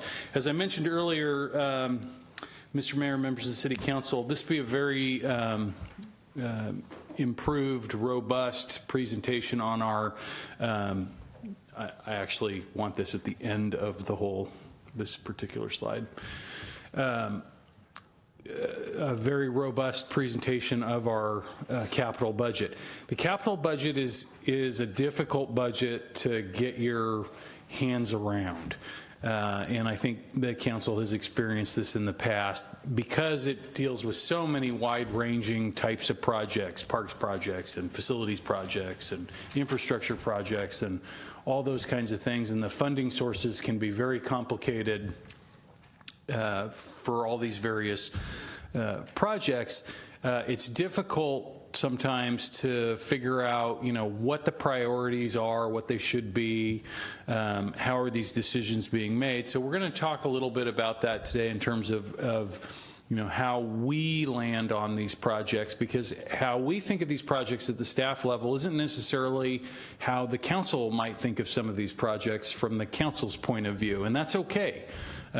Staff isn't council, but the things that are informing us, primarily when we're looking at capital projects, right? There's, of course, obvious need. When you have deficiencies with infrastructure facilities that are leaking roof, and that leak is leading to other parts of the building deteriorating, you start to see your costs escalating if you don't address it. So that might rise to be a staff priority on why we might recommend certain projects come forward or not. We also look at the past direction that we've gotten from the council and strategic planning and the mini retreats that we do at the council to try to get a sense of what those priorities are and try to build them into some of our recommendations. Grant funding can also be a reason why a project might move up the staff's recommended list. I think the bicycle and pedestrian master plan is an example of a project like that, where it's certainly something we knew we wanted to do, but timing wise it's not necessarily, it doesn't have to be next year if the council wanted to use that $100,000 for some other project. However, we do have a $100,000 grant to go towards it next year. So those are some of the thoughts that we run through as we look at these things. And I would encourage you to, there are tons and tons of these projects, and we really do want to try to make sure that the projects that we're tackling and recommending be funded over the next 5 years are going to meet the council's priorities. And certainly some of those out-year projects, we don't have to spend a lot of time on them today, because that funding, you can make changes, and we'll have different council members, long before the majority of that project gets underway and gets spent. One of the things that we've done and we talked about this recently on some other council agenda items that we do, is a lot of the budget year savings, or if revenues come in higher during the course of the year, so we end up closing a fiscal year out with a surplus, a lot of that money has flowed to this capital budget that you're about to see over the years, over the last 5-10 years. That's how we've been able to do the number of projects that we do. Certainly there are lots of threats. Stephen just talked about a couple. The streets one is definitely high up on the threat list. We knew that we were already struggling to meet the demand, and as Stephen said, gas taxes, as we all know, gas prices have been pretty low for a long time, and usage trends are changing, and so the amount of money that we're receiving is less. On the other side, those dollars aren't going as far in terms of the commodity purchase, the material purchase that we have to make, and the contractor and labor purchases that we have to make. Also, state requirements. When you touch a street, now you have to make those ADA improvements to the corners if they don't already exist. That's obviously something that we weren't having to spend money on 30 or 40 years ago as we were maintaining our streets, that now we're required to do. So we're looking at and considering those options for the future.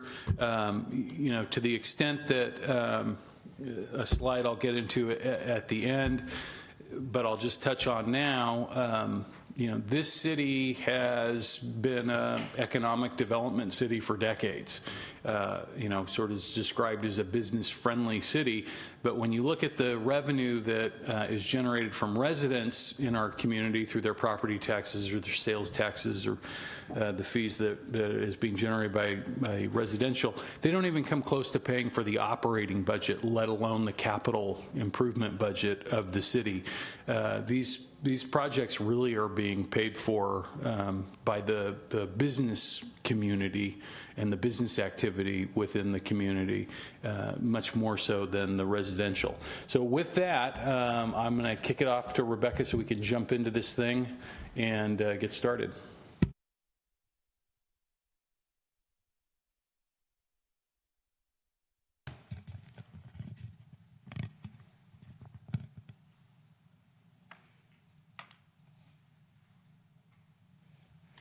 Good afternoon. Rebecca Mendenhall, Administrative Services Director.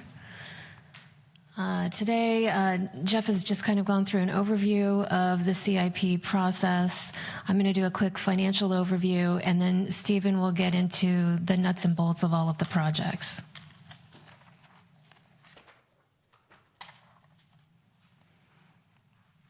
But before we move into the proposed capital projects, we thought it would be good to look back and see how much we've invested in our capital program the last 5 years.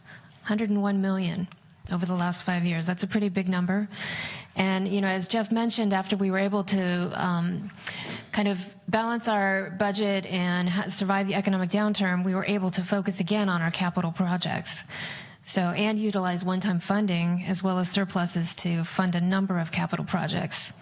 So along with the annual sewer and street resurfacing projects that will be talked about later, here's a list of some of the other projects we've completed in the last 5 years. So just a little trip through history here. The Old County Road and Industrial Utility Undergrounding, the City Hall first floor remodel, Burton Park Phase 2, the Branston Road Green Streets project, the library interior remodel, the Eastside Community Transit Project, Crestview Playground renovation, the council chambers that we're in right now, the Cordilleras Avenue traffic calming, the Adult Community Center remodel, the Grand Boulevard project, the dog park, a large storm drain maintenance project. We began the initial work on the Holly 101 interchange and overcrossing, the new generator at the courtyard, the City Hall main switch and generator. We've started work on the Highlands Park project in 1617, and we'll complete that this year. Existing trailway signage, and we did a master plan for North Crestview. The current year 17-18 projects include all of the Holly Street funding, which is why the number's pretty large there, as well as several other completed projects that Stephen will talk about in a few minutes. So moving to the next 5 years, here's the total amount of projected spending.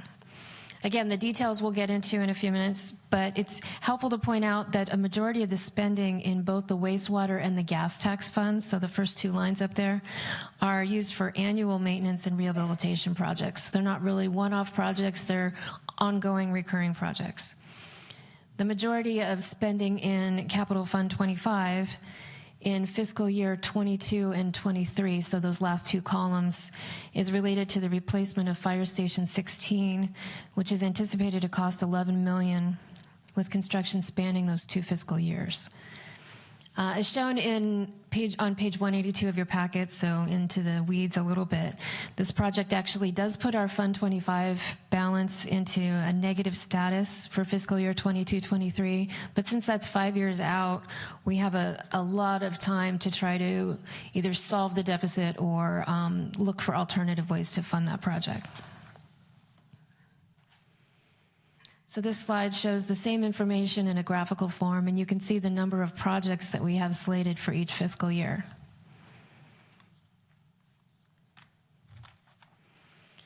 So again, before we get into the details of the projects and following on some of the conversations from last week, we wanted to focus a little more on the funding sources for each of these funds. So the sewer or wastewater fund's primary funding source are the sewer rates that's charged to the consumers. Since this is an enterprise fund, the revenues received can only be used to fund those sewer-related activities. In June 2016, Council passed a resolution setting the rate increase for fiscal year 2018-19 at 5%. The future rates, or the future years assume rate increases of 6% in fiscal year 20 and 5% in each year thereafter, based on cash flow projections and capital needs. But these rates have not been approved by council yet. These are just assumptions, as those rate increases would still be subject to the Prop 218 hearings. They'll be done in the future. So the primary revenue for gas tax fund is the gas tax, which can only be used for maintenance of streets and sidewalks. This fiscal year, the city started receiving funds from SB1, or otherwise known as the Road Repair and Accountability Act, that the governor signed about a year ago. SB1 provides $5.2 billion annually statewide, and is a significant investment in California's transportation infrastructure. The new law will provide over $500,000 per year in street resurfacing funding to the city, and you can see that on the second line of your slide there. As Stephen mentioned, just this past week, opponents to this law raised enough signatures to fight this on the November ballot. If they prevail and we lose this funding source, it will have a huge impact on our ability to keep up with street repairs. Even with SB1, we're still short the amount of funding needed to keep our streets in condition. Beginning in fiscal year 1920, you'll see that the general fund is starting to add funding into this program. It's $125,000 in fiscal year 1920, and then for the next 3 years, it's between $450,000 and $500,000 on an annual basis.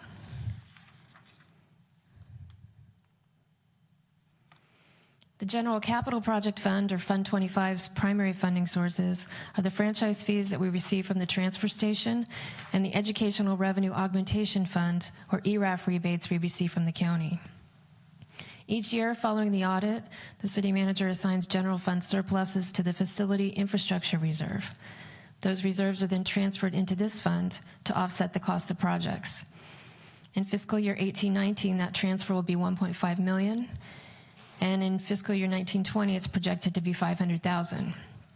However, depending on the realized savings after the audit, these numbers can be higher. In addition, the city collects traffic impact fees from new development based on the burden upon the local transportation system from the development impact of additional residences, employees, and structures. These fees are calculated and assessed by Public Works, and then funds collected are applied directly to new projects. Field use fees are collected from the sports organizations and are used to pay for field maintenance and replacement. Other capital funds include Park in Lieu, which receives funding from in lieu fees as well as park development fees. And housing in lieu fees are those collected to fund construction, acquisition, or financing of new or existing multi- or single-family affordable housing projects. Also included in this fund are commercial linkage fees, which apply to certain commercial developments. So that concludes my portion of the presentation. I can turn it over to Stephen if there's no questions. Mr. Grocott has a question, I think. I do. So what I'm looking at then, I think, if I add all these revenue sources, is $42 million. So what I did is you've got gas tax fund and all the things under there. You've got general capital project funds, and what was the other one? Oh, this last box that you just did, the other capital funds. So if I add all those together, I'm coming up with about $42 million. Over the 5 years? Yeah. That's probably about right. And then, so spending-wise, we're at, that's what I'm trying to weigh the difference between those two.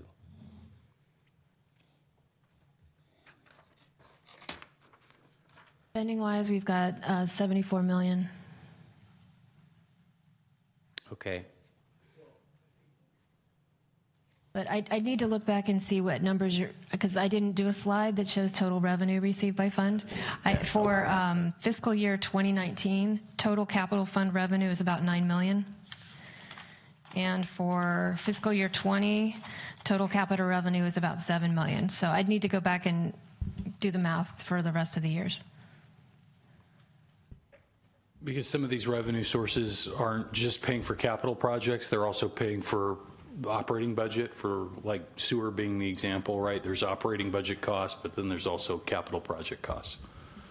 So that's why the numbers may not look like they are adding up to you. But we can pull that together. Other questions? Okay. If not, I guess, Stephen, you're back up again. I hope you got comfortable shoes.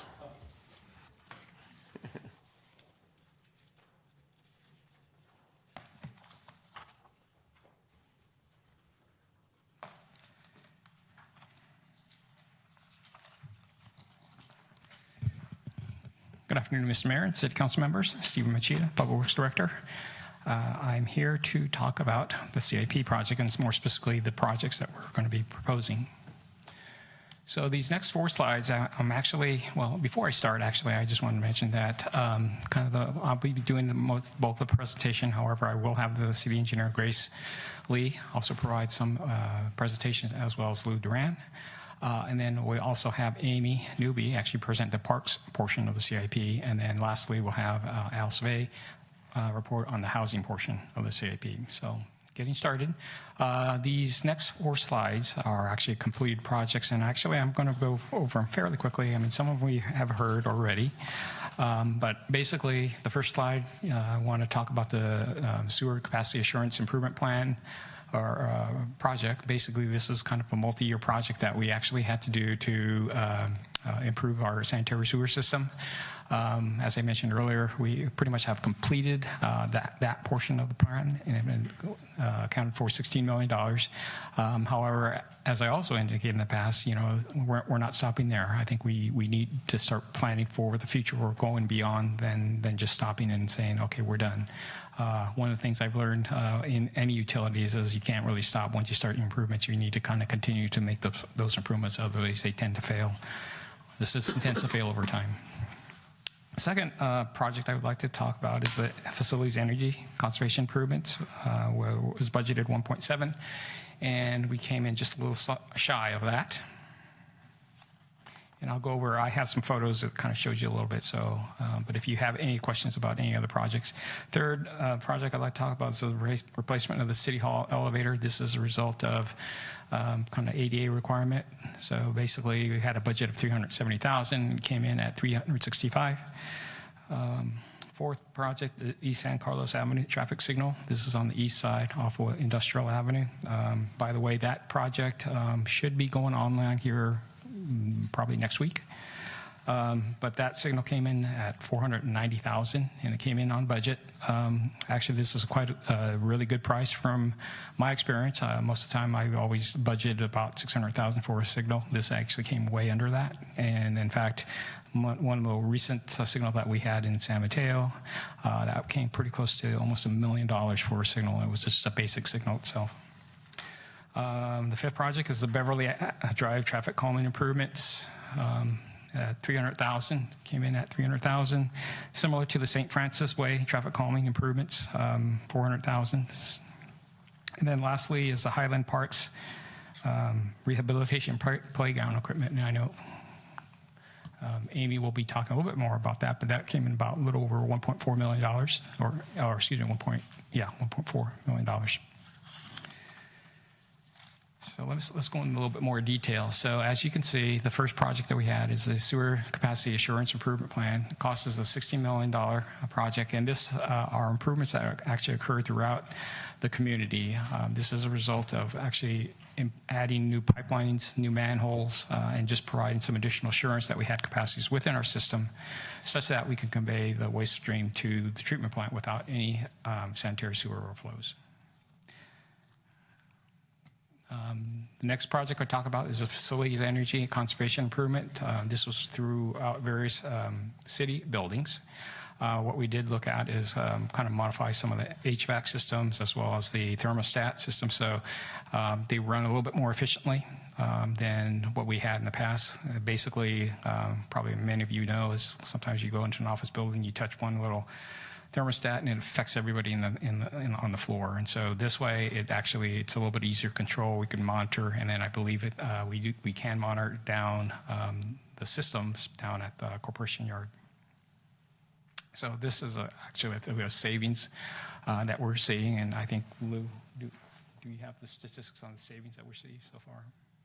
I don't have them on the top of my head. Okay. But this is a program that was offered through PG&E, and so we have completed that. As I mentioned earlier, the East San Carlos Avenue traffic signal, this is off of Industrial Avenue. It's, as I mentioned, it's just about completed. I believe they're doing the striping, if not today, certainly next week. And then the signal should be ready to operate here shortly. This is the replacement of the City Hall elevator. As you're probably well aware, it really didn't meet ADA requirements, so therefore we were required to actually convert this elevator such that it complied with our ADA accessibility requirements. Beverly Drive traffic calming improvements. This is actually adding some traffic calming improvements as a result of what we had heard from the community wanting to slow the traffic down. This would work hand in hand with a neighborhood traffic management plan. I'm certainly interested in kind of working and reviewing the management plan and see how we can implement some additional traffic calming. As certainly council is well aware, traffic and congestion is kind of one of the priorities within the community. Similar to Beverly is the St. Francis Way traffic calming plan. Actually, the former public works director, he had a unique idea. Rather than installing a lot of the improvements, hard improvements initially, he actually used little pylons to kind of do a test to see how the traffic calming devices would work. And actually, he had there for a number of a time. And then I think that served two purposes. One, it kind of allowed the residents to see what it's going to look like. And two, it also allowed the emergency response, fire and police to see, what there would be against if, in fact, the hard improvements are actually installed. So that was I thought it was a rather unique way of approaching this. That way, if it doesn't work, all you have to do is remove the pylons and or striping, and you don't have to remove the hard improvements. And then the Highlands Park Rehabilitation Playground Equipment, 1.4. I know Amy's going to get a little bit more, but this is certainly one of the gems of the community. I've kind of reviewed or seen it, and it's actually quite nice. One of the things I have mentioned to Lou as we were driving around is a lot of the parks that we have here in the community are just very superb, and it's no wonder that the parks has received many applause, or certainly I applaud them, and probably a lot of compliments on the parks that we have here. Before we move on, Mr. Olbert, you had a question? Bob, I think actually I'm going to wait till the completed project section. And then Well, I think the completed project section is pretty much done. That's why I was... Oh, I thought there were 2 more pages. No, I think we're going to approve projects and funding requests and That's all fine. kinds of new stuff. Here's, Steve, this is kind of a general context setting question for me. A number of the things that are being proposed that we could do, or ideas that we might have, particularly in the public works, the broadly defined public works area, there's a lot of pressure on pricing these days. I remember the St. Francis project, we actually deferred for 6 or 9 months because the price of asphalt was just going through the roof. So I'm not saying that we should do this, but has thought been given to that perhaps what we do is we identify things that we want to do and sort of reserve the money for it with the notion of we'll get to it in the next economic downturn, which, depending if you look at history, is probably not that far away. That's the bet part, because obviously, there might never be one. But do you ever evaluate projects that way, that maybe even though the need is today, that we'd be better off waiting a few years until pricing comes down? Perhaps I could answer it this way. Obviously, any project that deals with any kind of safety issues that we know we need to, obviously, and certainly I know we receive support from the council that those type of projects need to go. Are there opportunities? Certainly, we can do that. But also, we have to kind of look at the funding. As the city manager had indicated, sometimes we have projects that have grant fundings, and that grant has timelines and certain deadlines that we have to follow. Most of the grants, actually, they give you a little leeway or a little window that you could move that timing around. But once you start hitting that hard deadline that they have, you have to perform. So it can be a juggling act, certainly. And, certainly, I think we would be interested to kind of look at that. But, as I think as the city manager had indicated earlier, a lot of our priorities, we base it on what we see as kind of critical or something that we need to do. We have the money, we'd like to move forward. If we see that opportunity that we could defer it or delay it and not jeopardize safety, we can do that. And then substitute perhaps another project that might have a higher priority, and we do that all the time. Yeah, because what I was thinking is that it would make money go further, so we'd be able to do more of the projects more quickly overall, if by not paying premiums for today. Just because everything I've seen talking to folks who are building homes in San Carlos and whatnot, just resources to build anything right now are just incredibly pricey. And I would agree with you, and I think a lot of it has to do with the kind of North Bay fires and kind of result happened there. Just finding. You're right. Yes, that's just finding contractors, because many instances contractors, knowing that they have a big canvas, if you will, to work up there, they would prefer to work there as compared to perhaps a small little project in any Peninsula City, just because I can make a lot more profit. I keep my crews busy and. Right. Okay. Thank you. Go ahead. Thank you. So next, I would like to turn it over to Grace Lee. But before, I'd just like to give a little ground rules on these these next slides. So at each slide or each division, we're going to actually show you kind of the past 2-year budget, the amounts, and the number of projects that budget funded. We're going to show you the proposed budget, the 1820 funding that we're due to in this area, as well as the number of projects. And then the latter 3 years of the 5-year budget. So this would be fiscal year 20 to 23, and showing that funding, and then those proposed projects and then we're also going to list, what is actually funding those projects that we kind of list there. But we'll go a little bit more detail. So in this case, we're really funding the sewer rate, or the funding sources really be from the sewer rates and the connection fees. So with that, I'll turn this over to Grace. Thank you. Good afternoon. Grace Lee, City Engineer. As you can see, our sewer CIP budget has been pretty consistent. It averages out to be about $5 million annually in fiscal year, and about 6 to 7 projects each year. So in fiscal year 16-18, those 2 fiscal years, the funding is 10.5. Fiscal year 18 to 20, 10.4, very similar. And in the future, fiscal year 2023, funding is a little over, about $5 million over annually, which amounts to 16.2. And primary funding sources are sewer rates and connection fees. This slide is showing some of the projects that are in progress, and you'll see that a lot of our programs are annual programs, so it is continuous, it's ongoing. The ones with asterisks are ones that we're requesting new funding for, and I'll be talking more in detail of those in the next slide. Our wastewater financial plan, we're due for a rate study in fiscal year 18-19, and that's in preparation of rate setting for fiscal year 19-20 and beyond. Usually, in the past, we've done a 3-year rate setting, depending on what the how many years we want to set for this future rate study. We may or may not need the $40,000 in fiscal year 2020-23, but that's just a placeholder.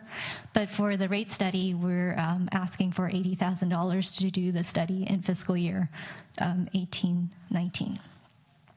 Our annual sewer system rehab program, this is our anchor program.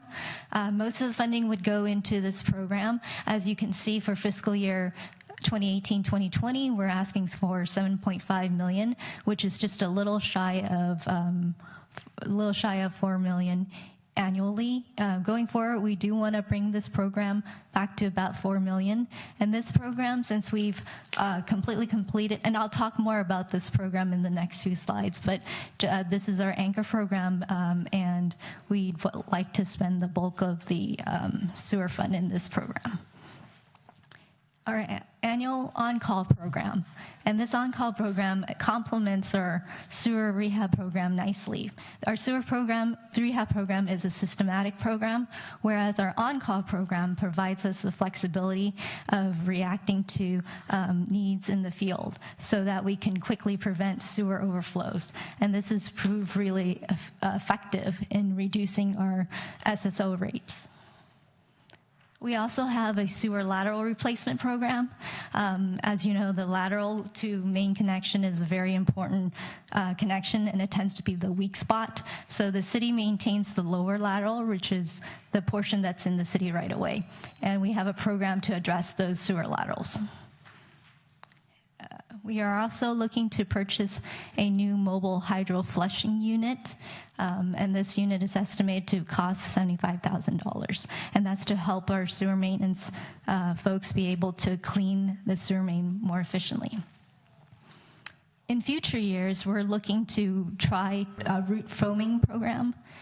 This we haven't been doing recently. Root foaming is more of a maintenance program. It's using chemicals to kill the roots that are already infiltrated into the sewer main.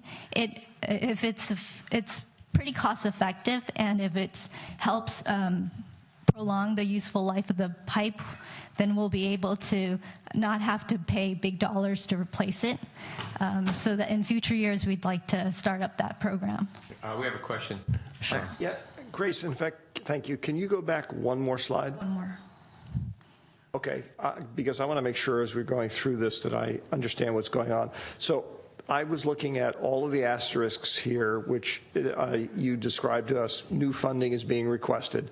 Okay, fine. So I was anticipating in the next slide you were going to talk through stuff. But for example, annual sewer system rehabilitation budget, $8.17 million. Annual on-call sewer contract, $800,000. Now if you can flip to the next slide. Annual sewer system rehabilitation program, $7.5 million. Simple version of the question is 7.5 is smaller than 8.1 something. So what's the new funding you're asking for? Or you're using new to mean the entire 7.5 million is new? Yeah, so when I said new funding, it's more continued funding. It's additional funding that we're putting in. A lot of these are annual programs, so you'll see that the pattern is we're going to continue funding it. So okay. It just means that those are going to continue being funded in the next 5 years. Conversely, if we, for some weird reason, decided to stop funding it, we could do that, and that's why correct. It's new. But now let's look at the second example, on-call sewer contract, $1.8 million. So is that you're requesting $1 million increase in that? No. So what's? So that would be the total funding. So for the on-call sewer, we're wanting to do $900,000 each year. So going forward, fiscal year 2018, 2019, we're requesting $900,000 for that year. Whereas in the previous slide, you showed $800,000. So it's a $100,000 increase when one looks at it as an ongoing program. That's correct. And we found that on-call program is just so effective when we use up most of the budget. It helps us so we can quickly react to a potential sewer overflow, to prevent a potential sewer overflow. So the reason then that we're asking for the $100,000 increase is because you got such good positive results from the earlier version of the program. You're saying there's an opportunity to expand. It's not like the demand has suddenly increased. That you just like the program. It's avoiding effective. other costs, and you want more money so you can be okay. Correct. All right.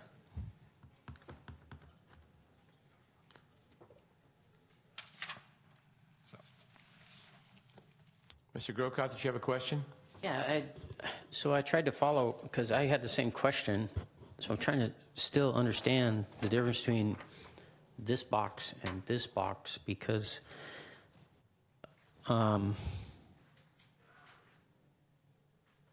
when you call this new funding, is it the total or So this number here, the 1,800, or, yeah, 1.8 million.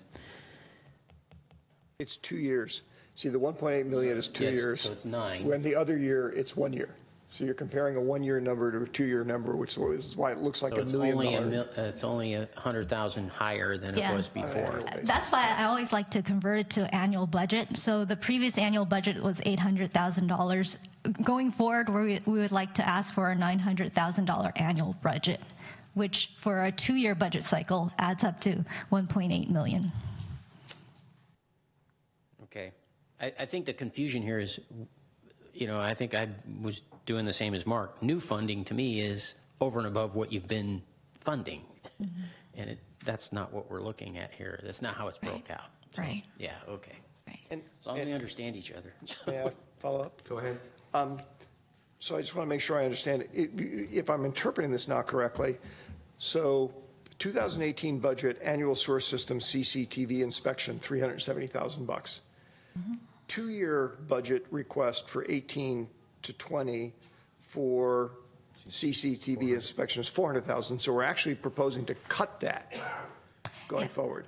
So CCTV is a little different, and let me explain that. So previously we were requesting, previously we had allocated $370,000 for that. Going forward, we're asking for $400,000, but just for 18-19. We're skipping a year. We're doing alternate years. Okay. So it's a total for the fiscal year. It's a total of $400,000. You know what? I appreciate the explanation, and this is one of the inherent complexities of doing 2-year budgets when many programs and many people's thinking is on an annual basis. Right. Okay. Let me just ask, or I'll provide feedback to Rebecca and Jeff. This needs to be tweaked to make it easier to This understand. makes no sense to me then. You're telling me I don't 370. want to go quite that far. Well, no, it doesn't make any sense because now it should be 770. That number should be 7. Let me explain That why. number should be 770 then. No, let me No. explain why we're doing alternative years. It's because we found out that once we gather the CCTV information, we would need some time to post-process to actually view the video and incorporate it with our GIS. And therefore, we've stopped it 1 year. And then we'll start it up next year. So this 400 in the 2-year cycle is a total. We only need it for one of the 2 years. So what you're alternate saying years. is that you spent $370,000 in 18, and you're going to spend $400,000 in 19, and then zero on the inspections in 20. Zero video inspecting because we have to post-process the videos. But I think we're still left with it's very confusing. It's not a 3-year program though. It's 2 years, 18 to 20. Right. So for So the first year is 370. What's the second year? so the first year. What's the second year? First year is previous years. So for 2018, 2020, we're only Oh, you're saying asking 19, for 19 and 20. Okay, yes, never mind. we're only asking for What, could you make it more confusing? $400,000. It'd be great. Okay, great. All right, move on, please. So when I go through this process, our slides, I will try to talk in annual budget because Okay. that's how I All right, understand thank it you. mostly too. So new funding requests, we talked about the CCTV inspection program, sewer refining. Let's move to the actual projects. Let's move off of that. Yeah, our annual sewer system rehab program. As was mentioned previously, we're all completely done with our capacity assurance program, which means that we know that our sewer system has capacity. Now we're focusing our attention to the condition of the sewer pipes. And we're putting the bulk of our sewer CIP funding into a rehab program. Our sewer system is divided into sub-basins, smaller basins so we can deal with them better. There are 17 different basins, and we're going systematically basin by basin. We know, because of CCTVing, the video inspection, we know exactly what the condition of our pipe is. And we'll program a rehab program to target the worst condition pipes, basically the grade 5 defects. And we'll do that year after year throughout the different basins. And since we have 17 basins, by the time we complete this 17th basin, we'd be going back around again. So it is an ongoing cycle that we're going through this systematic program. So this is basically our anchor program, and it would help us cycle through and take care of all the defective pipes in our sewer system. The annual budget for this program, we wanted to maintain around $4 million. In fiscal year 16-17, we've gone a little over $4 million, which is great. In fiscal year 18 to 20, we will be a little under $4 million. But in fiscal year 20 to 23, we're going back to $4 million for that 3 years, which is $12 million. May I have a question, Bob? Go ahead. So, pun intended, how does this tie into what I was talking about earlier with the laterals? Because if you do this, then, right, the lateral is affected. Our lateral program is coming up. Okay. So, That's going to we also... Exactly. A lateral is a very important part of our sewer system. The lateral to main connection is often the weak link of our sewer system, so we need to take care of that. The city is responsible to maintain the lower lateral, which is the portion in the city right away. We have a program set up. So besides our sewer main program that's going basin by basin, we know we need to take care of these sewer laterals. And we have our maintenance folks in the field that go through and check these laterals. They know exactly which ones are going to give them problem. And they generate a long list. We use a sewer lateral replacement program to tackle that list so that we don't forget about the sewer laterals. And this is the sewer lateral program that we're... So just add some grain to this. When you do this and then the homeowner gets notified that they've got a problem that maybe they didn't know about and they didn't budget for, how does that get handled? So this is this lower lateral, the portion in the city right away. So as long as... I'm sorry, if I may interject. If you're redoing yours and upgrading it and the homeowner doesn't upgrade theirs, if it's old clay tile or something, you got a problem, right? Yeah. And then, if it's a 82-year-old lady who's lost her husband and she's been living in the home for 5 years and she doesn't have the money for it, what happens? Yeah. So you're correct. I mean, the entire lateral, if the upper lateral, the portion that's in the private property is defective, that also affects the sewer system. So we do encourage property owners to replace that, but we can't force them to. So when we go through our program, we take care of the lower lateral, and at least that's a portion of it. And we're hoping that through the, the building permits and other encouragement that the upper lateral will also be taken care of. But the city's responsibility is the lower lateral, the portion in the right of way. So let me ask this: Is there any ability to have any kind of program where, especially in cases of older homeowners, where, our guys can look at that and go, Lou could probably look at it and go, this is ridiculous. There's no sense in connecting to this thing. It's paper. Offering some kind of, I don't even know if the city attorney would allow this, but, a finance program where the property gets liened or something where we can go ahead and do the project for the homeowner and get paid back over time or something. Yeah, that gets into... Because I can see, I just know, Grace, that we've got older people in town who can't even hardly pay when we increase trash fees, let alone talking about replacing a sewer line all the way to their front door. If I may, Mr. Mayor, in regards to the lateral program, when I was referencing that earlier, that was really kind of based on the lower lateral. I know there had been some discussions in regards to the water board, at least replacing all of the laterals, and I know the problem there was once you go on site, it really is a private lateral, and so we would be spending money on kind of private property. And so I know one of the programs is they obviously said you really can't do that. I thought there had been some legislations, but I don't think it passed where, on point of sale, where basically when the house is sold, they are to do inspection of the sewer lateral and then basically to upgrade that sewer lateral if in fact it is found effective.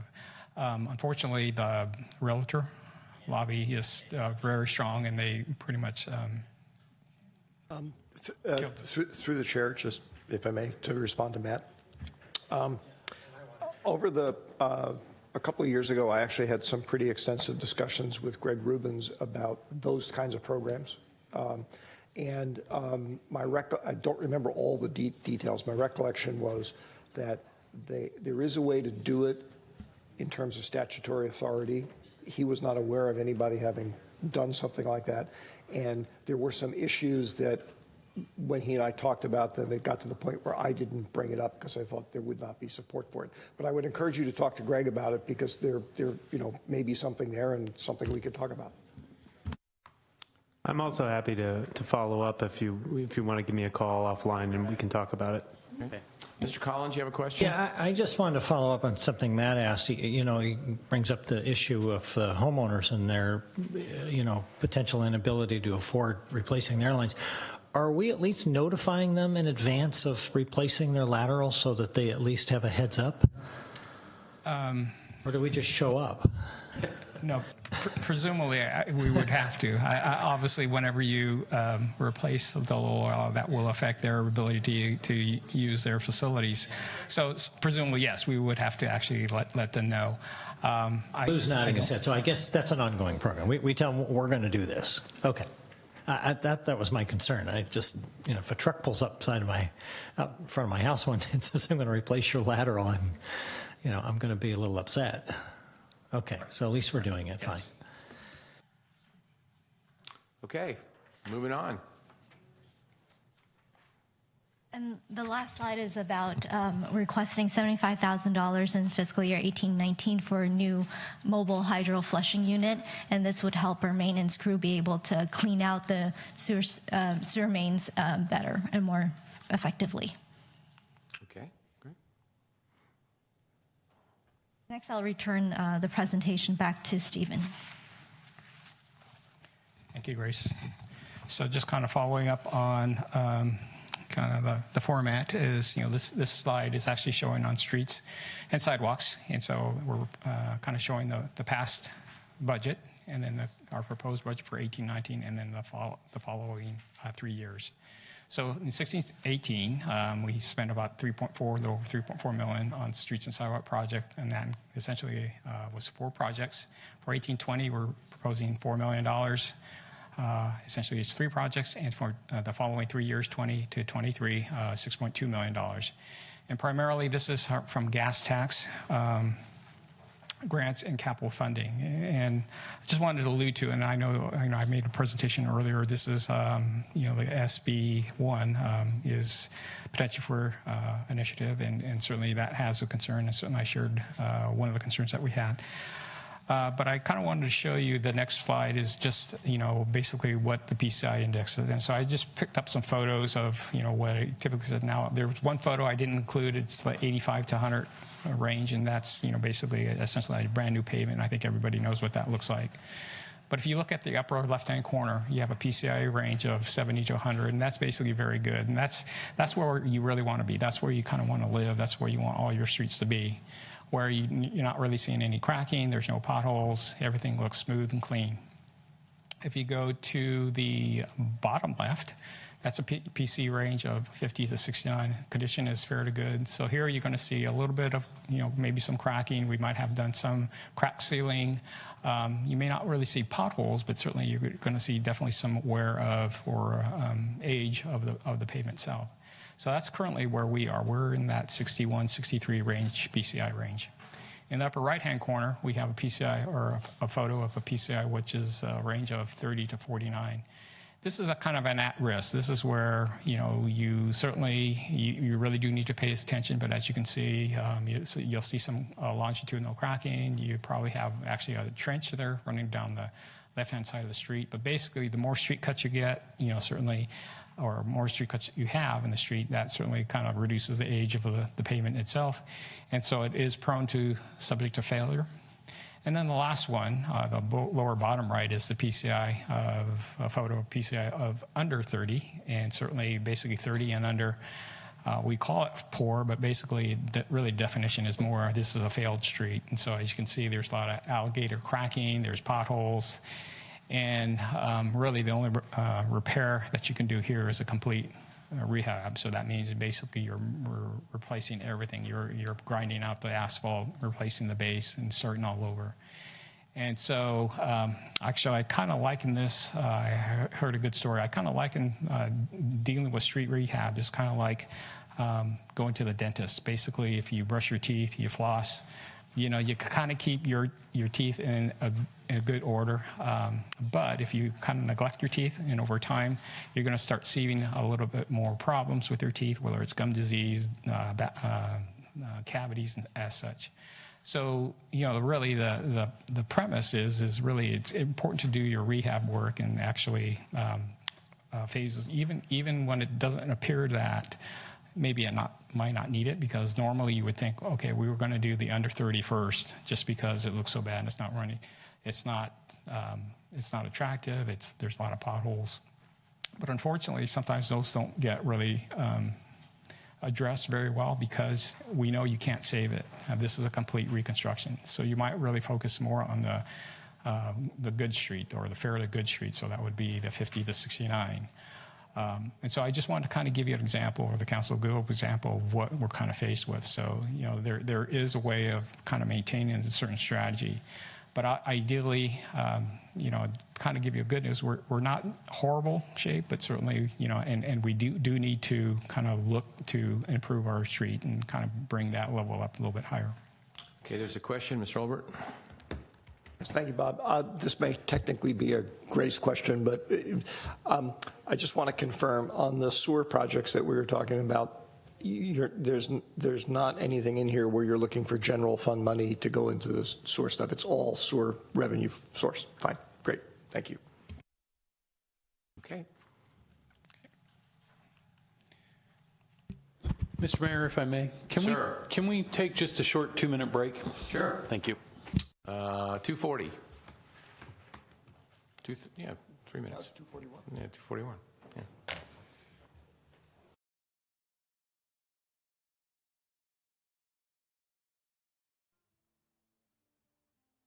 Yeah. Or bad. And now we're moving to the next slide. Okay, there we are.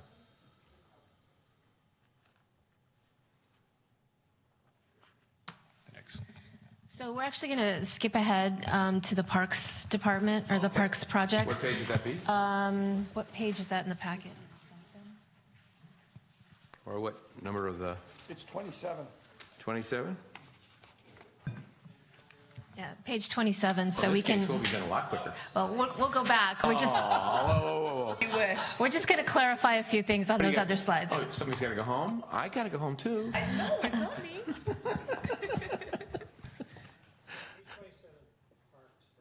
Okay, 27. Thank you. Welcome. Good afternoon, to the Mayor Star Grisilli, Chamber. council members, and San Carlos community who's watching out there. So in front of you, as you can see, it's a summary of our projects that we are wrapping up this June, a total of 6 projects. And then looking ahead, we are proposing 7 projects for the upcoming budget cycle, fiscal years 18 to 20. And then in the out years, looking at 4 projects spanning in years from fiscal year 20 to 23. Park projects are funded through a combination of general capital funding, donations from our Parks and Recreation Foundation, Youth Center Foundation, and Friends of the Adult Community Center, field use fees, which are charged annual per player fees charged to the youth sport organizations, and our park and lieu fees. Sorry, quickly. What exactly are park and lieu fees? Park and lieu fees are the fees charged in residential development and commercial development. That's what I thought. Correct. So Thank in you. a park, they write you a check. Okay, thanks. All right, here's a detailed list of projects funded in the current fiscal year. Staff is requesting additional funding for 2 budgeted projects, the improvements to North Crestview Park, as well as the park restroom replacement and renovation project.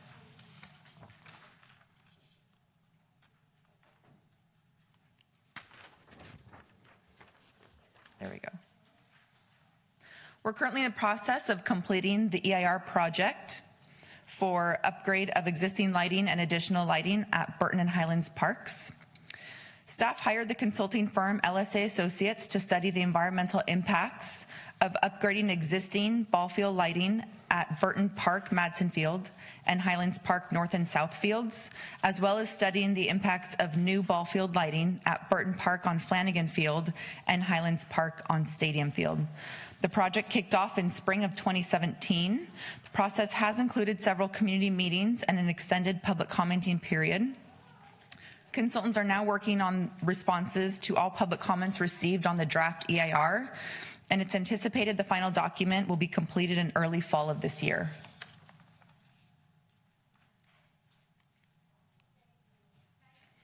The restroom replacement project is halfway complete. Funded in fiscal year 16-18 was the replacement of Highlands and Burton Parks, the Burton North End restroom, and the renovation of Burton South restroom. The new request includes additional funds in order to complete the replacement of Loriola and Crestview Parks, as well as renovate the restrooms at Arguello Park. Staff will consolidate the design and construction bids as a potential cost savings measure. For the remaining restrooms, the project funding for design is planned for fiscal year 18-19 and construction for 19-20. We have a question, Mr. Olbert. Thank you, Bob.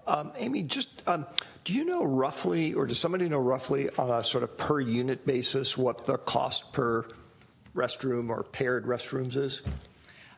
Right, so roughly the cost for the Highlands replacement and the Burton replacement is in the 400,000s. And that's for a pair of restrooms? A pair with increased capacities and a family restroom. Yes, so it's a men's, a women's with increased capacities at both park sites, as well as a family restroom, which was new to both park sites. Okay. The reason I was asking is that just initially strikes me as a fair amount of money. Yeah, that was per unit. So about in the 400s per unit. Wait a minute. So per site. Per site, but each site includes male, female, family. Mm-hmm. So an increased capacity. Increased capacities in each. Do we look at and evaluate? I don't know if they exist. I'm thinking of some. Obviously, it would not be as aesthetically as attractive. Some kind of more modular approach that might be less expensive. That is this modular. Is the yep, less expensive approach. Yep. Okay, good. Thank you. I have no more questions. We based the design on the Burton Park off of the stage, which is just adjacent to this restroom facility. So it is a very nice design for a modular facility. Yeah.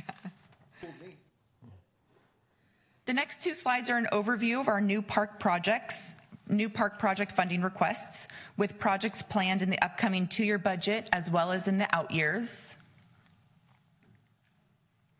The total number of projects planned for fiscal year 18-19 and 19-20 is 7, with a total combined project cost of $4.5 million. There's 4 projects planned in the out years with a project cost totaling over $3.8 million. The higher cost projects include the ball field lighting and the planned turf replacement at Highlands Park. So I'll go over those two again.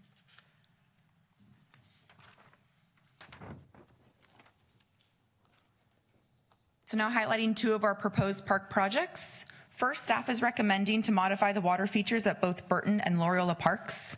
With recent drought conditions, the water features were turned off for several years during the normal operating months of May through September. Although we were able to turn them back on last year and they will be on this year, staff sees the need to still modify the water features to include a filtration system in order to recirculate the water. And for this particular proposed project, after further staff reflection, I'd like to bring up an updated consideration for you today. Due to the fact that droughts are not predictable, are foreseeable in our future, and the city's desire to continue to seek out water conservation strategies, staff would like to propose to council to consider moving the $175,000 requested in fiscal year 2021 up to fiscal year 18-20 so that design and construction can be executed as soon as possible. This would be a change to the initial recommended CIP budget before you today if you choose to do so. I have a question. So Jeff, so are there any other changes in this book that we're going to be talking about? Do you know? Are we going to do it all at once, or do these as they come along? I would suggest that you do it section by section. So if you see in the top right-hand corner, that'll give you an idea of what section we're in. Okay. This is the only recommended change in the parks projects. Okay. And then the next project before you is the upgrade of existing ball field lighting at Burton Park on Madsen Field and Highlands Park on the north and south fields. This project would replace the older metal halide lighting with newer LED lighting technology, resulting in less glare and light spillover into the neighborhoods. The project budget includes costs for consulting and design services as well as for construction. Staff is recommending to complete the upgrade of existing lighting project over the course of the next 2 years. So that concludes the park projects. If you have any questions. We've got a couple of questions here. Mr. Collins? Yes, thank you, Mr. Mayor. Amy, does the change over to LED lightings have a long-term savings that recaptures some of that cost? Yes, it does. It does have a significant energy cost savings switching to LED. Been calculated out? I mean, or is it possible to know that? It's roughly 70% of an energy cost savings. Over how many years? Just each year. Oh, so we would save 70% of our lighting costs. Electric bill would go down 70% per year. Cost. Okay. Thank you. Mr. Johnson?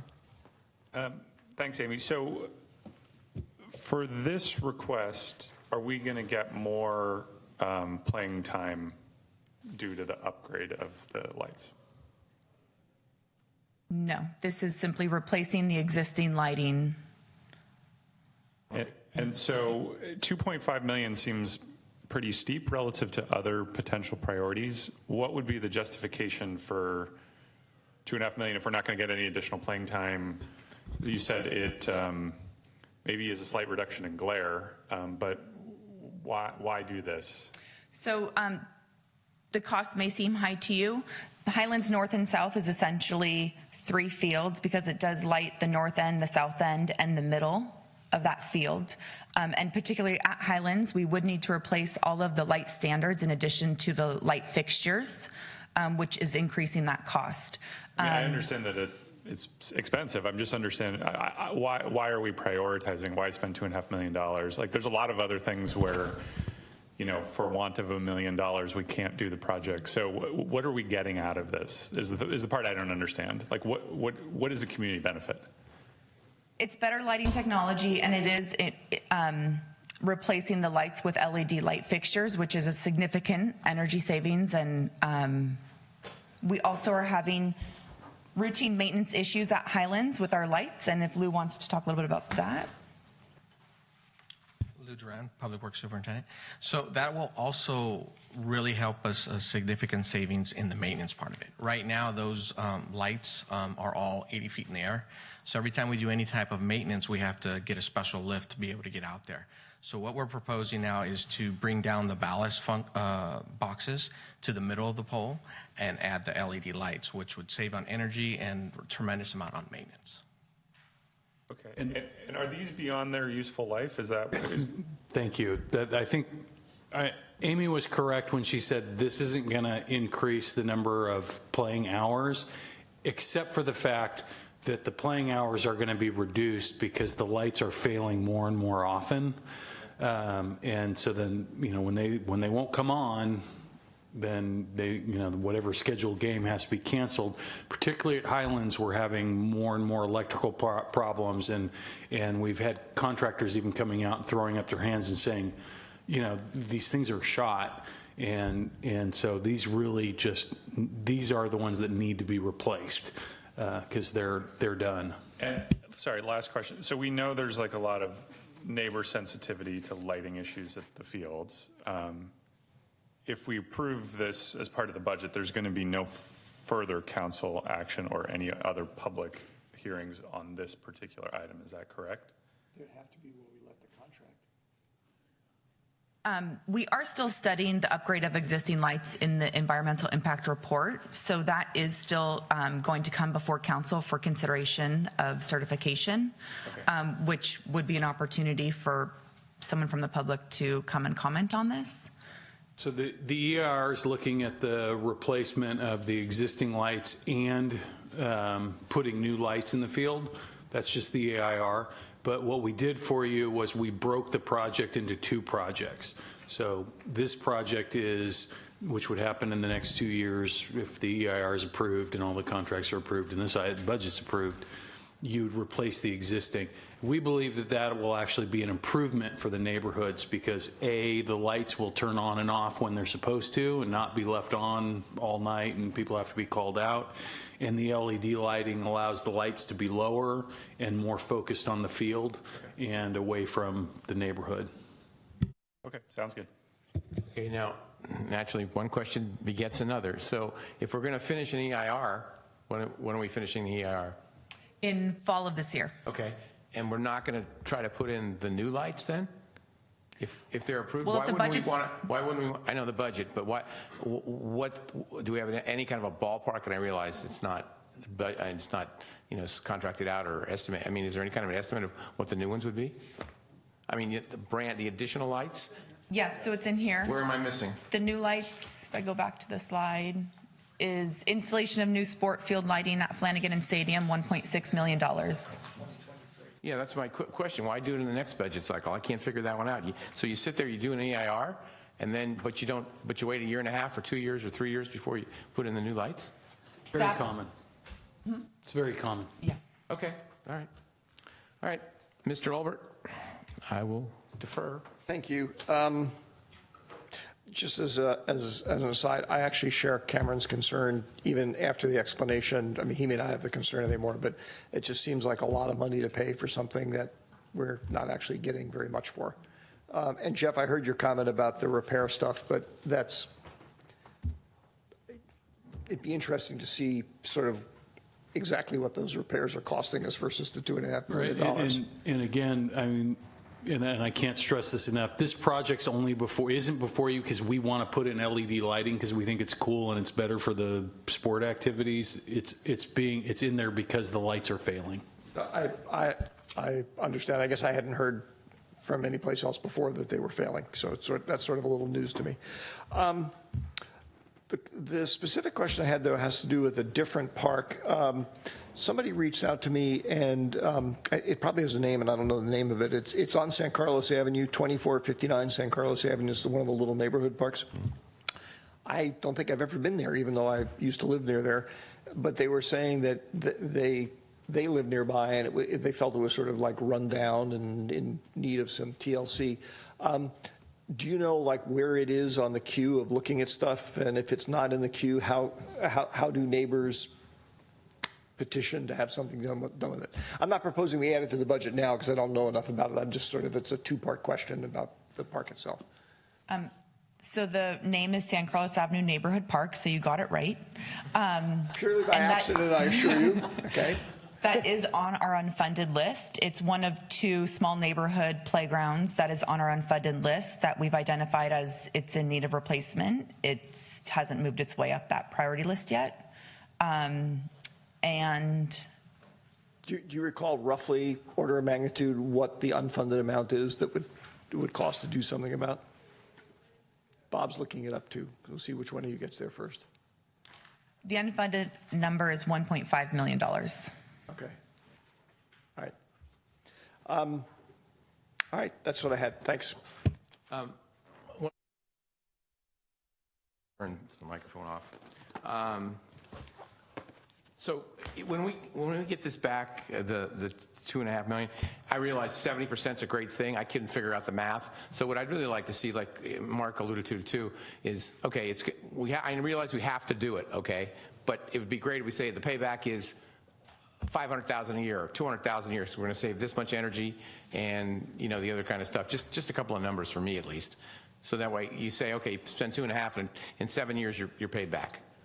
It just buttresses why you have to spend this $2.5 million to someone who's going, why are we doing this? And actually, if I may add to that, I think that's a very good way of putting it, particularly because it's not adding much in the way of community benefit in terms of playing time. Because one could make an argument if you were improving quality of life by having more playing time, that's a non-financial thing. But if it's a financially focused argument, then we ought to be able to see what the payoff And is. again, realizing it has to be replaced, as Jeff said, okay? It has to be replaced, but it's great. Not only does it have to be replaced, but we're going to save X dollars, you know, over a period of time. So, that, I mean, it just helps the And we argument. can provide you with a number. Yeah, it just helps the argument. Yeah, so that'd be great. One other addition. I'm sorry, sure, Mr. Johnson, yes. So question for Jeff. So the 1.6 million in the 2020-2023, when the budget comes back, are we approving that such that when, you know, what sometimes has a tendency to happen is we have these discussions about, hey, there'll be lots of opportunities to revisit these items. And then when they're presented, often the staff says, so the city council approved funding for XYZ. And so what I'm wondering is, in this particular case, I think there should be a lot more community involvement before we vote to approve it. So how do you think about that? I think I agree 100%, which is one of the reasons why that project is in year 3 of the CIP, because we think replacing the lights is, you know, is actually a benefit to the folks who live there in terms of what's there now. But we definitely think that there's a lot of legwork that needs to happen with the community before we're going to be in a position where the council's comfortable in terms of putting in lights where they're not. And so really what you're going to do in June is you're going to approve a 2-year budget. So everything in the next 2 years that we're showing you today, you're going to approve. Everything that's in year 3 through 5, you're telling us you want us to be planning for that, but you're not approving it yet. So if there's stuff you see there in year 3 through 5, you should yank it out, but you're not approving it. I wouldn't come back and tell you approved it. I'd say, hey, we've been planning for it for 5 years, but. This is just me. I think that it can create community confusion if we earmark money that we're planning for, because it seems as though we've had a debate and made a decision before the public has had an opportunity to weigh in. So I would prefer not to have the 1.6 million, you know, listed as something that has been kind of set aside or earmarked for that fiscal year. Bob, may I? Yeah, go ahead. Jeff, I thought I understood our capital budgeting process better than maybe I do until you answered Cameron's question. I thought what we were doing here, or in June when the budget gets voted on, is, for example, this project of the $2.5 million for the lights replacement. There's still going to be an item that comes back to the council that says, do you want to let this contract, do you want to put this RFP out? Okay. Hypothetically, although it might be a little bit weird, the council could vote yes in June to put it on the budget and no when the item comes back, right? Absolutely. So in a sense, we are approving something in June, but we are not approving the project.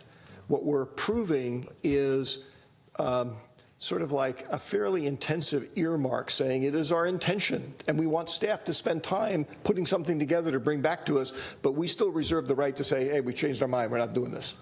Correct. What you're doing in budget adoption, pretty much universally when it comes to projects, is you're appropriating money. You're saying to the staff, you've set this money aside for this purpose, but you understand the process that we have to go through actually to bring a project into reality, which oftentimes means we have to come back several times to the city council and the public. Given the negative connotations of earmarking, I like appropriating better. Okay, so yes, we're voting to appropriate money, but we are not approving the project. Right. And in that context, I have no problem with, because we'll have at least one other chance to look at this in the next budget cycle, I have no problem with supporting Cameron's request that we pull the $1.6 million out, because to me, it's kind of like, fine, we're just not appropriating it, but that doesn't mean we wouldn't appropriate it. Yeah, absolutely. That's the purpose of the study session. Right. You know, if the council has those issues, sees those issues, now is the time to make exactly that kind of change to the budget as we go through. I prefer to call it reserving the money or just allocating it. We're budgeting, yeah. So how does everybody else feel about the $1.6 million? Maybe there's no third person. to me, I don't look at it, because to me it's just information that could happen. By the time it gets there, it's not going to be 1.6 anyway. It's going to be a whole other number. To me, it's just information. Well, then you'll have no problem removing it, because you don't see it anyway. I won't be here to remove it. But the point is, I'm just saying how I look at it. I just look at it as information, and it's there. It's a long range. It's like saying we're going to build whatever, and it's going to cost $12 million. Right. But we don't. It's not in the budget. We're not approving it. It's an estimate. It's not going to go away. What we can do is we'll just shift that to the unfunded list. So the unfunded list will show, hey, if you want to do, lights at these two parks, we think it'll cost 1.6. There it is on the unfunded list. The future council can move it back up. Whatever. So what are we doing? Are we leaving it in and taking it out? What do you want to do? I'd rather leave it where it is. I leave it where it is too, because it doesn't mean anything. It's up to you. What's up to you? I didn't think I was going to have to say anything, but yeah, I'd rather leave it. Okay, it's left. All right. So moving on. Thank you, Amy. And you won't be leaving before we do. No, I won't be letting stay until the end. Just kidding. There is just that one consideration for the water feature. Oh, that's right. I don't know if. So we need a motion. I'm fine moving that forward. Okay, don't we need a specific motion for that, Mr.? No, it's just giving guidance. Oh, okay. Just a giving study guidance. session. All right. I'm for letting it go too. It's all right. You mean moving it forward? Moving it forward. Okay, so that's two. Wow, that's good. Do we have 3? Moving it forward? Do we understand what we're doing? Water feature. Oh, yeah. Yeah, figured you were. Okay. Move it forward. Move it forward. You got your money, Ron, don't worry about it. Thank but you. only appropriate. I'm fine. I know. Got it covered. Yes. Yes. Yes. All right. Yes. You're okay with the water feature. And Lou is going to come up and talk about our facility projects. Facilities. Okay. Let's find facilities. That's after Park and Rec, right? It's the section. It's page 31, or deck 31. I don't even know what you call these things. It's in the deck at 31 or whatever. Slides, whatever. Okay. Go ahead, Lou. Sorry. Good afternoon, council members. Lou Duran, Public Works Superintendent. Today I'll be sharing with you some of the facilities projects from the fiscal year 16 to 18, our current fiscal year, and some of the proposed projects for fiscal year 18 through 20, and then finally the outlook years of 20 to 23. Primary funding sources come from the general capital funding, donations, and possible grants.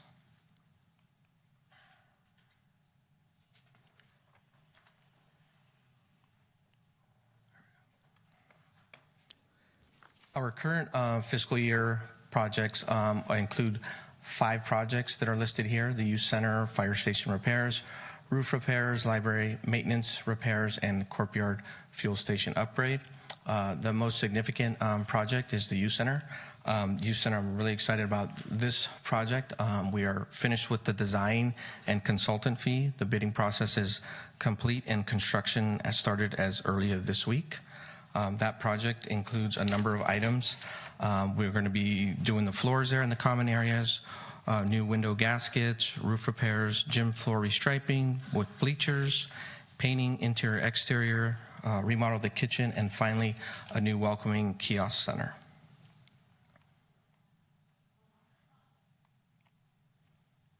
Some of the new funding projects that we're looking at involves the study of a City Hall foundation, Fire Station 16 replacement. In that year, we're looking at the design consultant starting in 1820, and then the outlook year as possible funding for $11 million. The current ones also include the City Hall EOC furniture upgrade, climate action plan, Fire Station 13 HVAC replacement, and possible transfer switches for the portable generators. Here's a photo of Station 16 that we are looking to replace. Lots of a number of things that I'm continuing to learn about Fire Station 16 and all the different things that need to be addressed in that. I'm actually going to be attending a conference next week on a fire station for the maintenance needs, so it is going to be a very exciting project to get started. And finally, our climate action plan. The city General plan requires that the climate action plan be updated every 5 years, and as we approach year 2020, we are requesting new funding for the consultant to give us a new climate action plan. And the photo before you is one of our climate action activities of last April, celebrating Earth Day, doing a general cleanup for the downtown area. Great. We got a question, Mr. Olbert. Thank you, Bob. Thank you, Lou. Just actually less of a question than just some feedback, and I realize this is in the next cycle, 2023. But I want to give staff the feedback. I don't even know if I'll be here, but I would want to see a lot of consideration of alternatives and whatnot on that fire station replacement. I remember at one point we had the idea early on, or not so early on, about doing some joint thing with various other fire services to try and share the cost of it and hold the cost down. And for various reasons, some of which were never terribly clear to me, that's not apparently on the radar anymore. But that's a very significant chunk of money that I just want to make sure that we've exhausted every other. I want to keep the community safe, but it's a very significant chunk of money. I want to make sure we really seriously are looking at consolidation efforts or whatever that might hold the cost down or share the cost. Okay. Thank you, Lou, very much. I appreciate it. All right. Stephen, where are we going? Oh, I have the information IT? technology, yes. Okay, so basically real quickly, again, following the same format, this past budget cycle, $825,000 existed of 5 projects. What we're proposing for this coming budget cycle, $225,000 consisting of two projects, and then the later out years, $100,000 consisting of 1 project. Basically, the funding source for this for IT is general capital funding as well as technology fee. So real quickly, previous approved projects that we had, as you are well aware, the city website design and the content management handling system, network security monitoring, the purchase of an implementation of a new agenda and record management system, permit management and inspection, coordination application track it. And so this is, allows us to kind of electronically monitor the status of each project, and an automatic license plate reader. So real quickly, so the new funding request, it actually has to do with our GIS. Basically, our GIS is... For those uninitiated, GIS is? Geographic Information System. Thank you. So it's a mapping, essentially it kind of keeps tracks, and it's a mapping system. And so what we want to use this for is kind of map out all our infrastructure, any type of facility that we might have, but also parks. The nice thing about the GIS is, like, for example, let's say it's a sewer main that you put in and you just install 1,000 foot of new sewer pipe. You could actually track it, identify it. You could say how long or when it was installed. You could actually pull up the plans or the as-built plans and know when it was last cleaned. And so it's a very powerful tool. Obviously, however, you do need to kind of keep the maintenance side of it updated in order for that information to become current. And you do need to upgrade the information as well as software from time to time.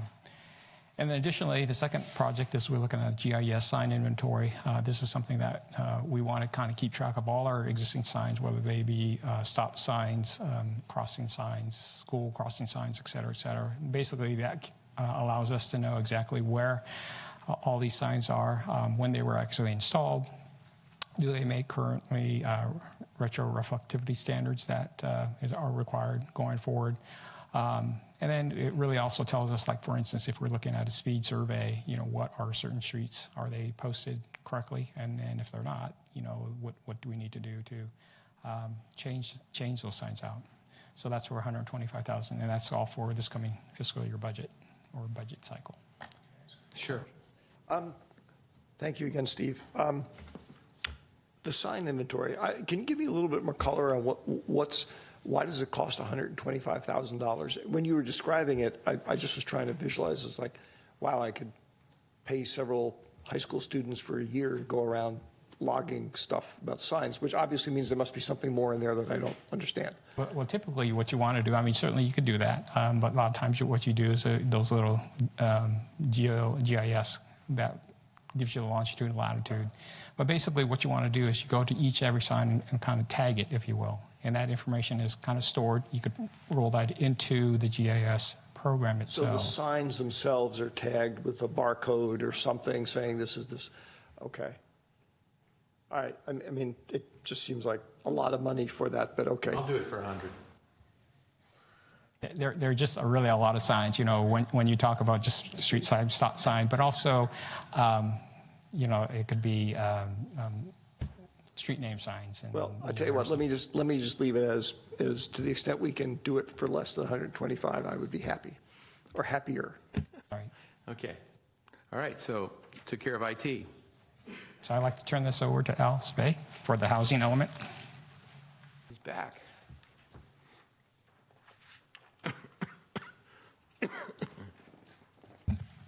Good afternoon, Mayor and members of the City Council. I'm going to move right into the slides. Wheeler Plaza project, there was a previous funding for this, and as you know, the project is ongoing. It should be completed with construction in the next year or so, and so this money would go forward as we have some ongoing costs with some consultants and legal costs before the project is completed. You meant in the next month or so, the parking will be done. Yes, that's what they're telling us. Yeah. Go ahead. Sorry, Al. Cherry Street below market rate housing acquisition. This is something the council has been discussing, and we're getting a new appraisal. We should have the new appraisal in the next week or so. And we'll be having further discussions with the council on this. And we anticipate that the appraisal is going to be a higher value than you've seen in the past, and that's why we're asking for additional money. And there's legal costs associated with this. And then 817 Walnut, we had previously approved a budget for preparing this project through the entitlement phase and working with consultants and attorneys. And the new request is $3 million in the 2020 to 21 timeframe for the start of construction for this project. And that concludes my slides. Any questions? Mr. Olbert? Thank you, Bob. Thank you, Al. Just quick on the two projects, do you have a rough figure of sort of cost per unit? In other words, of housing units that we're actually going to get as a result of this? 400,000. 400K. Approximately 400K. Okay. The other question I had involves, it's not an entity that's legally part of the city, but we're sort of associated with them, the San Carlos Development Corp., the Elms. Okay. I recall from a few years ago that there was the belief on the part of the board members there at the time that there were potentially a pot of money or a number of dollars that were potentially available for doing senior living development projects. I just was curious, do we have any insight into how much money is there and what would be involved in accessing it? And if that's we can do that offline if we have to. It's not really a budget issue. That's something we would need to look into. Okay. Potentially there are different funding sources, or maybe easier funding sources to get at with different interest rates for senior affordable housing as opposed to other types. Well, there could potentially be. Maybe you and I can follow up on that, because I would be interested in knowing kind of the current state of affairs about how much money is there, because I understand it's been building up. So. At the Elms? Yes. Okay, that's separate. Okay, very good. Thank you. Sure. Okay, Mr. Grocott? So I'm just confused, like on some of these other graphics and the information. It says, for example, on the one you have up there, previously approved budget of $1 million, and then the new request is for $3 million. Does that mean that $1 million was spent, and now we're looking to spend another $3 million, or we didn't spend the $1 million? What does that mean? The $1 million was the approved budget previously. We've only spent about $40,000, and the $1 million is really for pre-development costs and anything that would come within this the the current period up to 2020. The new request for $3 million would be out in through 2021. So it's outside the purview of this particular cycle. And again, it's kind of more informational, but it's estimated that it'll take about that much in total, $4 million in a contribution that'll help bridge the financing that the charity's housing would need to make this project work. The money comes from the housing fund? That's correct. It's not out of the general fund? That's correct. Okay, so this is a set-aside money, the in lieu fees that are paid and so forth? Correct. Okay. Thank you, Al. Thank you, Martin. So back to, was it 17?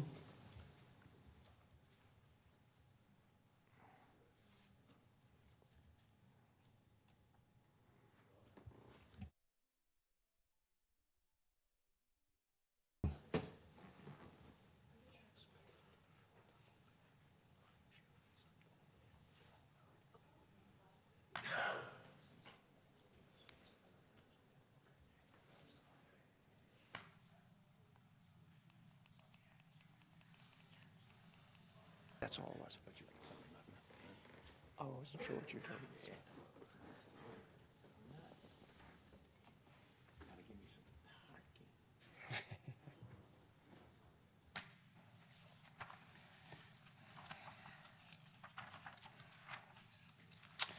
So we're going to do traffic and transit projects. So this is may garner some questions, but certainly following the same format. Prior to prior budget cycle, we had 11 projects of this in this category where we spent about $36.6 million. For the next 2-year cycle, we're proposing a $5 million project, or a little over $5 million work that consists of 10 projects. And for the 3 outer years of the 5-year CIP, $3.6 million consisting of 5 different projects. So primary funding sources are the gas taxes, grant funding, general fund capital funding, traffic impact fees, and parking in lieu fees. So the previous approved projects, one is the traffic marking and striping. I forgot to mention, basically 3 of the projects actually have asterisks, and so we're actually requesting new monies in the out years, or 2018, 2020. So the annual traffic marking and striping, Holly Street 101 interchange and pedestrian overcrossing at $34 million. Britton Avenue widening at Industrial Road for $846, and then Four Corners traffic improvements for $500,000. Continue on, we have a preliminary study for the citywide wayfinding program at $100,000. And then the pedestrian enhancement at Arroyo, Cedar, and Hemlock and Orange pathway, and this is more for pedestrian or school children to find a pathway towards school. And the guardrail installation at 7 Winding Way at $80,000. So let's talk about the big project, Holly Street 101 interchange. Basically, we had an approved budget of $34 million, excuse me, $34 million. Nice try. $34,529,000. And essentially that will be kind of funding the project. However, we do have a new request in 1820 for $400,000. And this is really just to cover kind of some of the costs that staff is actually going to have to do to kind of manage and follow through with this project itself. So it's an additional $400,000 that we're accounting for. Mr. Mayor, can I ask a question about this? Where are we on the LED lighting for the bike and pedestrian bridge? Is that in the budget, out of the budget? Is it a request that staff's making?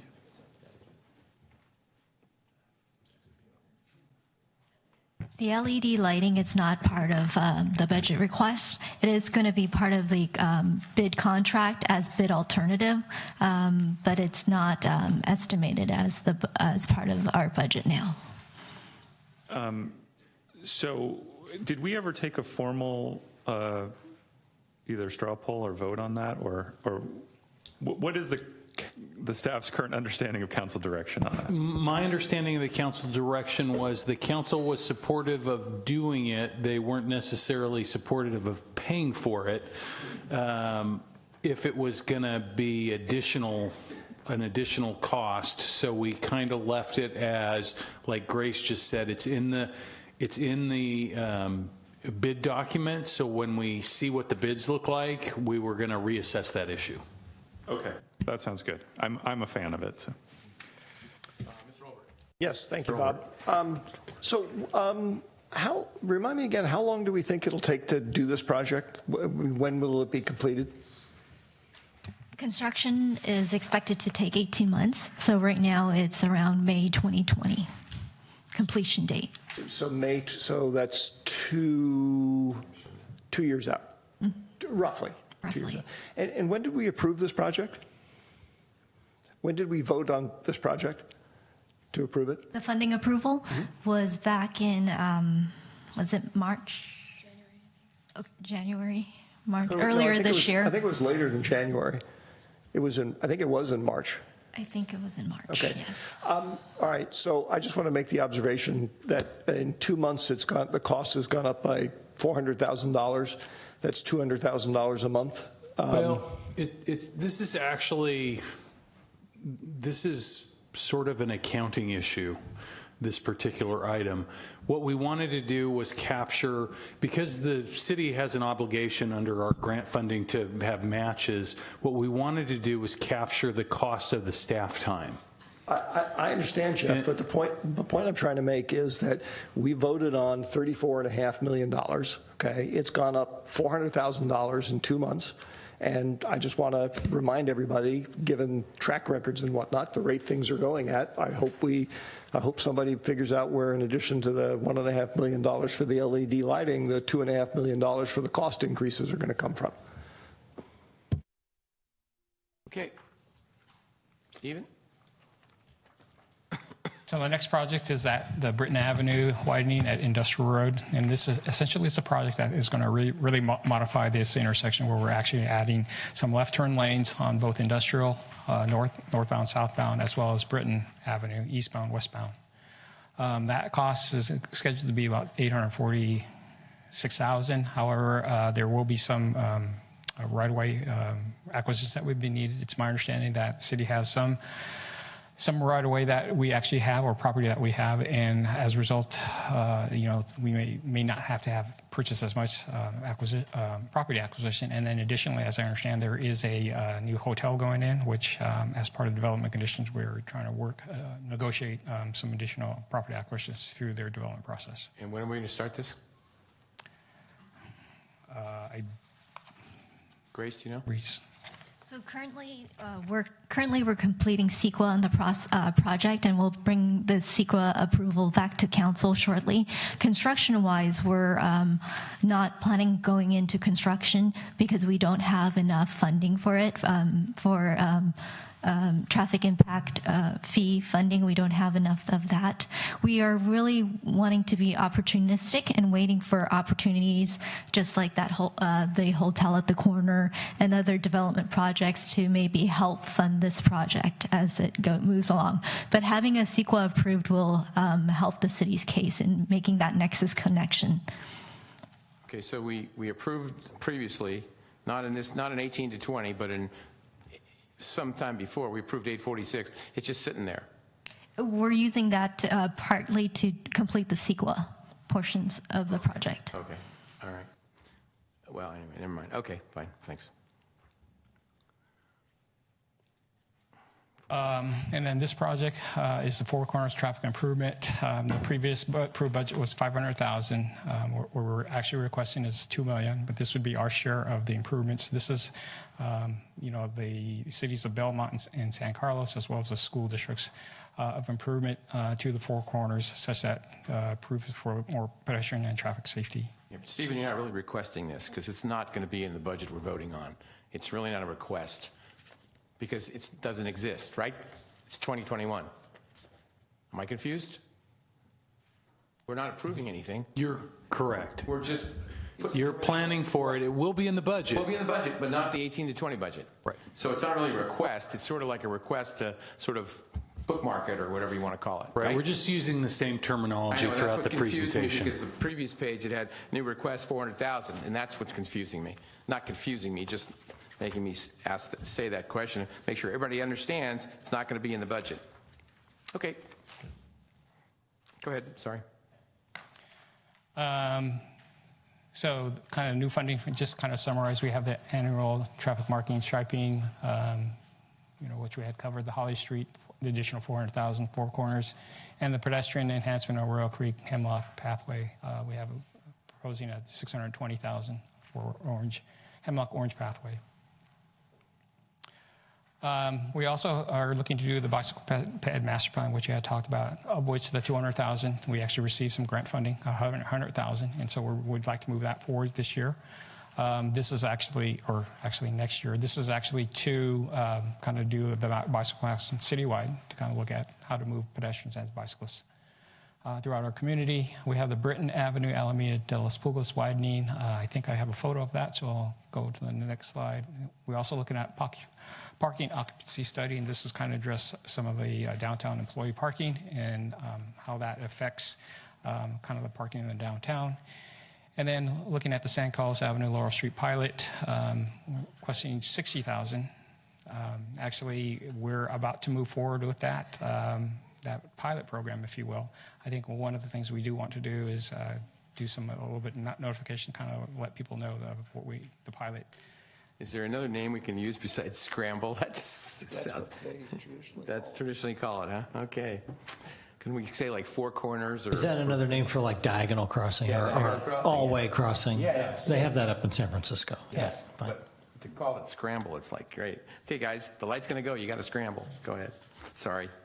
It's getting late. Go for it. All right. So we also include the San Carlos Pedestrian Avenue safety program. This is something that kind of came up, I think, that will go along San Carlos from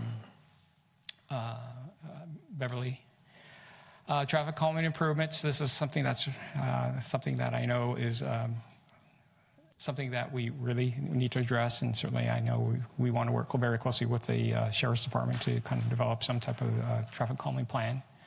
We're also looking at the traffic fee updates. Basically, traffic fees are calculated on all new development that actually puts additional vehicles on the road. And so basically, the way we calculate it is for all residential properties, it's based on a per unit basis, so basically a living unit basis.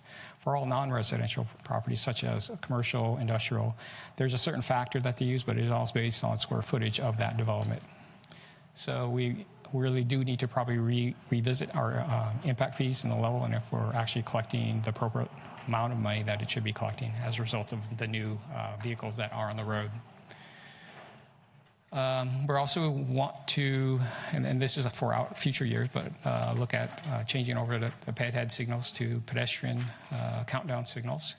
And then looking at the El Camino Real El Camino Real corridor tree planting and irrigation installation. This would be on the east side of El Camino. Mr. Olbert, you had a question? Actually, Bob, I had several, and I'm happy to wait to the end of the section and just go through them all. Okay, great. So this is the Britton Avenue, Alameda de las Pulgas widening, and this is has been identified as an intersection that certainly can be approved. As you are probably well aware, this is called a split phase signal where, for instance, on Britton, traffic going westbound will left and through actually have the green lights, whereas eastbound vehicles actually have to stop. What we're suggesting that this project or intersection can actually improve by actually doing the standard phasing of the signal. However, what we would need to do is to widen this intersection to or restripe this signal and perhaps widening some of that, take some of the property out of the median that's shown on the photo so that we could actually have a dedicated left turn on Britton Avenue. Realizing that this is a gateway to our community and those palm trees are kind of a signature landmark, we know that that can be somewhat sensitive, but certainly this is an opportunity if in fact we wish to, and certainly it would be staff's recommendation that we actually improve this intersection such that we can have it operate as a standard traffic signal phasing. So that request is actually for 1920, 250,000 to do the actual study, and then in 2021, which would be outside our budget, as the mayor had pointed out, of 850,000 for the new signal. I mentioned earlier we had the bicycle pedestrian master plan in fiscal year 18-19, of which 100,000 of the 200,000 was actually from grant, so the 100,000 would be the city's match. We briefly talked about the San Carlos Avenue pedestrian safety improvements a little bit earlier in the presentation. Basically goes from Beverly to Prospect, I believe. We are actually adding some signals and eliminating some crosswalks, or mid-block crosswalks.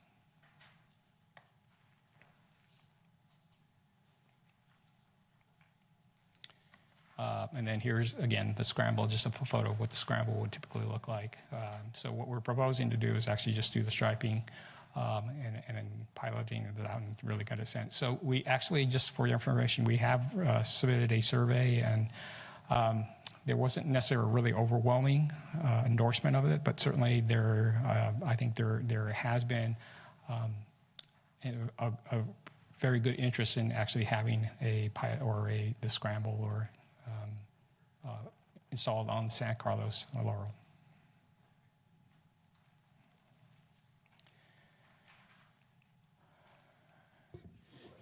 Okay, go ahead. Did you have a question now? Okay, go ahead. Thank you. Thanks, Steve. First, just an informational clarification question for me. The El Camino Real rail corridor tree planting and irrigation installation, which admittedly is not part of the current budget cycle, I want to make sure I understand how that relates to the work that Caltrain is supposed to be doing relative to the Transit Village project and whatnot. Are they two totally different things that just happen to share geographic proximity, or what? So the funding for the El Camino tree planting is a condition in the Transit Village project, and they've contributed funds for us to look into the initial design of it. Caltrans electrification is their own project, although the schedule is looking like it's looming close, and therefore we don't want to move forward with that project. So this, in other words, it sounds like this is us spending money that they have previously given to us. Fine, that answers my question. I thought we were talking about spending general, we are talking about spending general fund money, but it's money we were given as a result of the project. Fine. The Brittany Avenue Alameda de los Polgos widening project, the question I have there is, I don't recall hearing reports of like odd levels of accidents or problems. In other words, what's the driver for doing it? Is it just because it would be safer if we did this, or is it like, no, there's an actual problem going on and we need to fix it? Yeah, and that's based on the amount of vehicles that needs to make that left turn. So we're proposing adding a dedicated left turn pocket in that island, and that would help alleviate delays in that intersection. So that intersection has been studied for how to improve its level of service, and it's part of our traffic impact fee study. So in a sense, and it's mostly probably because it shares the same road pathway, is this related to the project that had the idea of putting in lights at Eaton and Alameda, the flow along Alameda, basically? It's not related. There are different intersection studies, right. But the concept that it's looking at how well the intersection is performing and what needs to be improved to bring the intersection to better levels of performance. And if this particular intersection, that's the focus of this project, gets improved, is it going to like make a problem down the south end of Alameda worse because cars will be getting through it more quickly? Do you see what I'm getting at? Because that was the issue we were dealing with down there, which we still haven't resolved because we decided not to move forward with the solution. I'm just wondering if the interaction is problematic. Yeah, and that would probably be required a further study because the whole traffic network is connected. Right. Once you relieve traffic in one spot, it goes somewhere else. It has to queue somewhere else. You can imagine the sensitivity given the other issues. So just please keep that in mind. Can I just jump in here real quick, just to give you a pat on the back, because I really appreciate you making that connection between the two projects. And like Grace said, they're not totally connected. But the reason this project is being highlighted the way it is exactly because of the Alameda Eaton project. We wanted to draw attention to this widening project because we felt like it will be controversial eventually.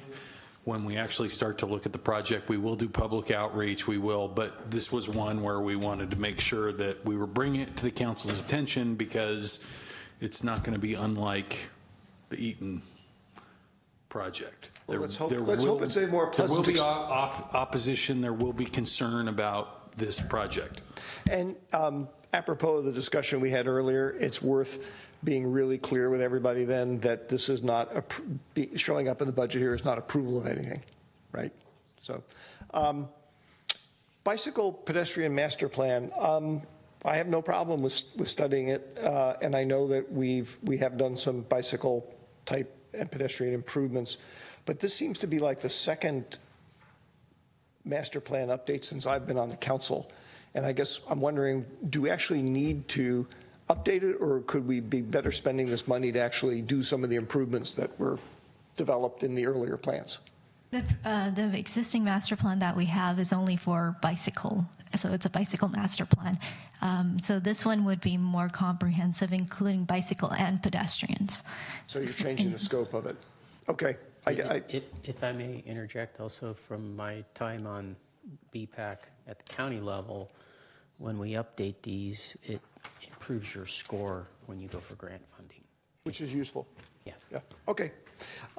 Last question here about the diagonal crossing or scramble or whatever you want to call it. An interesting idea. Certainly don't object to seeing it studied or piloted, but I hope that part of your outreach effort also includes some additional enforcement resources.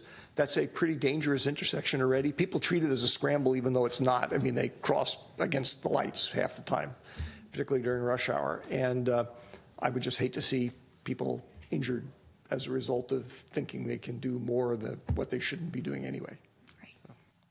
Mr. Johnson? Two questions. Holly Street pedestrian safety improvements, that's already in the pipeline, is that right? My understanding is that money was appropriated, it was going to go to TNC, we already looked at San Carlos Avenue, Holly Street was forthcoming, is that correct? Yeah, so we, as part of the traffic safety study program, we studied 2 corridors, San Carlos Avenue and Holly Street. We've gone to TNC 4 times for a study session for Holly Street, and it's due back to council for discussion. But you're not requesting any money for Holly Street improvements? Not at this moment. And is that because you don't believe that you will do anything on Holly Street, or because you don't know what to do, or? Because we would need to come back to council to have a discussion and have further direction. And at that time, if funding is needed, we'll request it at that time. Okay. Okay.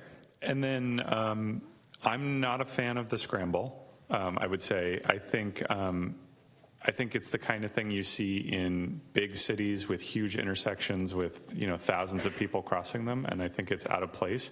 I think by piloting it, you mean you're going to stripe the street, right? I think it's going to be highly visible, and it's going to be a symbol of a waste of money, and I don't think we should do it. So that's my feedback. I have to say the only scrambles I've seen, like in downtown, like Montgomery Street is where I'm most familiar with it. There are no medians on Montgomery Street. Mm-hmm. They're just wide open. And Montgomery, let's say, and Bush, as I'm thinking, there's a scramble there. There's no medians. These 2 medians, sometimes I've driven the street a million times. When you're coming up to see even the pedestrians crossing, because you got trees and you got the median, it's problematic. So I don't know who picked this corner or why it was picked. Maybe somebody at Samtrans thought it was a great idea because there are a lot of people coming out of that building. But I have to agree with Mr. Johnson. I don't understand why we're doing it there. I could think of a bunch of other intersections we could do it down on Laurel Street that don't have medians. So this intersection, we took data on this intersection, and there was, at lunchtime, over 600 pedestrians. And that surprised us, too. There was a lot of pedestrians in that intersection, and there's a lot of conflicts, like pedestrians going when they're not supposed to go, left turners turning, not seeing pedestrians. I think the medians are going to be problematic, though. I really believe that. I'm not a big fan either, but whatever. I can't, like I said, I'm not super enthused about it either. I was okay with it being piloted, but I'm happy to be, I hear what you're saying, and I actually think the solution may be more a matter of a higher level of enforcement, both on the vehicles and the pedestrians, because the conflicts are coming because they're they're playing chicken with each other. So I have no problem being a third person saying we ought not to do this. I don't know. If you actually don't want to say not to do it. People, I guess, crossing that thing, where they're all coming from, I'm not really sure, except for Samtrans. But, I honestly, if Samtrans didn't exist, there's not 600 people walking in that intersection. You got to agree with me on that one. I mean, granted, lunchtime, they all come flying out of the thing. But anyway, Mr. Grocott? Oh, I thought I was going to be third, but Mark beat me to it. Well, you could be fourth. So fourth, yeah. Well, that means Mr. Collins? Yeah, again, I'm just want to get everybody's opinion. Well, I know I'm going to be outvoted, but I'll ask the question anyway. I realize that when you have a scramble situation, that you're stopping traffic all 4 directions. What does that do to the traffic flow because you are stopping traffic in all 4 directions? Does it back it up more? What happens? So when we analyze this intersection for a scramble phase, the level of service doesn't drop significantly. There are more seconds of backup, but it's still in an acceptable level. So by doing the scramble, you make it safer for pedestrians and you eliminate that pedestrian and vehicle conflict, and you don't sacrifice too much on the delay and on the level of service of the intersection. And that's why this alternative was proposed. Doesn't sound like there's a lot of support on the dais for that. There's some opposition. Yeah, I think we have the feedback we need. We'll remove this one. Okay. As you can see, this is actually within my authority to do a project like this without having to come to council. Yeah. The reason that this is being presented to you is because we wanted to get your feedback. Yeah, well, I think I'd love to do it, but I don't think that's, and I realize there's got to be a certain amount of people. 20 people doesn't, why do it at an intersection for 20?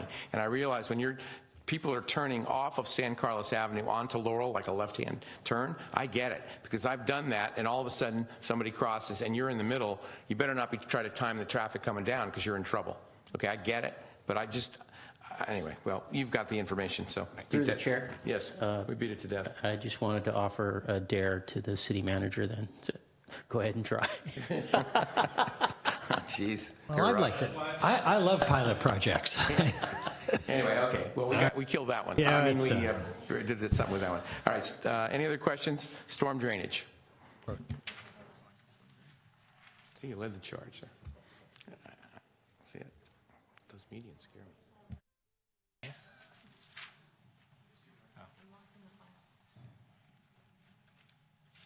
Oh, we have new things. We're actually going to go back to, the file is saving on my computer, so I'm having a little technology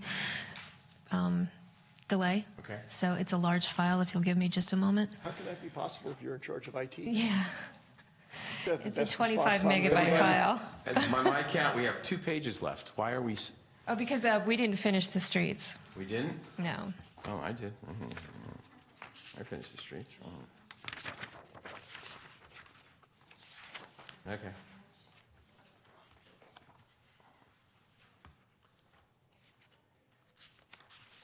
By the way, I just want to let IT know that the Crestron wonderful thing that I use to figure out who's talking and who's up went off about a half an hour ago.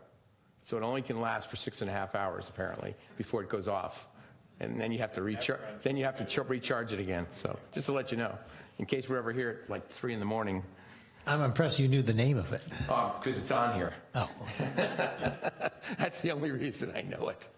And I've been staring at it for 6 hours, Ron. What have we been talking about all that time? I've been staring at this. I don't know. Anyway. All right, where are we? Big file.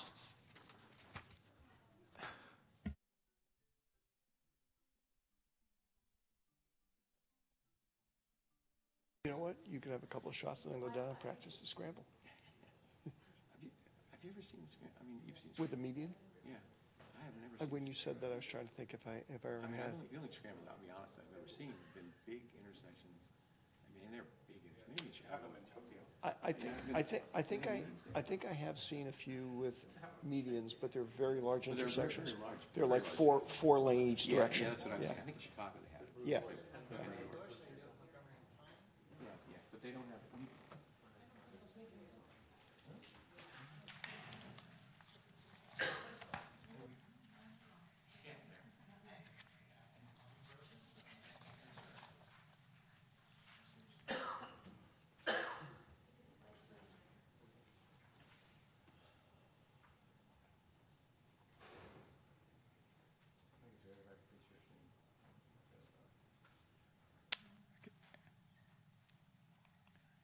Okay, so we're going to go back to streets and sidewalks. Is it 29? 14.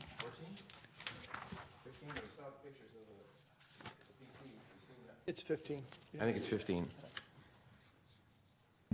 And we've updated the slides to try to make them a little more clear. So what you have in your packet isn't what you're going to be seeing on the screen Okay. for these, for a couple slides here. Okay.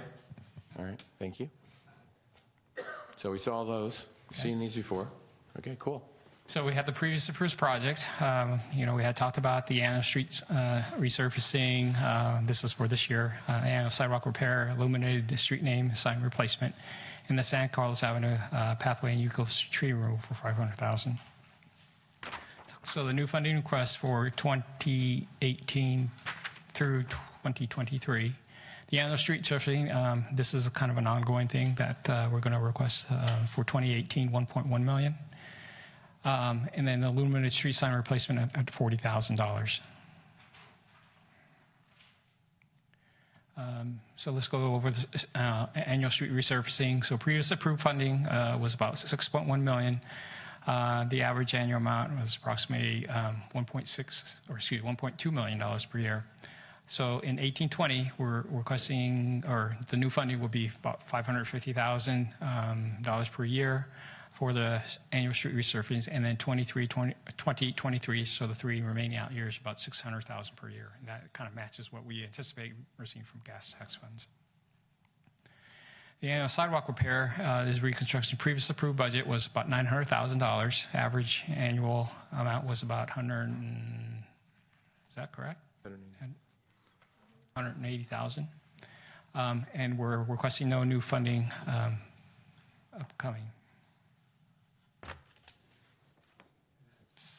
That concludes the sidewalks and streets and sidewalks. Questions, Mr. Olbert? Thank you, Bob. Thank you, Steve. The question I have is just in terms of road repair and street resurfacing and whatnot.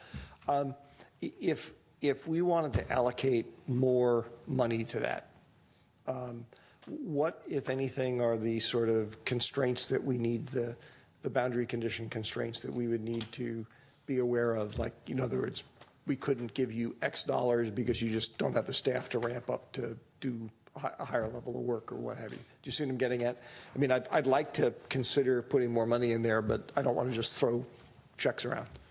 Well, certainly we would welcome the additional monies to actually to address towards the streets. Depending upon the amount, certainly we're going to do the annual street repair. So certainly if there is a desire to actually increase that budget, certainly we would just roll that into the project itself and actually include more streets. It sounds like as a practical matter, we could do that. Flexibility. However, we also need to kind of coordinate with like our utilities. Obviously we need to make sure that, like for instance, sanitary sewer, PG&E, et cetera, that they're not going to come on after we do the street reconstruction. So we need to kind of gauge with them, work together, coordinate our efforts so that they go in first, and then we follow up with our street reconstruction. Would there be any, in terms of like the pavement index and whatnot, would there be any noticeable difference if we said, Steve, here's another $1 million? Yes, there would. I mean, that wouldn't be kind of absorbed into the third decimal place someplace out there. No, you'll start climbing up the PCI index list. All right, well then I guess the question I'd ask my colleagues is, and there's no magic behind the $1 million, I just picked that because it's a big round number, but is there, I'd certainly, based on everything I hear from people, that pavement issues tend to be one of the significant things I hear about pretty frequently. Is there any interest amongst the rest of the dais in pumping some more money into this? There is here. Yeah, I have been. There would be. Well, I want to know, what would you think would be an appropriate number to make that happen, to make a significant improvement, a noticeable improvement? Is it $1 million? Is it $5 million? Is it 500,000? I believe we're currently funding at about 1.8 million, and that's kind of the status quo. So we're kind of maintained. So certainly, at least I would expect certainly if another 500,000 to $1 million, certainly that would make an improvement to the index. Really, right. The only question, or the only point I have, isn't that funded by the gas tax? Yes. So if SB1 gets overturned, it's going to cost us $500,000, right? That's correct. Okay, I just want to make sure everybody's aware of that in case that thing qualifies. We're short $500,000. Oh, yeah, no, and I just want to make sure everybody understood that. Let me echo back. The way I would react is if we gave staff, let's say, an extra $1 million, and then SB1 got overturned, we shouldn't expect Steve to say, hey, how come the roads didn't get improved? Because the point is, we'd have lost I just want to make sure everybody's aware of that. Yeah. The $1 million may be less than $500,000, whatever number we give them. There's a flip way of looking at that, and I would say that we ask staff to look at finding that money, and I think about $1 million annually is for the next 2 years is the number. In order to improve that index, we need to get up to 70. I understand. Yeah. If SB1 passes, it's gravy. Well, it's in already. I know, but let's put it the other way. If it doesn't get overturned. Right, okay. Yeah. So if it doesn't get overturned, then it's gravy. If it gets overturned, we still have the money there. We were just awarded $6 million. I understand. So I'm sure it can be found somewhere. And it's, when I look around myself, I'm really sad about Industrial Road, for instance, because it was during my time on the council. I'm not sure how long ago that was, that reconstruction project, but a good portion of it is already alligatored in sections. It's got problems. I don't know if it wasn't done right the first time or what. Laurel Street's the same way, especially when you get down into about the 1,000 block of Laurel. We've got problems down there. There's just a number of streets that have problems, and we need to address it. Well, that's two. Is there anybody else who wants to do more? Where are we going to get the $1 million? Yeah, that's. Well, when we're looking at the fund balances, you have it, but the budget's ending this general fund 25, which is the general fund capital budget, which would be putting that money forward, ends already in a deficit. So what you're doing is you're likely canceling projects that are in the out years as a result, or delaying the fire station or other projects by more years. That's what's happening. Or betting on the possibility that, as has been the case for the last 7 or 8 years, we run a surplus by the end of the year. Correct. Right. Or right. Which is, betting there's on no that. guarantee that's going to continue, but that's one of the other things that could happen. That's right. Well, what are the other I'll two? just share my perspective, which is I think that paving streets is a good thing to do. I don't perceive this to be the same level of priority as maybe some of my colleagues. I've noticed my street was repaved, and the streets in my neighborhood were repaved the last couple of years. I thought they were perfectly fine before they were repaved. For me, if you wanted to allocate a lot of more money to street repaving, I think it would be helpful to actually say what are the streets and what condition are they in, so that we could say, hey, this is a significant priority. Also, the other thing to me is that it's not a huge quality of life issue from my perspective. So, And my opinion is I would rather adopt a wait and see attitude. We're going to have other revenues materializing over the next couple of years. Oh, you guys are caring. May I? Go ahead. As I mentioned, since I was making up the number because it was big and round, I mean, does it change anybody's opinion if we said including folks who have supported it, does it change anybody's perspective if we say, well, let's do an incremental $500,000 a year?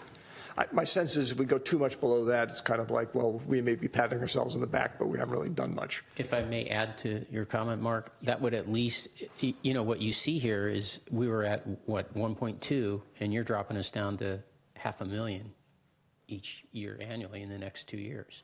So what if we bump that number, just got the number back up to 1.2?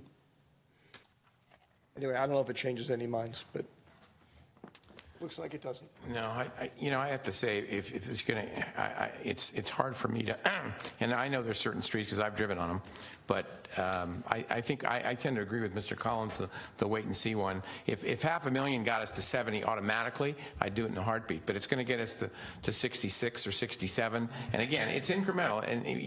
And I know you could say, and you're probably right, if you don't start somewhere, you're never going to get anywhere.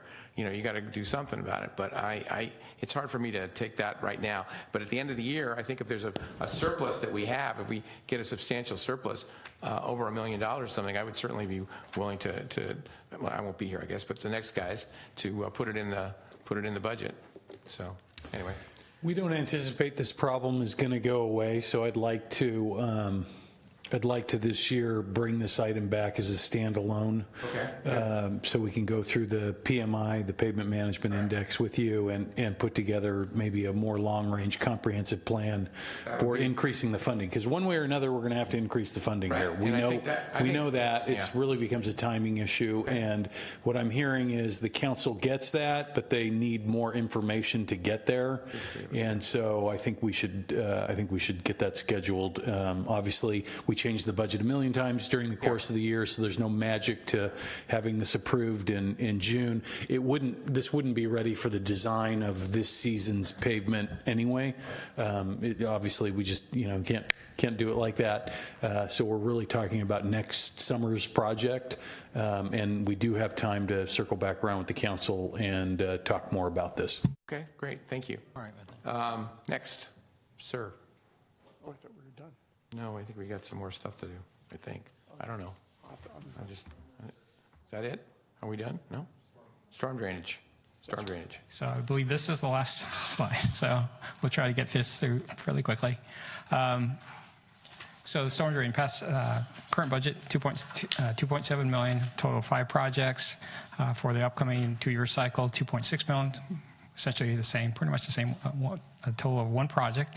And for the out 3 years, 2.3, total of 2 projects. The primary source is the general fund capital funding as well as grants. So we basically have the annual storm drain improvements.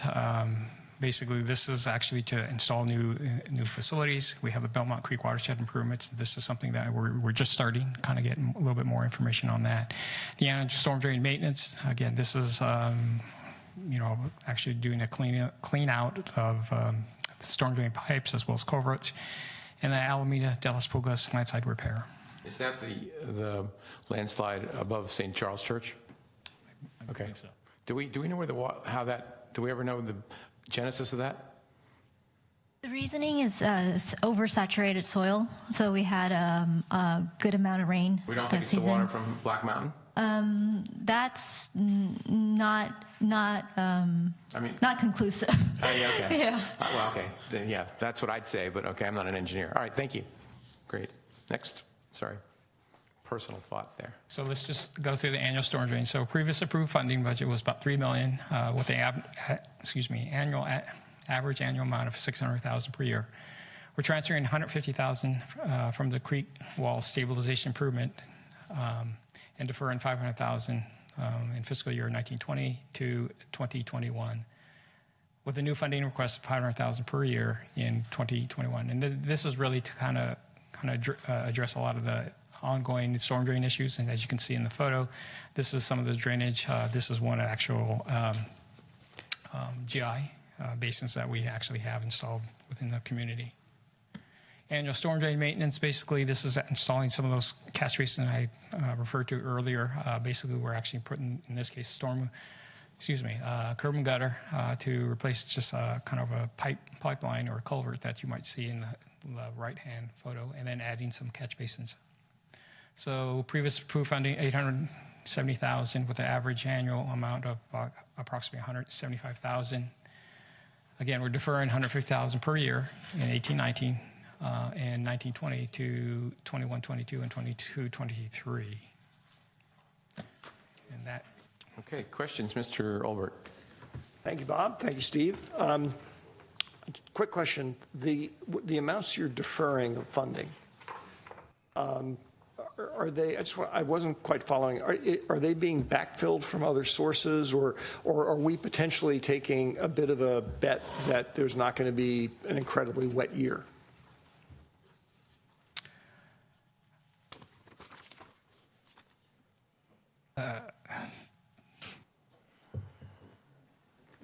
So we have 2 programs, this annual storm drain maintenance and also the creek. So the creek one is what we're deferring out, and that's because we're finding that we're having it harder time getting the permitting for creek repairs, and we have and so the money is accumulating, but we're not getting to the point where we can use it yet because of permitting and other issues, and so we're deferring it down the road. I see.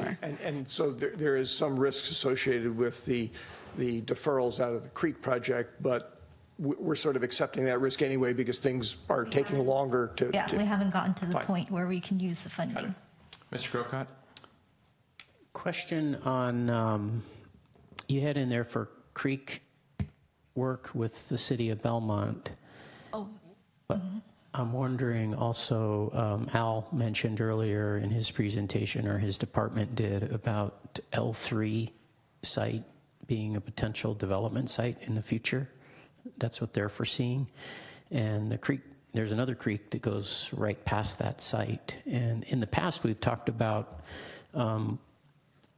working with the property owners or any development that goes on there to create even public access where people in that area would possibly have a parkside, a creek park atmosphere that they could use during lunchtime and walk and so forth. When we met with L3 at one time, when we did those little things where we'd go around and have lunch with them, that was one of the things that came up, was trying to develop some areas over there, perhaps with the creek in mind, that people could go out at lunch and have a place to walk and so forth.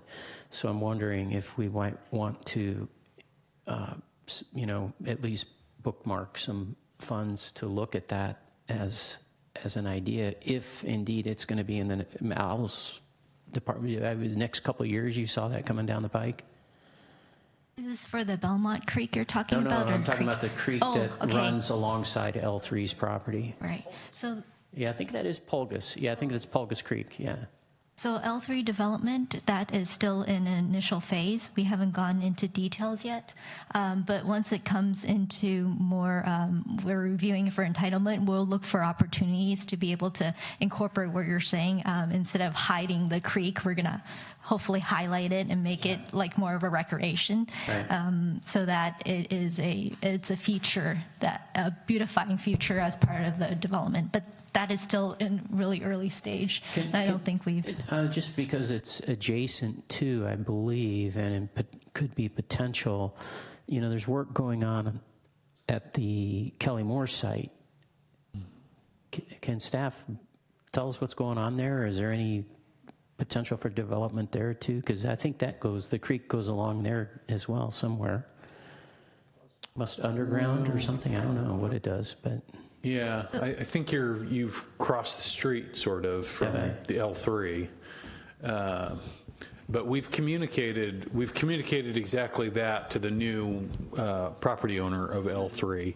Okay. We haven't seen any development proposals for the site or anything from them yet, okay. But we expect that'll be something that the council will likely want to push for, assuming you guys allow that development to come forward in the future, that would be one of the likely amenities that you'd want to see.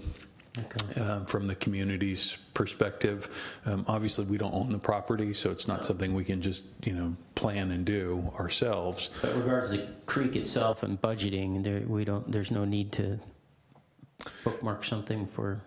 No, I don't think so, because I think it would be covered within a development agreement. Yeah. Okay. All right. Very good. Thanks. Okay. Any other questions? I want to thank my colleagues for 7 hours. 6.5, maybe counting not lunch.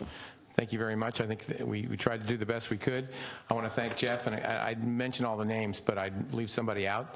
The entire staff, everybody who worked on this stuff, you all did a great job. Steve, you were a trooper. You're just standing there going, you really stood up. And so thank everybody for doing a great job of trying to explain it to us. And thank God we have a couple of dollars and we don't have to cut. And I just really appreciate all the cooperation that was the entire staff. Jeff really please make sure everybody knows that we appreciate what they've done. May I? Yes, go ahead. Thank you, and I apologize. I meant to do it, but I know you're doing wrap-up remarks. I also just wanted to specifically say I think this was the first time that we had some of the department heads, as opposed to the directors, present, and I thought that went really well, and I really appreciate everybody doing that. I know I remember the first time I did that many years ago. It can be stressful. You guys did great. And, I actually thought not taking anything away from the directors, but I thought actually it enlarged the scope of the discussion, which was good. So thank you. Okay. Yeah, go ahead. I don't mean to do this, but I'm about to.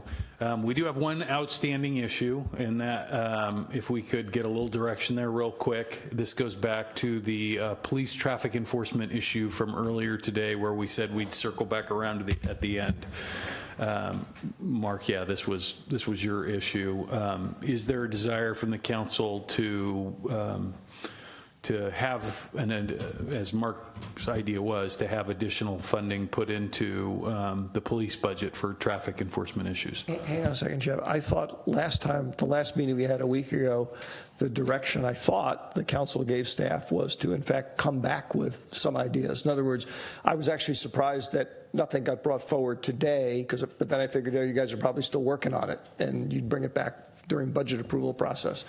Are you saying you need additional confirmation of what we're looking to do? I mean, we gave direction about that. I was just trying to follow up for you, because when we started today's meeting, you said you wanted to talk about it at the end. So if you're satisfied, then we're satisfied. I just didn't want that issue to be lost. I'm still hoping that some plan that may require additional resources will come forward to us in this budget cycle. Again, I had expected that to be part of today's presentation based on the input we gave last week. If not, but I'm still hoping it comes forward. I mean, there were a bunch of us who said we wanted to see that, and so. Would it be possible for our, even though it's only 10 days away, for the council meeting to have an informational or some information given to us by then? Or is that too tight? Don't know. I don't want to speak for the chief, so I'll certainly be following up with him on the issue. I'll have to admit, I didn't realize it was going to be today either. Right. What I was going to suggest, because again, this is really just about talking about timing, is that is currently the budget as it's been proposed to you, the operating budget, has a $100,000 surplus. If you wanted to earmark that money to go into the police reserve fund that Mark has as a contingency, then he would know he's got a dollar amount to work with, and then he can come back and tell you how he plans to spend it to augment traffic enforcement. That was going to be all I wanted to throw out there for you. That's okay with me. It wasn't what I was expecting, but that's okay with me. I mean, I don't know with the other people who. Other council members? Don't all speak. I'd like to see Mark Dury's opinion on it. I'd like to see some sort of I'd like to know what he would do if we put the money in the special fund, in the police reserve fund. That's where I would be too, is to get something from Mark, and it doesn't have to be at the budget hearing, but. We're not okaying it, right? We're just looking at it. But if he could come back to us and say, if I had this and I had a traffic enforcement officer that was working 3 days a week or something, what kind of effect it would have. We'll put together a recommendation, and we'll kind of key on that the night the budget's in front of you for adoption, I think. That's a good idea. Because apparently we're not going to be having a meeting on the second meeting in May, so we only have one meeting in May. All right. Oh. Well, we can have a meeting for this second meeting. Well, because you didn't read your email, Mr. Collins, that's probably why you don't know that. But did I get that email? I don't know, but the city clerk let me know, so I don't know. But you're the mayor. Is there anything else? Again, thank everybody, all the staff for doing the heavy lifting. Appreciate your time. And thank my colleagues too. Thank you. Adjourned.